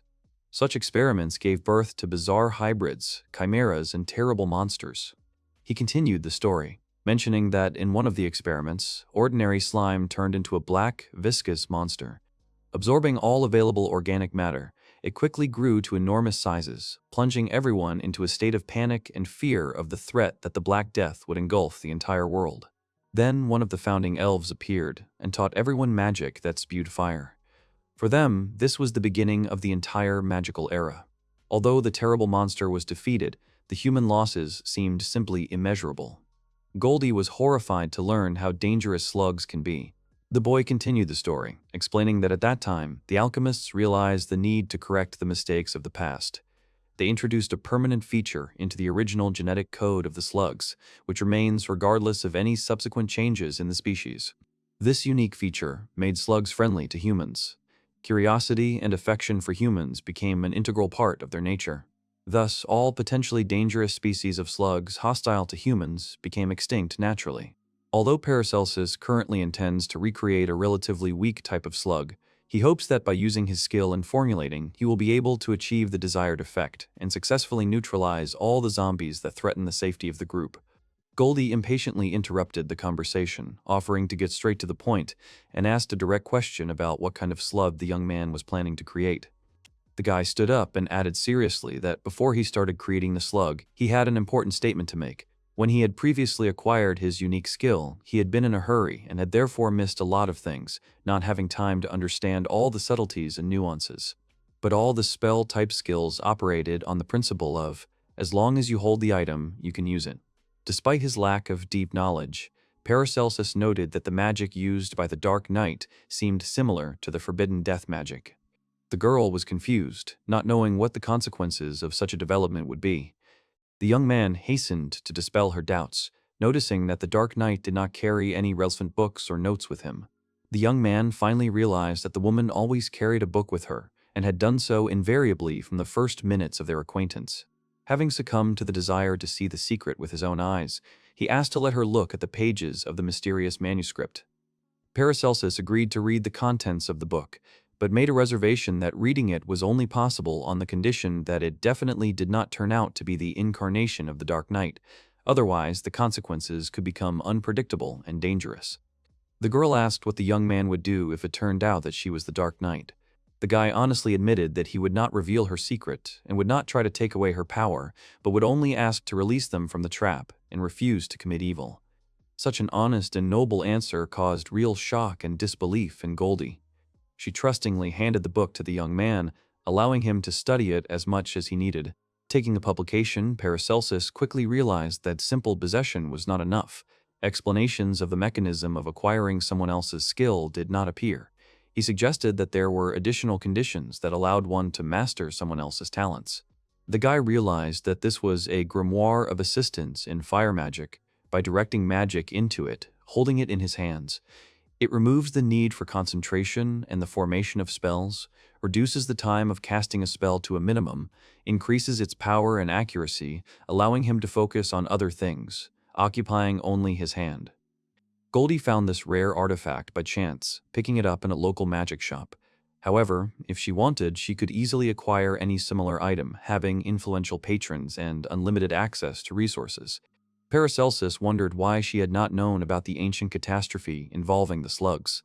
After all, when delving into the study of alchemy, this event becomes one of the fundamental lessons. Likewise, the study of magic necessarily includes a mention of this incident. The girl was sincerely delighted that in front of her was not a simple-minded fool, but an observant and intelligent interlocutor, capable of asking deep and important questions. She added that she had no teachers, so she was self-taught. Her lineage was poor, and the only thing she knew was a fireball and a few minor spells. It was embarrassing to admit, but she didn't even have the qualifications of a mage apprentice. If it weren't for the grimoire, even a fireball would take a long time. At such a short distance, Goldie was completely helpless. She added that he could check to see if she had hidden a book of death magic somewhere nearby. Paracelsus, flushed with shame, apologized profusely for his mistake, and, overcome with guilt, fell to his knees before the woman, demonstrating the deepest respect and regret. He believed that he had acted in an unacceptably rude and tactless manner. The girl, on the contrary, was pleasantly surprised by his attentiveness and observation, stating that she appreciated his wit and asked him to boldly share any observations if there was a reason for discussion. She was pleased that the young man had been careful to question even her identity. But the most shocking moment was his subsequent reaction. How could he have expected that the cruel villain would stop his evil deeds after only one polite request to leave the evil behind? Goldie finished her thought by clarifying that if she had been a real enemy, his fate would have been much sadder, given the frankness of his questions. Mistrust is useful, but acting alone, neglecting the support of allies, means dooming yourself to defeat in advance. Paracelsus passionately explained that he simply dreamed of resolving the conflict peacefully, avoiding bloodshed and suffering, and preserving the precious lives of friends and loved ones. The woman turned seriously to the young man, insistently asking him to listen to her words, that they were here, consciously risking their own lives for the sake of a common goal. Therefore, if he wants to escape from this nightmare and stay alive, he needs to immediately get rid of his naivety and accept the harsh reality, discarding such childish dreams. Meanwhile, the Dark Knight, surrounded by a huge army of the living dead, stood nearby, grimly awaiting the appearance of the enemy, preparing to repel the attack and gain the upper hand in the upcoming battle. Suddenly, an excited girl appeared, exclaiming in a trembling voice that their main enemy had arrived and was menacingly positioned right in front of the main gate of the fortress, ready to engage in battle. Goldie firmly stated that she was heading out to meet the threat, instructing Dahlia to explain the current situation and tell the young man about current events and the team's plans. The young man timidly asked what he should do in this situation. The girl delicately invited him to come closer. Dahlia explained that with such a movement, she directs the accumulated magical energy into her palms, from where the spell is activated. Watching the process, Paracelsus was amazed to notice that the symbolic image was glowing, emphasizing the intensity of the energy. Looking into the mirror of light reflecting the magic spell, the young man suddenly saw the distorted face of the Dark Knight, watching every action of the group. The reflected vision left him completely amazed, and he could not help but ask in admiration how exactly this mechanism worked. The girl began to explain that by making certain hand gestures, she initiates an automatic connection with the corresponding magic circle. The connection is determined by the position of the fingers. The index finger is the main gate, the ring finger is the back gate, and the magic circle in the tower is the middle one. The choice of combination determines the specific magic circle of image transmission, through which it is impossible to shoot, since it only lets through sound and light. The young man thought that it would be impossible to see anything from the top of the tower. Dahlia explained that by pressing on her little finger, the flow of light and sound increases, and demonstrated the increase. Dark Knight was indignant that they started talking loudly. The Dark Knight realized that it was the same guy in front of him and suggested that he go down. The young man replied that he still wanted to live. The enemy suggested that the guy probably didn't mind if these girls died. Paracelsus stated that the girls would remain safe because he had an effective means to eliminate the zombie army. Moreover, if the Dark Knight were to attack, he would face death for himself. That is why Paracelsus recommended retreating and staying away from the fortress. He added that he would not harm the enemy, but only asked that he and the others be returned home and that he not do bad things. Dark Knight responded that he was asking too much and called him weak. The young man insisted that force was not needed for negotiations, but was told that it was. The Dark Knight scornfully said that the weak were only capable of dying helplessly and told the young man to be quiet. He then made a proposal that if the ladies gave him the boy, he would return them to the real world. The monster gave the girls an hour to think, warning them that he had been especially generous to them until now. Now, if they dared to resist his will, any value will disappear. There will be no place for the beauties in his collection, and he will not hesitate to send them to be torn apart by zombies. Goldie turned to Sylvia, asking if she had heard the enemy's threats. Then she asked to pass on to the others to discuss further actions. She herself would be watching the Dark Knight, trying to buy the team time. The girl understood the request and ordered everyone to gather together. Paracelsus felt that the situation had become critically worse and immediately asked Dahlia to suspend the active spell. The girl immediately agreed, understanding the seriousness of the situation and the need for immediate action. He was fired up by the idea of creating a special slug capable of effectively dealing with hordes of the living dead. After discussing the idea with his assistant, he asked her to prepare the necessary materials and assist in the implementation of the bold plan. To prepare this unique composition, you will need the following ingredients: a capacious wooden barrel, fresh unripe slug, ordinary gravel, dry fallen leaves, remains of edible vegetables, and fertile humus. Next, you need to make a hole in the bottom of the barrel and lay layers of gravel, humus, leaves, and vegetable scraps. It is important to control the amount of live food consumed to avoid the slug transforming into an undesirable form. A large number of insects will ruin everything. He then explained clearly that the next step in the process would be to release the immature slug into a specially prepared container. In addition, Paracelsus took into account that slugs are contraindicated in high temperatures and low humidity, so he provided for the mandatory addition of clean, cool water to the container. After finishing laying out the ingredients, it is necessary to close the lid tightly, but periodically ventilate the barrel and thoroughly mix the contents, since the fermentation process causes an increase in temperature, which negatively affects the quality of the future product. The slug has a unique ability to adapt to external conditions. Gradually eating all available components, it evolves, acquiring special properties and characteristics characteristic of a new state, a microbial slug. Dahlia was genuinely surprised at how quickly the slug could process the components. Paracelsus explained that this was an effect of his recipe, that once the key stages were completed, the entire system automatically adapted and accelerated the processes, bringing them to perfection. He added that such a slug had a low ability to decompose, but thanks to the recipe, this disadvantage is eliminated. Then the young man intended to use it as a bargaining chip in negotiations, asking again to release them from this world. The girl liked this strategy. He also realized the uncertainty of possible attack directions, so he decided to make 3 more slugs to strengthen the defense. The obedient assistant approved the initiative and promised to support the teacher's efforts. Dahlia was genuinely happy with the success, beaming with happiness that with their joint efforts they had managed to achieve their goals of creating 3 more slimes. The young man suggested placing slugs in areas where zombies were expected to attack. He argued that even if the power of his talent was not enough to completely deal with the threat, the slugs would be able to significantly slow down the enemy's advance. The curious girl asked what was going on in the other barrel. The guy kindly explained that a small additional project was being prepared there, which he implemented in a free minute between his main tasks. He added that he wanted to ask her exactly about this. Dahlia was genuinely amazed by the possibilities of alchemy, enchantedly repeating how fascinating and magical the descriptions of the processes sounded.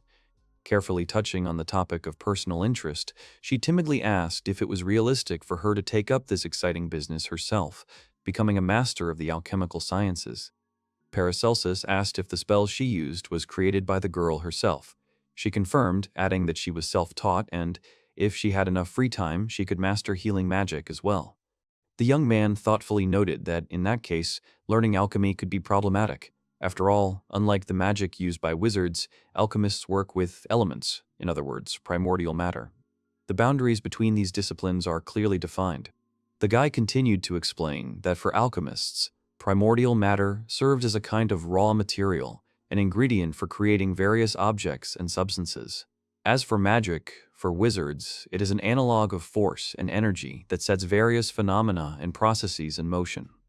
If one tries to apply alchemy within the concept of magic, releasing the primordial matter and trying to transform it into fire with a spell, one will feel a natural resistance to the process.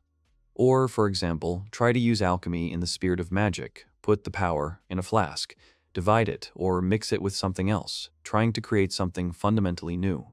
No matter how hard you try, the end result will be negative.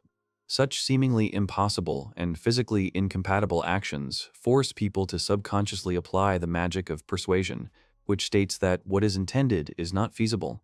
Such magic is often called subconscious pressure. Paracelsus continued his explanation, specifying that in high-pressure zones, even with maximum certainty, it is impossible to achieve the desired result. That is why buildings associated with magical practices are not erected near famous alchemist laboratories, and vice versa, of course. Those rare individuals who are equally fluent in alchemy and magic have overcome this barrier. Therefore, they must possess exceptional qualities, either phenomenal work capacity or a natural gift of genius. This information aroused Dahlia's interest.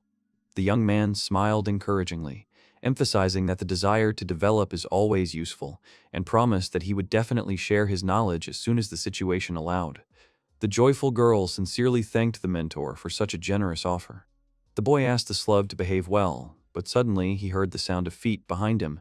It was Goldie who addressed him. She said that they had finished their discussion, and that Dahlia and Paracelsus should go up.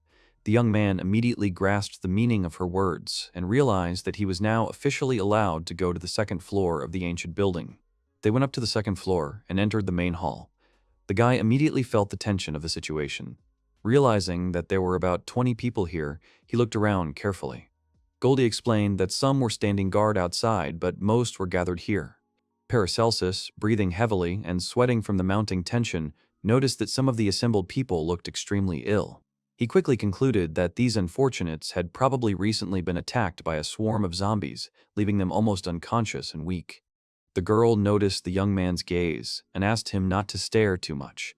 Feeling awkward, he immediately looked away and quickly apologized, feeling the blush of shame flood his face. Inside, he was worried about his bad manners, realizing how inappropriate such behavior was. Goldie introduced him to everyone and thought they had heard it already, but she clarified that he had special powers that could fight the Dark Knight.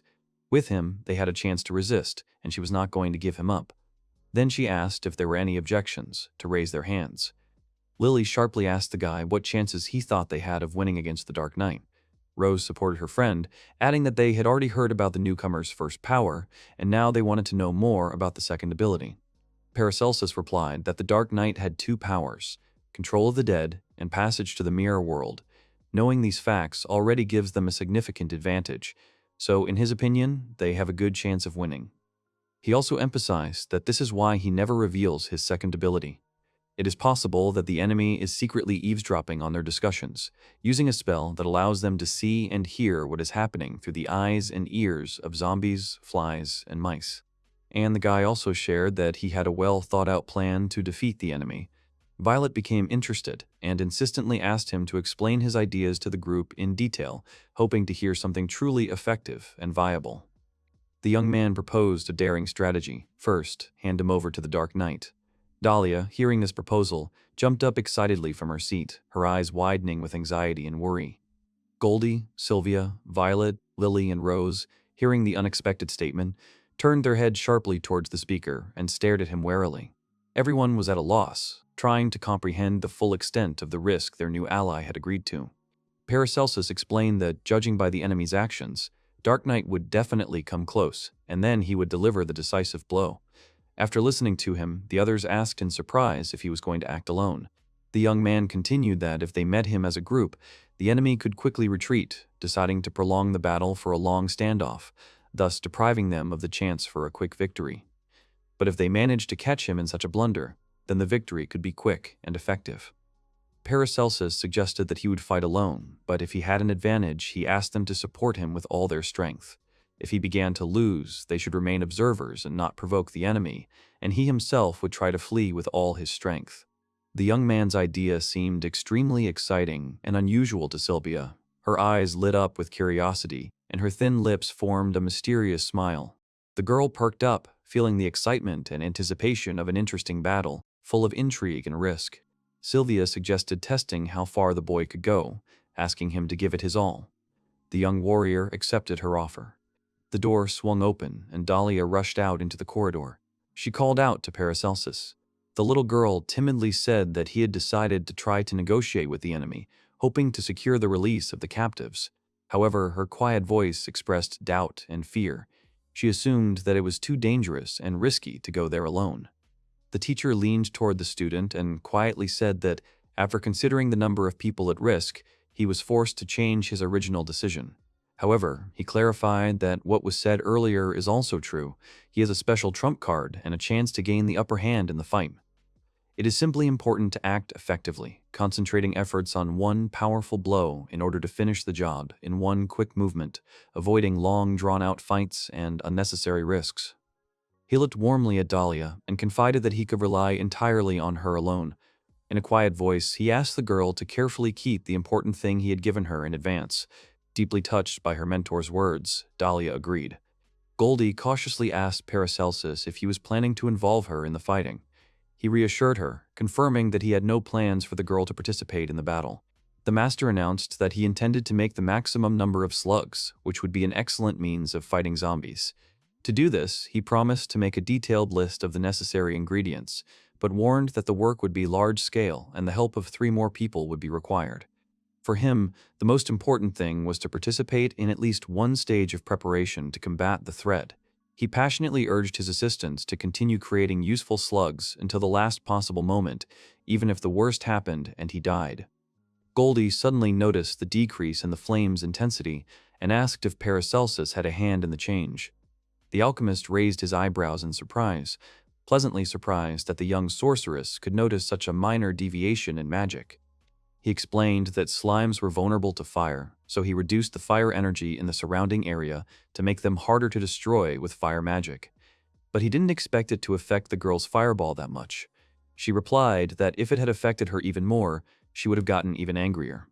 Goldie asked if Paracelsus really didn't want them to join him if something happened, since she was ready to support her ally.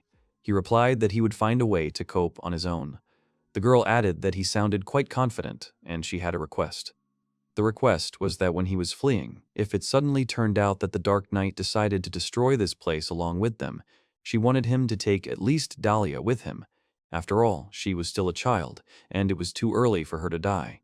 Paracelsus drank the elixir and hoped that it would increase his strength, and then named the slug, Shoggoth, and asked if it liked it.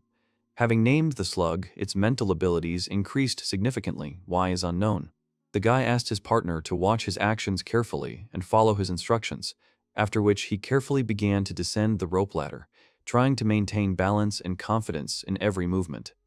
A huge number of zombies had gathered in front of the building, their crowd filling the entire square, creating a terrible sight and instilling a sense of danger in anyone who dared to approach. The warrior stared at the scene before him, and gradually an expression of doubt appeared on his face, as if a struggle between determination and uncertainty was raging within him. And the main enemy himself, the Dark Knight, commanding a huge army, was also right in the middle of the general chaos, confidently directing every movement of his invincible army, like the embodiment of absolute power and control over what was happening. Paracelsus was well aware of how serious the situation was. His enemies kept their distance from him, understanding the power of his abilities. Meanwhile, Dark Knight could only wonder. He thought that the girls would keep the secret and not reveal the boy, but now everything turned out differently. The enemy was determined not to waste precious moments, and, first of all, intended to deprive the guy of the ability to move by cutting off his legs. However, he added that he was ready to listen to any pleas for mercy, but only after he was helpless and motionless. Paracelsus quickly grabbed the Shoggoth slug and threw it towards the advancing zombie army, trying to distract the enemy and create a temporary advantage for himself. Dark Knight loudly ordered his troops to immediately defend him from the approaching slug heading straight towards them. The little friend successfully hit one of the zombies, after which the resourceful warrior immediately ordered that all infected creatures be turned into fertilizer in order to prevent the further spread of the threat. The Dark Knight watched in amazement as his zombies literally vanished into thin air in just a split second, leaving him with only a puzzled look at what to do next. Then the knight's gaze was drawn to something even stranger and more frightening. The slug that had been thrown earlier was noticeably increasing in size right before his eyes, causing genuine surprise. Paracelsus thought this was a brilliant solution to the problem and immediately issued a loud order to reapply the method of turning zombies into compost, adding the phrase add, and add again to the recipe. Dark Knight was acutely aware that the situation was becoming critical. The slug continued to grow and absorb the remains of decaying bodies, steadily increasing in size and strength, threatening to destroy the army and its master himself. The slug suddenly lunged forward, instantly capturing the nearest zombie, causing the army leader to freeze in horror at the sight.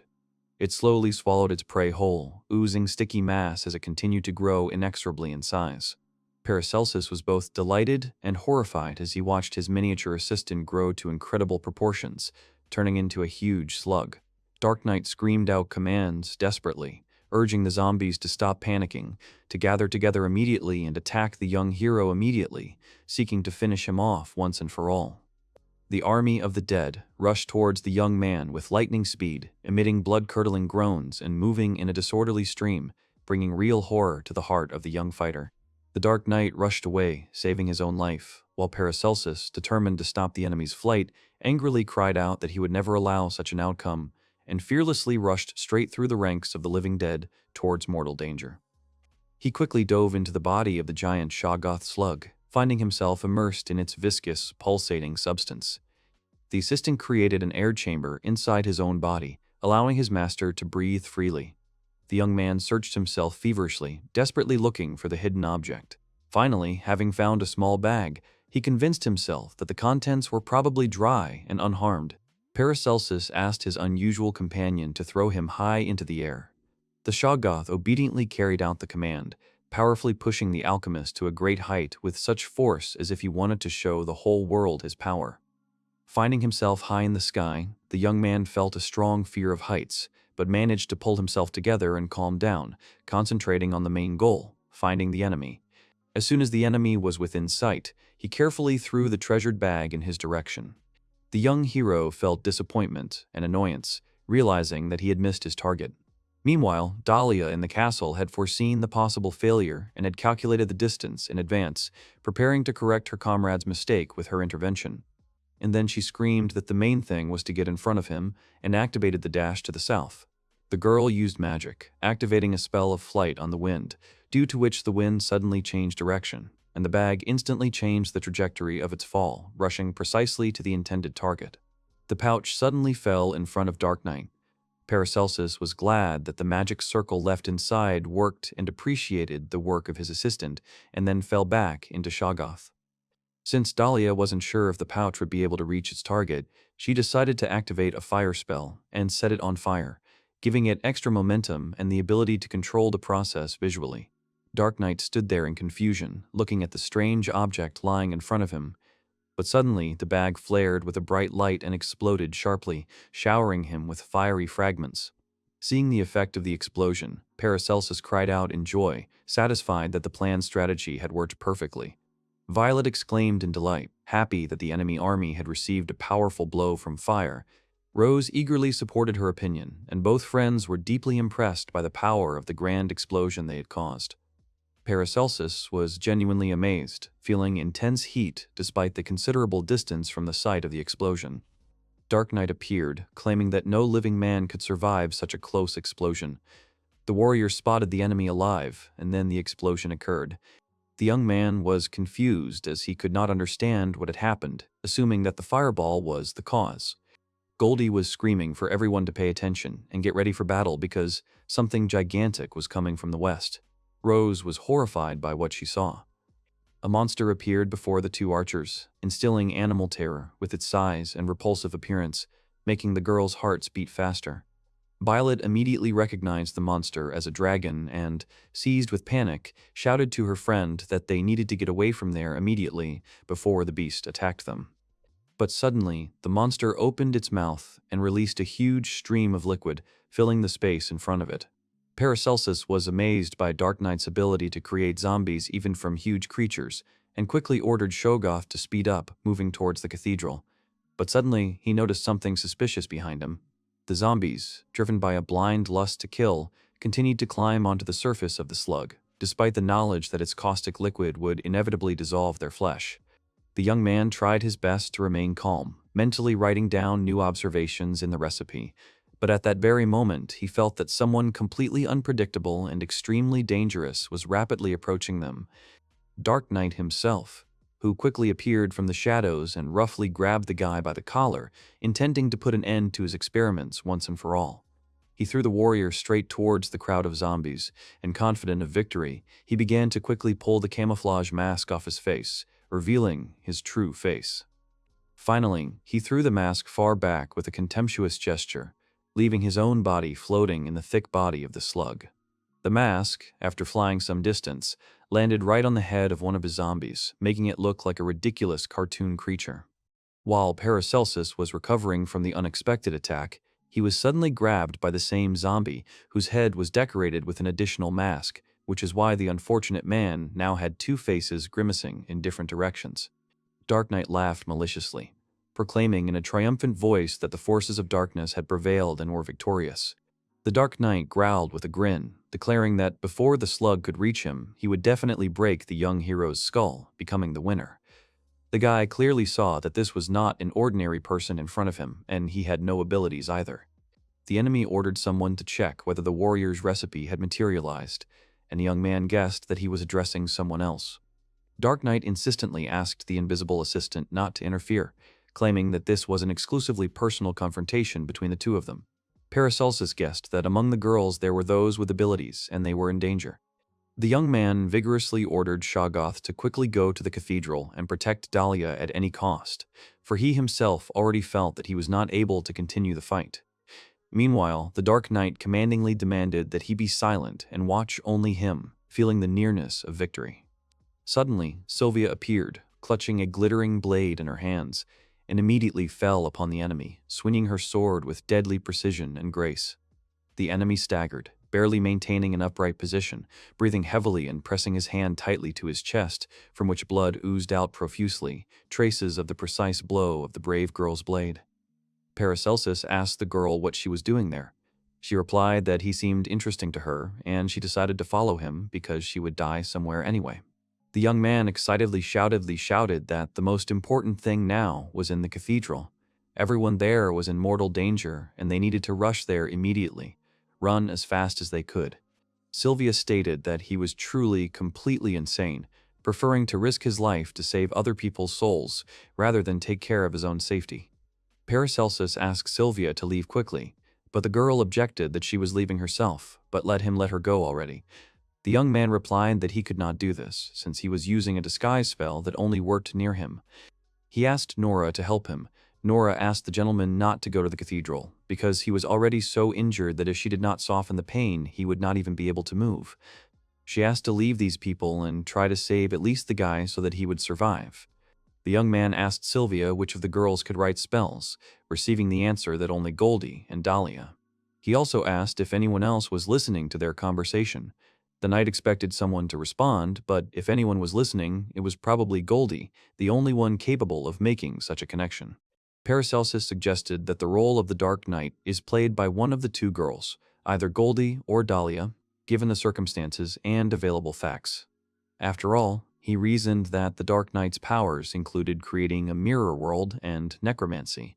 Perhaps, if he managed to appropriate someone else's skills, their list expands, but for starters, the guy suggested focusing on these two options. Her hesitation to attack openly means she's as much of a coward as he is, so she'll have to come up with a cunning plan, wait for the right moment, and steal his powers without being noticed, while remaining completely safe. Sylvia realized that the enemy's strategy was to gain trust and get closer. She then asked what the young man would do if his suspicions were confirmed. Paracelsus firmly stated that, if necessary, he would enter the battle, defeat the enemy, and demand a return to the real world. If victory was impossible, he would transfer his unique abilities to Dahlia before his death. Sylvia countered that Dahlia could also be an enemy. The young man added that if she also had powers, then others would hunt her, and perhaps she would be the one to kill him, but not necessarily the others. If she was an ordinary person, let her run away anywhere in this world, as long as she stayed alive. He wanted to have time to do at least something useful, and if he left the child in trouble, he would never forgive himself. His head was spinning from the tension. Paracelsus entrusted his comrade with the recipe intended for Dahlia. Sylvia cut him off irritably, insisting that he remain silent and let him personally deliver the message to the girl, since they would still have a chance to prove their victory. Dark Knight sliced one of his own zombies in half with a powerful blow, revealing a black magical sword hidden inside that glowed with ominous energy. Immediately after, the Dark Knight rushed forward, brandishing his drawn weapon. Sylvia, instinctively reacting to the danger, drew her own sharp blade, ready to parry the enemy's deadly attack and protect her friend. The girl quickly counterattacked, delivering a crushing blow. At this time, Paracelsus staggered, losing his balance, and soon fell to the ground unconscious. Dark Knight chuckled mockingly, admitting that he loved fighting, especially the kind where the threat of death added to the thrill. Sylvia noted that it brought them both closer together, as she too experienced the same pleasure from dangerous battles. Paracelsus thought that an ordinary city girl was incredibly strong. She said that there was only a little bit left to go, and if he could walk, then let him go ahead alone. The young man agreed. The young man stood up and moved forward, considering it necessary to quickly join the others. Meanwhile, in the cathedral, the dragon persistently tried to penetrate the girls, trying to devour them. However, he was suddenly attacked by a fireball. Goldie worriedly inquired about the condition of her comrades. Violet insistently persuaded her friend to leave this place immediately, since the dragon continued to breathe poisonous breath and was preparing to deliver another destructive blow. Shoggoth suddenly appeared out of nowhere and struck a sudden blow, striking not only the dragon but also causing extreme amazement and awe in Goldie, who did not expect to see such a formidable protector appear at the most necessary moment. The slug greedily sank its teeth into the dragon's scaly body, trying to swallow the giant beast whole. But the dragon was not so helpless. Sensing danger, it powerfully used its poisonous breath right into the body of the attacker. Paracelsus, seeing what was happening, realized that such a blow was capable of melting even a Shoggoth, which meant that before him was a truly deadly weapon, poison, capable of destroying any monster, regardless of strength and size. He realized the gravity of the situation, that since the slug had no resistance to this deadly poison, allowing him to accept such a gift from the dragon would mean disaster. The young man had absolutely no expectation of encountering such an unpleasant enemy of his loyal slime friend, and stood in the middle of the battlefield, confused, desperately trying to comprehend the scale of the threat. The alchemist quickly realized that the first blow had indeed been successful. He immediately gave the order to his subordinate creation to collect the remaining dying fragments of the giant's body and deliver the next blow in order to finally deprive the enemy of strength and end the battle with victory. Shoggoth silently accepted the master's command and, gathering the remains of his essence, rushed forward. However, soon the slug stopped in front of the dragon, froze, estimating the distance, and suddenly attacked swiftly, delivered a powerful blow with his hands right to the vulnerable spot. The slime did not stop, continuing to strike again and again, putting into each thrust all the force available to a creature of its nature. The giant's body shook from the blows of the enormous mass, destroying flesh, crushing bones, and burning the insides with poisonous force. Seeing the effectiveness of the attack, Paracelsus shouted with inspiration to Shoggoth, ordering him to continue beating the enemy with all his might. Meanwhile, Goldie suddenly appeared next to the boy, watching what was happening. The young man turned to the girl and excitedly asked how he could get inside the building to try to save people. Time was running out, and decisions had to be made immediately. Goldie informed the young man that the first ladder had collapsed, but she would hurry to install a backup structure in another place, providing a safe path inside. The guy asked the girl to hurry, since the situation was critical and every second of delay could cost lives. Paracelsus thought that the dragon was indeed incredibly strong. No matter how much the slime attacked, it seemed to do almost no harm, although he managed to keep it on the defensive. Suddenly, the slime lifted its master higher. Shoggoth decisively separated a portion of its own mass and directed it upward, carefully lifting its creator away from danger. This allowed the alchemist to escape the area of damage. The slug itself concentrated on protecting its master and at the same time continued to tirelessly attack the dragon. The young man stood frozen in amazement, barely comprehending what had happened. His faithful friend had voluntarily sacrificed a part of himself to save his comrade. The ability delighted and frightened him at the same time, filling the young man's heart with a mixture of gratitude and anxiety for the future of his ally. Paracelsus sighed heavily as he looked at the remains of his fallen friend, deeply grieving the loss of his close comrade. Suddenly, Goldie called out to him, bringing him back to reality, urging him to gather his thoughts and focus on the survival of the remaining members of the team. She asked the boy in a tense voice to quickly take Dahlia and leave the collapsing building, warning that it was about to collapse under the weight of the damage. The young man worriedly asked what would happen to the girl herself, whether she would be able to save herself or whether she would also need help. Goldie firmly replied that she would stay there until the end, because many of the wounded and immobile needed help. She took it upon herself to protect everyone who could no longer get up and run on their own. Paracelsus immediately assessed the situation. Goldie had managed to warn him that Dahlia knew the escape route and was waiting in the north wing of the library, and that was where the young man had to go as soon as possible to successfully carry out his planned escape. The guy clearly realized that the enemy's attack had one goal: to drive him into a corner, limit his room for maneuver, and make him an easy prey. Only understanding the enemy's intentions could help him avoid a fatal outcome and escape from the trap, preserving a chance for salvation.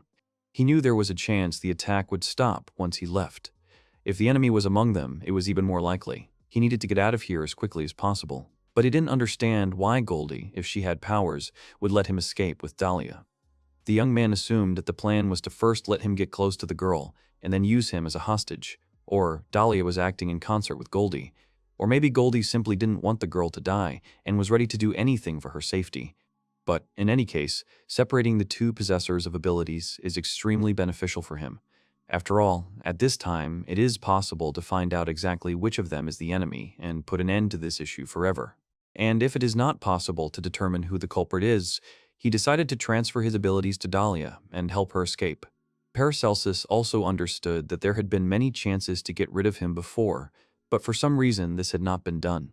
He did not know whether it was a special recipe or something else, but the enemy definitely needed some important ability from him.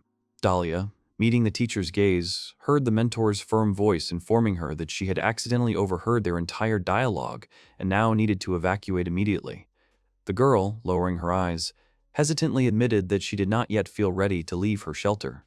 The boy asked the girl what she had in her hands. She replied that it was a book of spells and added that there were probably many more similar copies here. The young man admitted in bewilderment that he understood absolutely nothing about the written text of the book. He asked, assuming that she was directing magic directly into the book and that through her efforts a special spell was created. Dahlia explained that one must write by passing magical power through the text, otherwise it will be ordinary letters. An example of such a book is Goldie's grimoire. Paracelsus found this interesting and realized that if the girl wrote as explained in the book, it would be a spell. The girl added that, in addition to transmitting magical power, it is necessary to reflect the letters in a mirror image. After all these letters are as if mirrored, and in spells the correct direction is very important. Otherwise, the spell simply will not work, or the effect will be the opposite. The young man realized that in the mirror world, everything is arranged exactly like this. Suddenly, the alchemist felt a strange sense of understanding and insight that told him the only correct way out of the situation.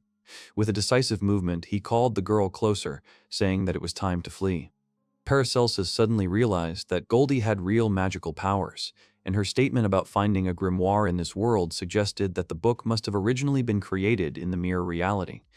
He was concerned about why she lied when she could have simply said she had found him before she got here.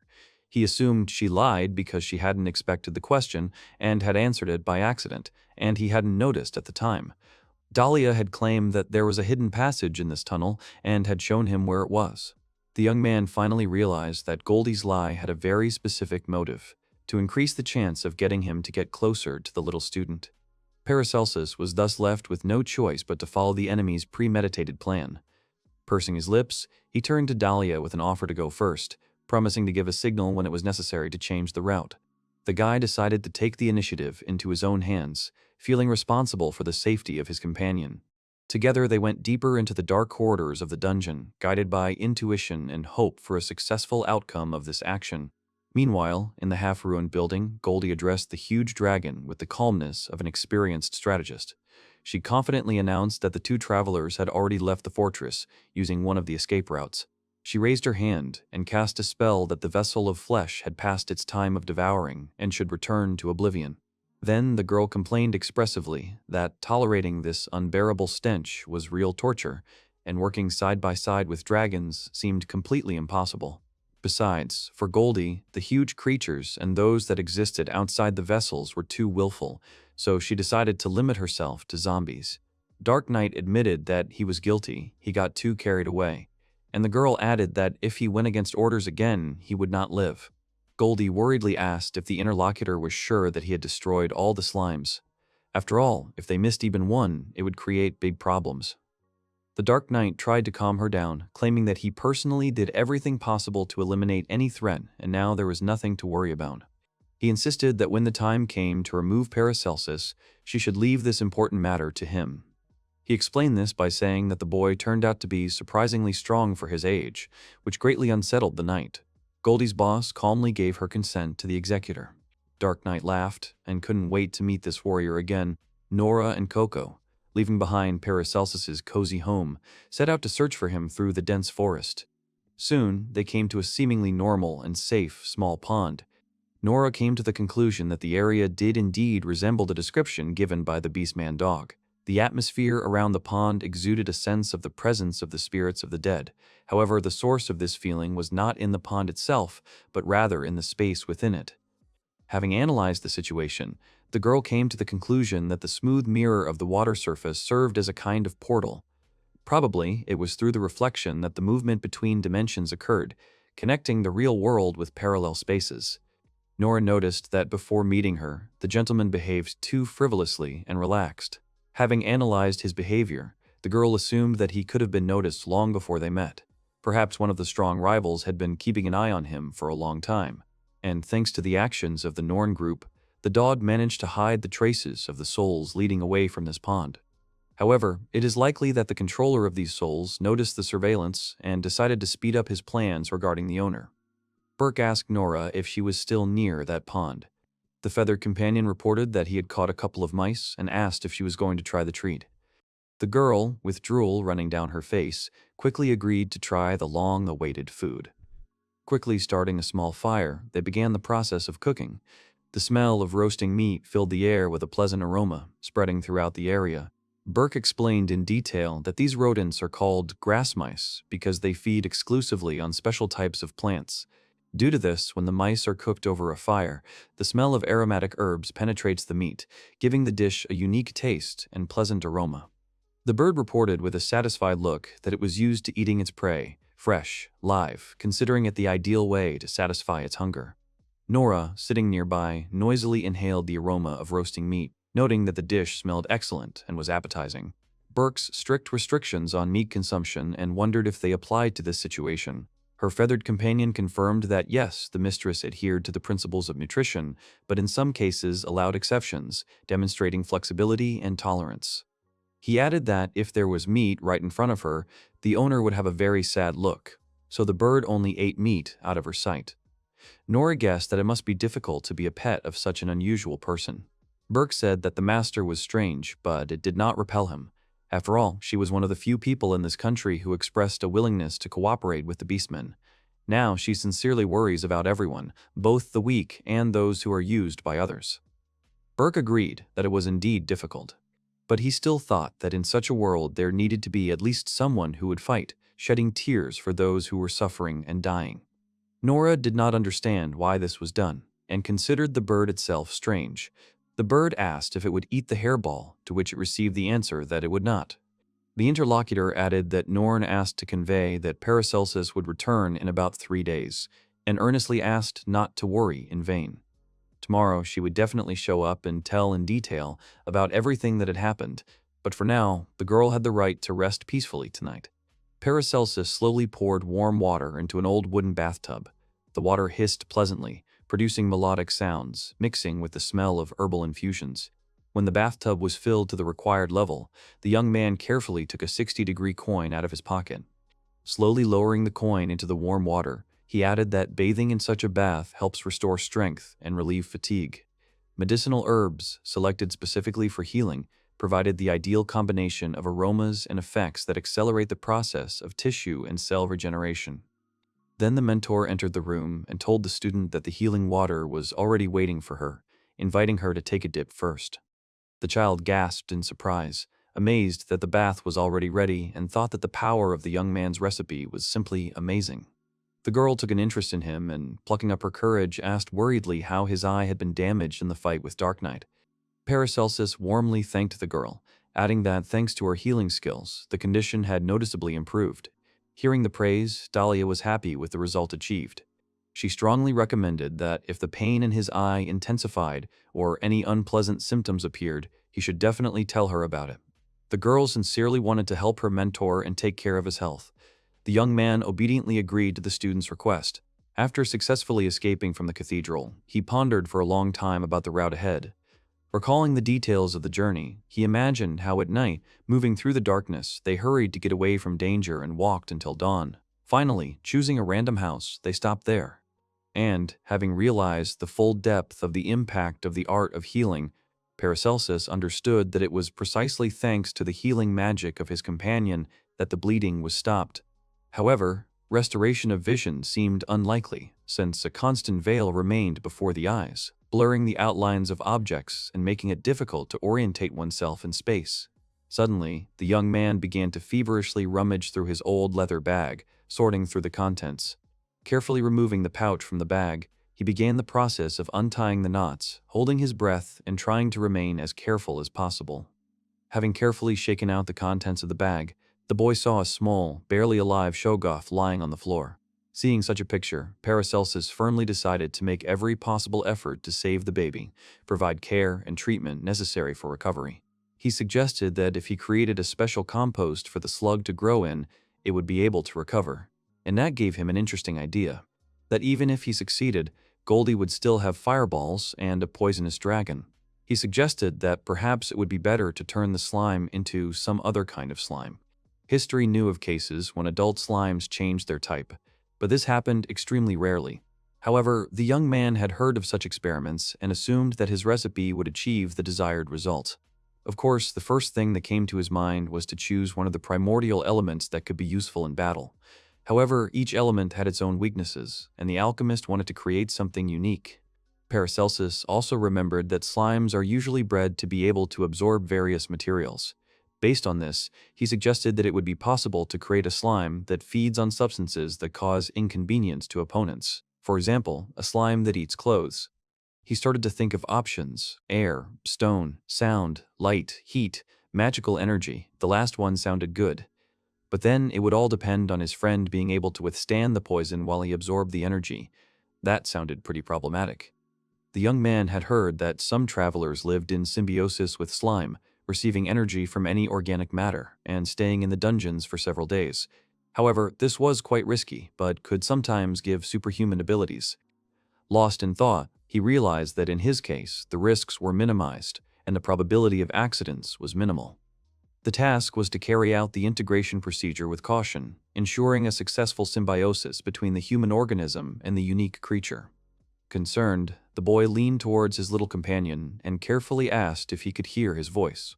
Then he added that if the slime could hear him and move, then let it eat his right eye, remember his body, and asked to live in his body, working for him. The Shoggoth's creator looked at his suffering friend with pain, his eyes reddened from tears.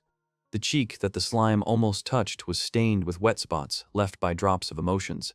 He passionately whispered words of comfort, begging the creature to hold on and not give up. The small slug slowly crawled across the skin, steadily approaching Paracelsus' eye. The contact caused intense pain, pulsating throughout the body. The slime's slow penetration into the eye socket echoed like a sharp carving. He was shaking violently, realizing that despite his vision being preserved, the pain was so intense that tears were streaming down his cheeks. Every second the slime was in his eye was accompanied by unbearable spasms shooting through his nervous system. Lying relaxed in the hot water, Dahlia felt for the first time how the fatigue of the last days disappeared. The bath, filled with aromatic oils and herbs, gave long-awaited relief. Suddenly, Goldie turned to her and asked if she could hear her. The girl's voice was quiet but clear, intruding into the girl's pleasant sensations.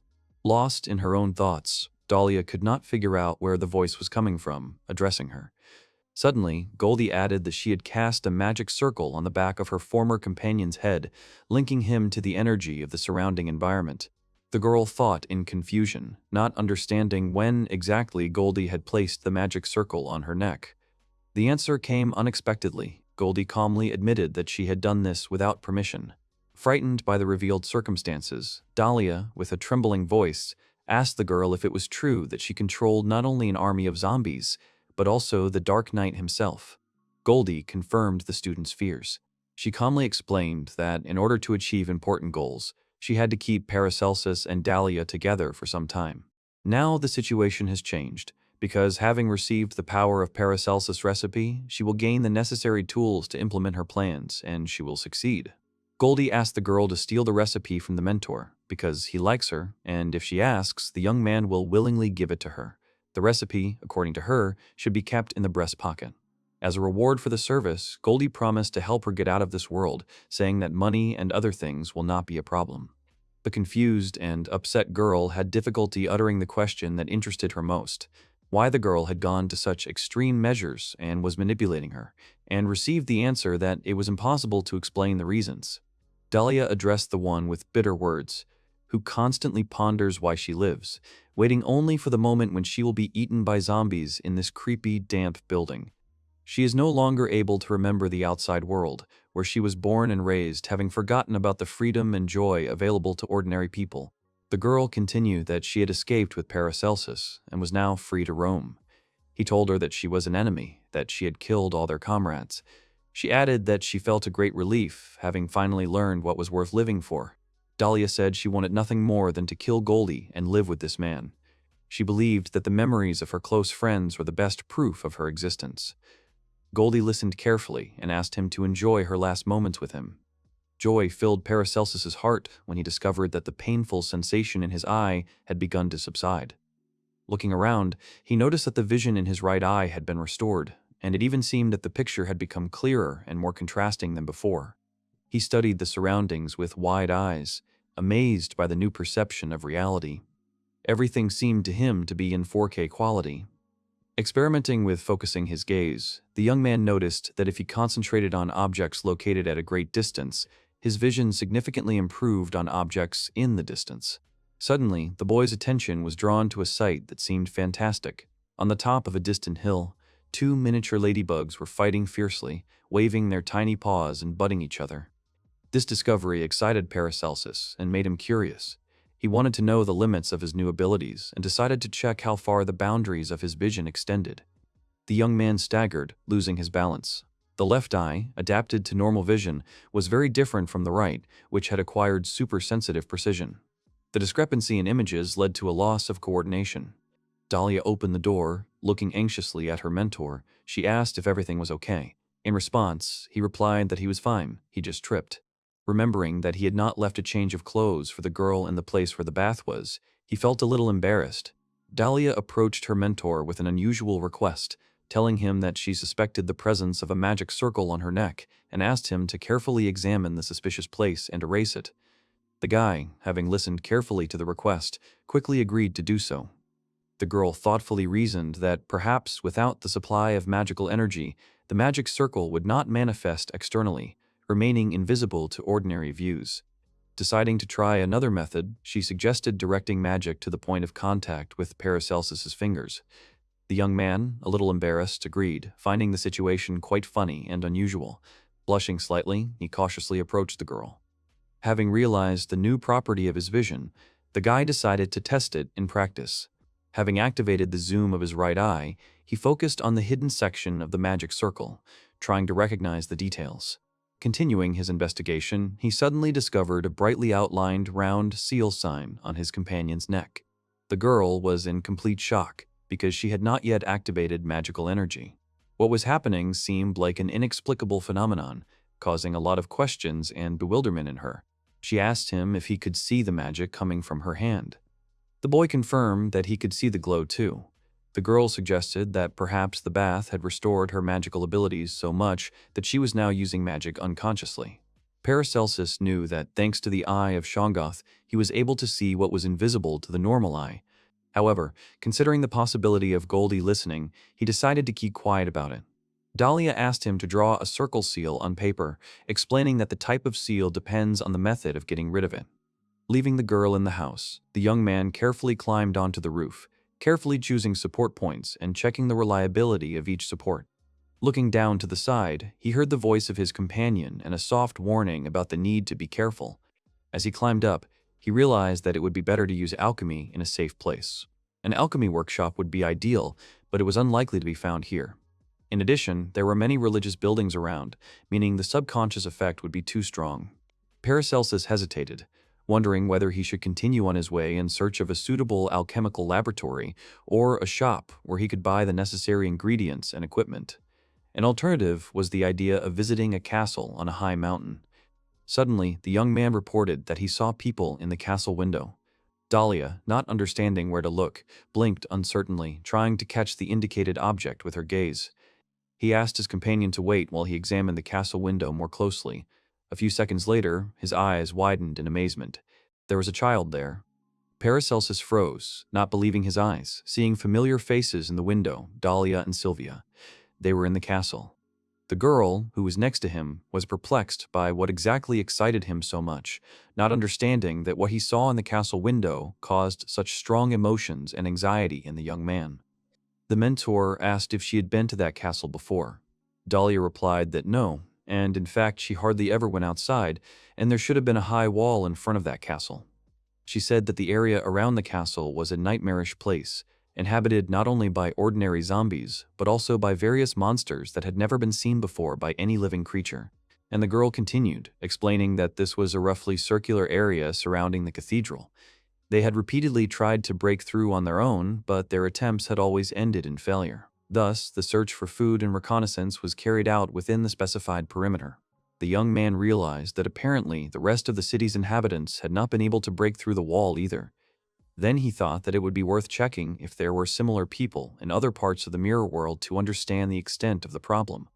Paracelsus explained that he wanted to look at the buildings outside the fortress wall. After weighing the pros and cons, he decided that he would probably go there alone. However, Dahlia, who did not want to part with her mentor, resolutely objected, shouting that she would definitely go with him. A few hours later, the boy was surprised to discover that people were also living behind the fortress walls. Among them was his familiar Sylvia and other representatives of the community. The young man wanted to share important information with Dahlia, but after hesitating, he asked to first give him time to think and organize his thoughts. The information obtained during the research seemed extremely valuable and potentially dangerous. Walking along the wall, Paracelsus realized that there were other places in the vicinity inhabited by girls, and I decided to assume that there were other places like the cathedral, with minimal living conditions and limited in size by a wall. If I imagined this across the entire country, there would have to be a huge number of them. The thought of so many people made my head spin. It turns out that there is another stunning reality that the kids are about to encounter, the emergence of a new, amazing ability. He began listing Goldie's abilities that he knew of, controlling the dead, penetrating mirrors. In addition, it turned out that she had the power to create copies of people. The young man suggested that perhaps there had been owners of skills before him that had been selected and appropriated by the woman. Paracelsus did not understand why she would do such things and assumed that she had some deep resentment towards these people, which is why she kept them in this hellish place, where zombies were perceived as something ordinary and everyday. The idea that zombies could be accepted as a normal part of everyday life made the young man shudder.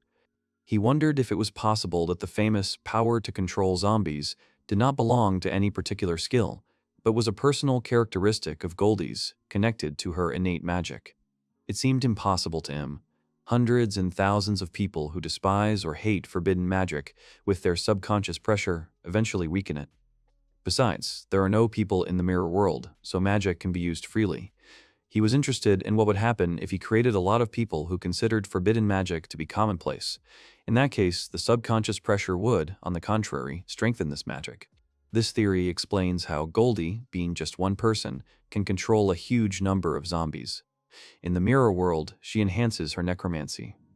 Paracelsus, looking closely at his companion, carefully said that Goldie probably possessed forbidden magic. It was a long conversation, but he wanted her to hear it out. He told her that in this world, forbidden magic could not only be used freely, but it was also strengthened. Since Dahlia understood magic better than he did, she took it all in stride. The young man said that, of course, it was possible to assume that these were all three powers received from God, but he thought that it wouldn't hurt to assume that this place served as a foundation for forbidden magic. In the case of the power, Goldie was able to change all of reality, so a foundation was not needed with her. Dahlia realized that for the sake of forbidden magic, not only they, but also other people continue to get trapped and be locked up, and all for this reason. Paracelsus asked about the people from there, and he answered, trying not to shock the girl, that there are completely identical people on the other side. The student asked with concern in her voice if she had understood correctly that there was another version of her personality, possibly repeating itself many times, in parallel with herself. The mentor confirmed her guess and explained that this concept seemed to him the most reasonable and logical. The girl added thoughtfully that her memory contains blurry spots, missing episodes, and incomprehensible episodes that are difficult to explain. She shared that, having thought about the possibility that she might be someone's copy, she suddenly realized how harmoniously the mosaic of her life fits together. Although Paracelsus had expected the news to make an impression, the student's reaction was much stronger than he had expected. The girl looked lost and upset, as if she had realized for the first time that her existence was limited by the boundaries of an illusion. Suddenly, Goldie's familiar voice came from the magical seal, sounding ingratiating and sarcastic. She noted that she was incredibly surprised that the young man was able to figure all this out on his own. She added that she had intended to give them time to have fun on their date, but now she realized that the guy had been perceptive, and she should not have underestimated alchemy. Paracelsus, overcome with excitement and anxiety, grabbed Dahlia by the head, gently running his palm over her face. Gently touching the skin around her eyes with his fingertips, he carefully examined the surface, trying to detect changes or damage. Watching the boy's efforts, Goldie commented indifferently that the attempt to remove the eyes was useless. The magic circles were carved not only on the eyes, but also on vital organs, spreading throughout the victim's body like a network of shadow threads. Moreover, she cynically added that she would be truly sorry if, as a result of careless actions, the guy harmed the girl in vain. Warning sounded like a threat, forcing him to stop and think about the consequences of his actions. The young man was genuinely interested in why she let them go, knowing that the lie with the book had been exposed.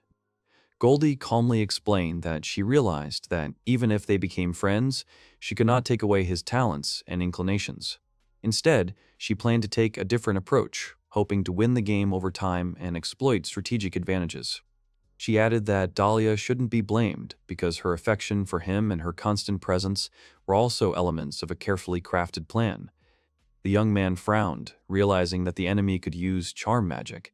Goldie continued to say that thanks to these events, she had learned a lot about Paracelsus. Naturally, she was interested in learning about the boy's second ability, but she decided not to show excessive curiosity and move on to the next stage of the plan. The girl affectionately called the young man a good-natured hero, noting that with this approach he hopes to resolve all conflicts peacefully, and received an affirmative answer, and then noted that she was happy to hear such a coincidence of opinions.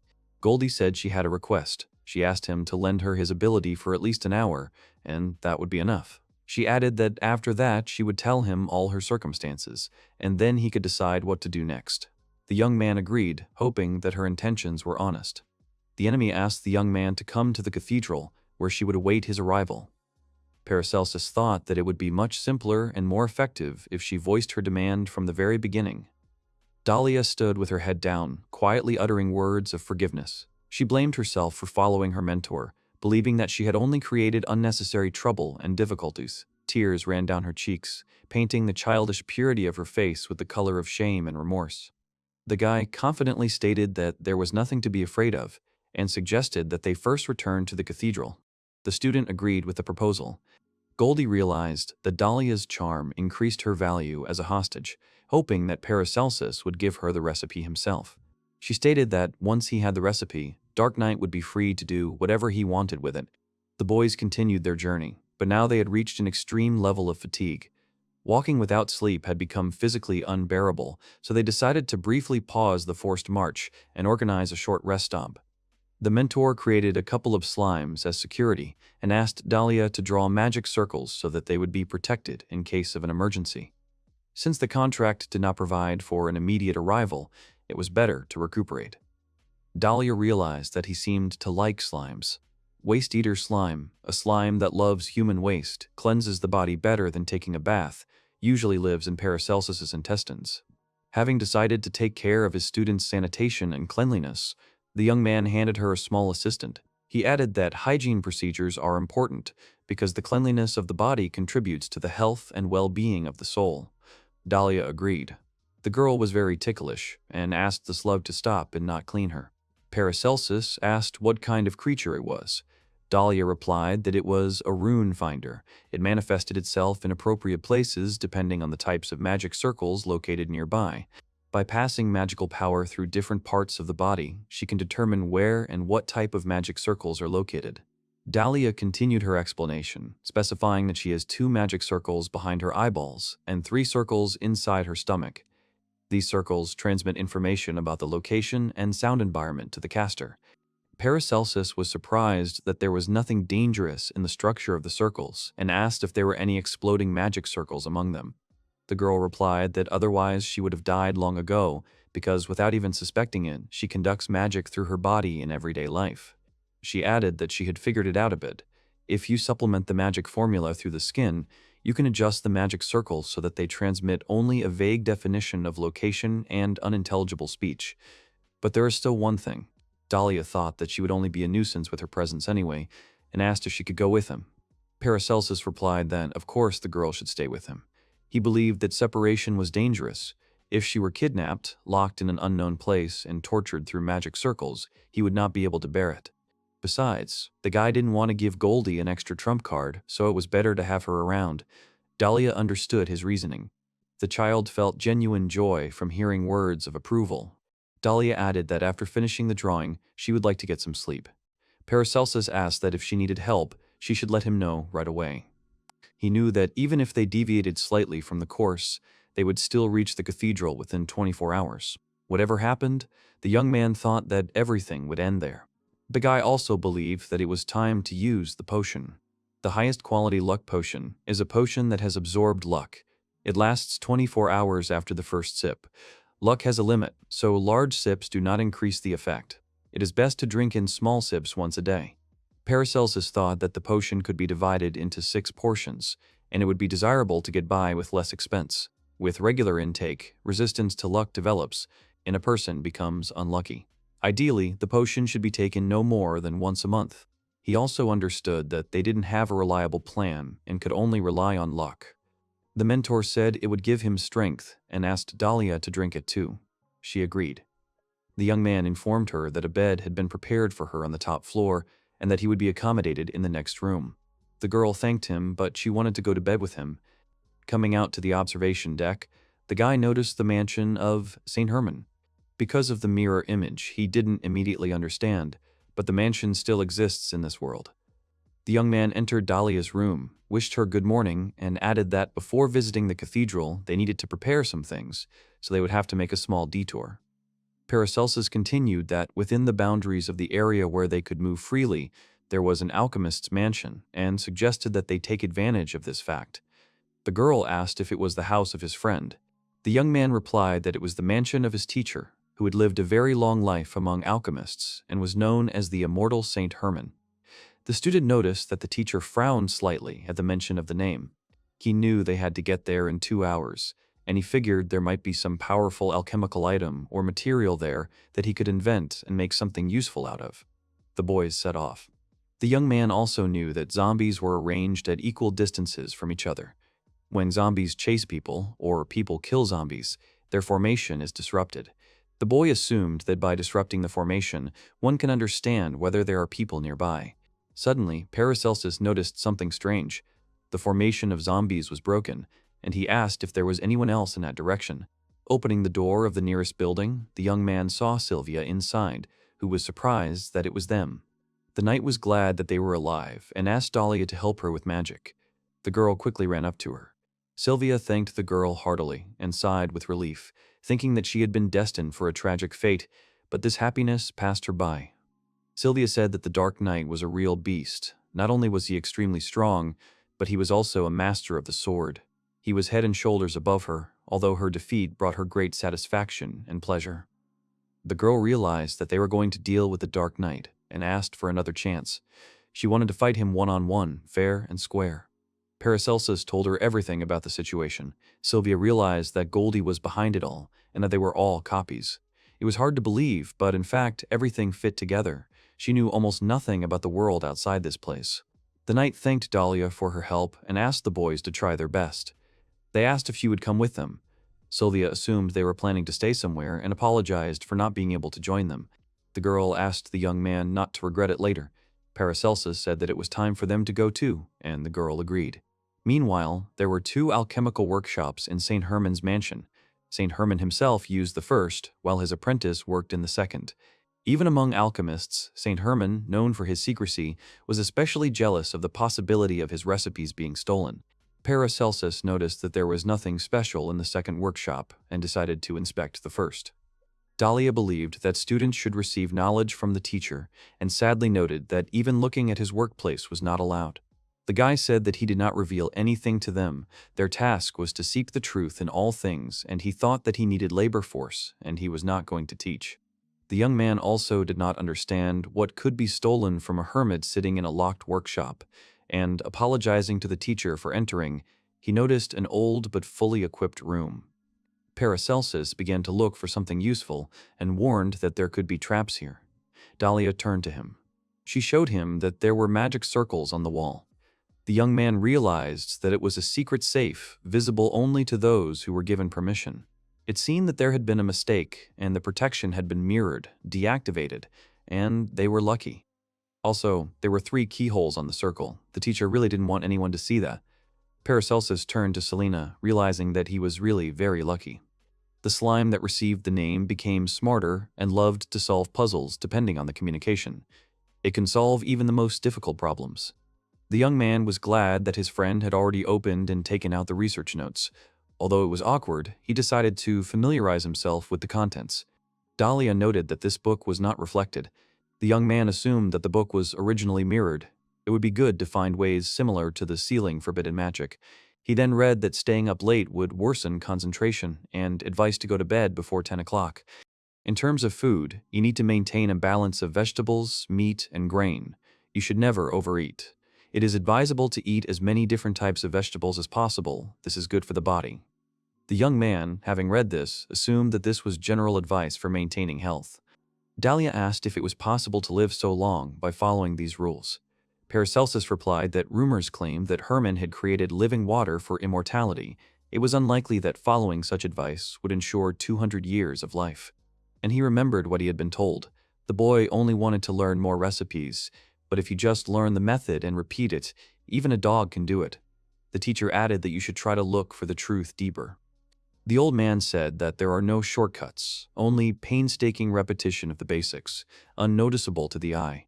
It is the accumulation of experience that brings one closer to the truth hidden in everything that exists. He asked Paracelsus to do routine work for him.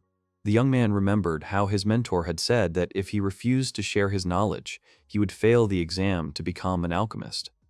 The teacher didn't care at all. Simply doing routine work was also useful, and he only asked him to carry out assignments that were beneficial to him. The young man's face distorted, and Dahlia noticed the wrinkles that had formed. The young man thought that, whatever the case, he needed to find an analog of living water or some similar remedy.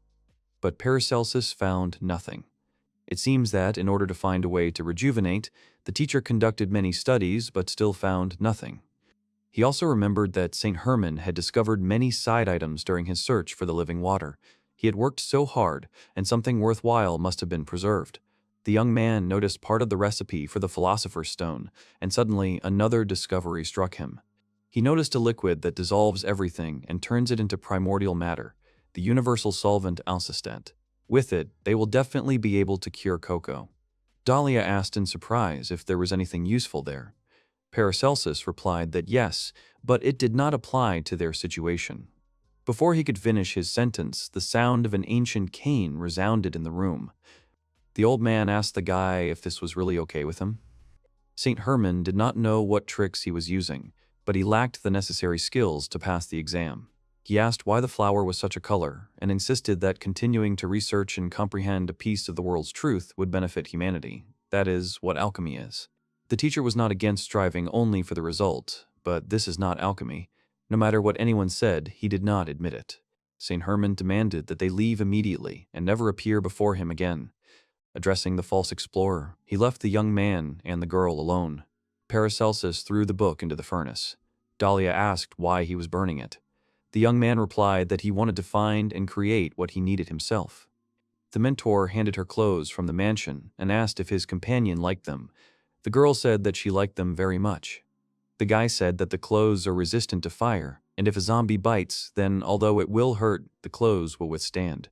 Plus, her spells will be harder to notice, and if something happens, let her put on a hood and not take off her gloves until everything is over.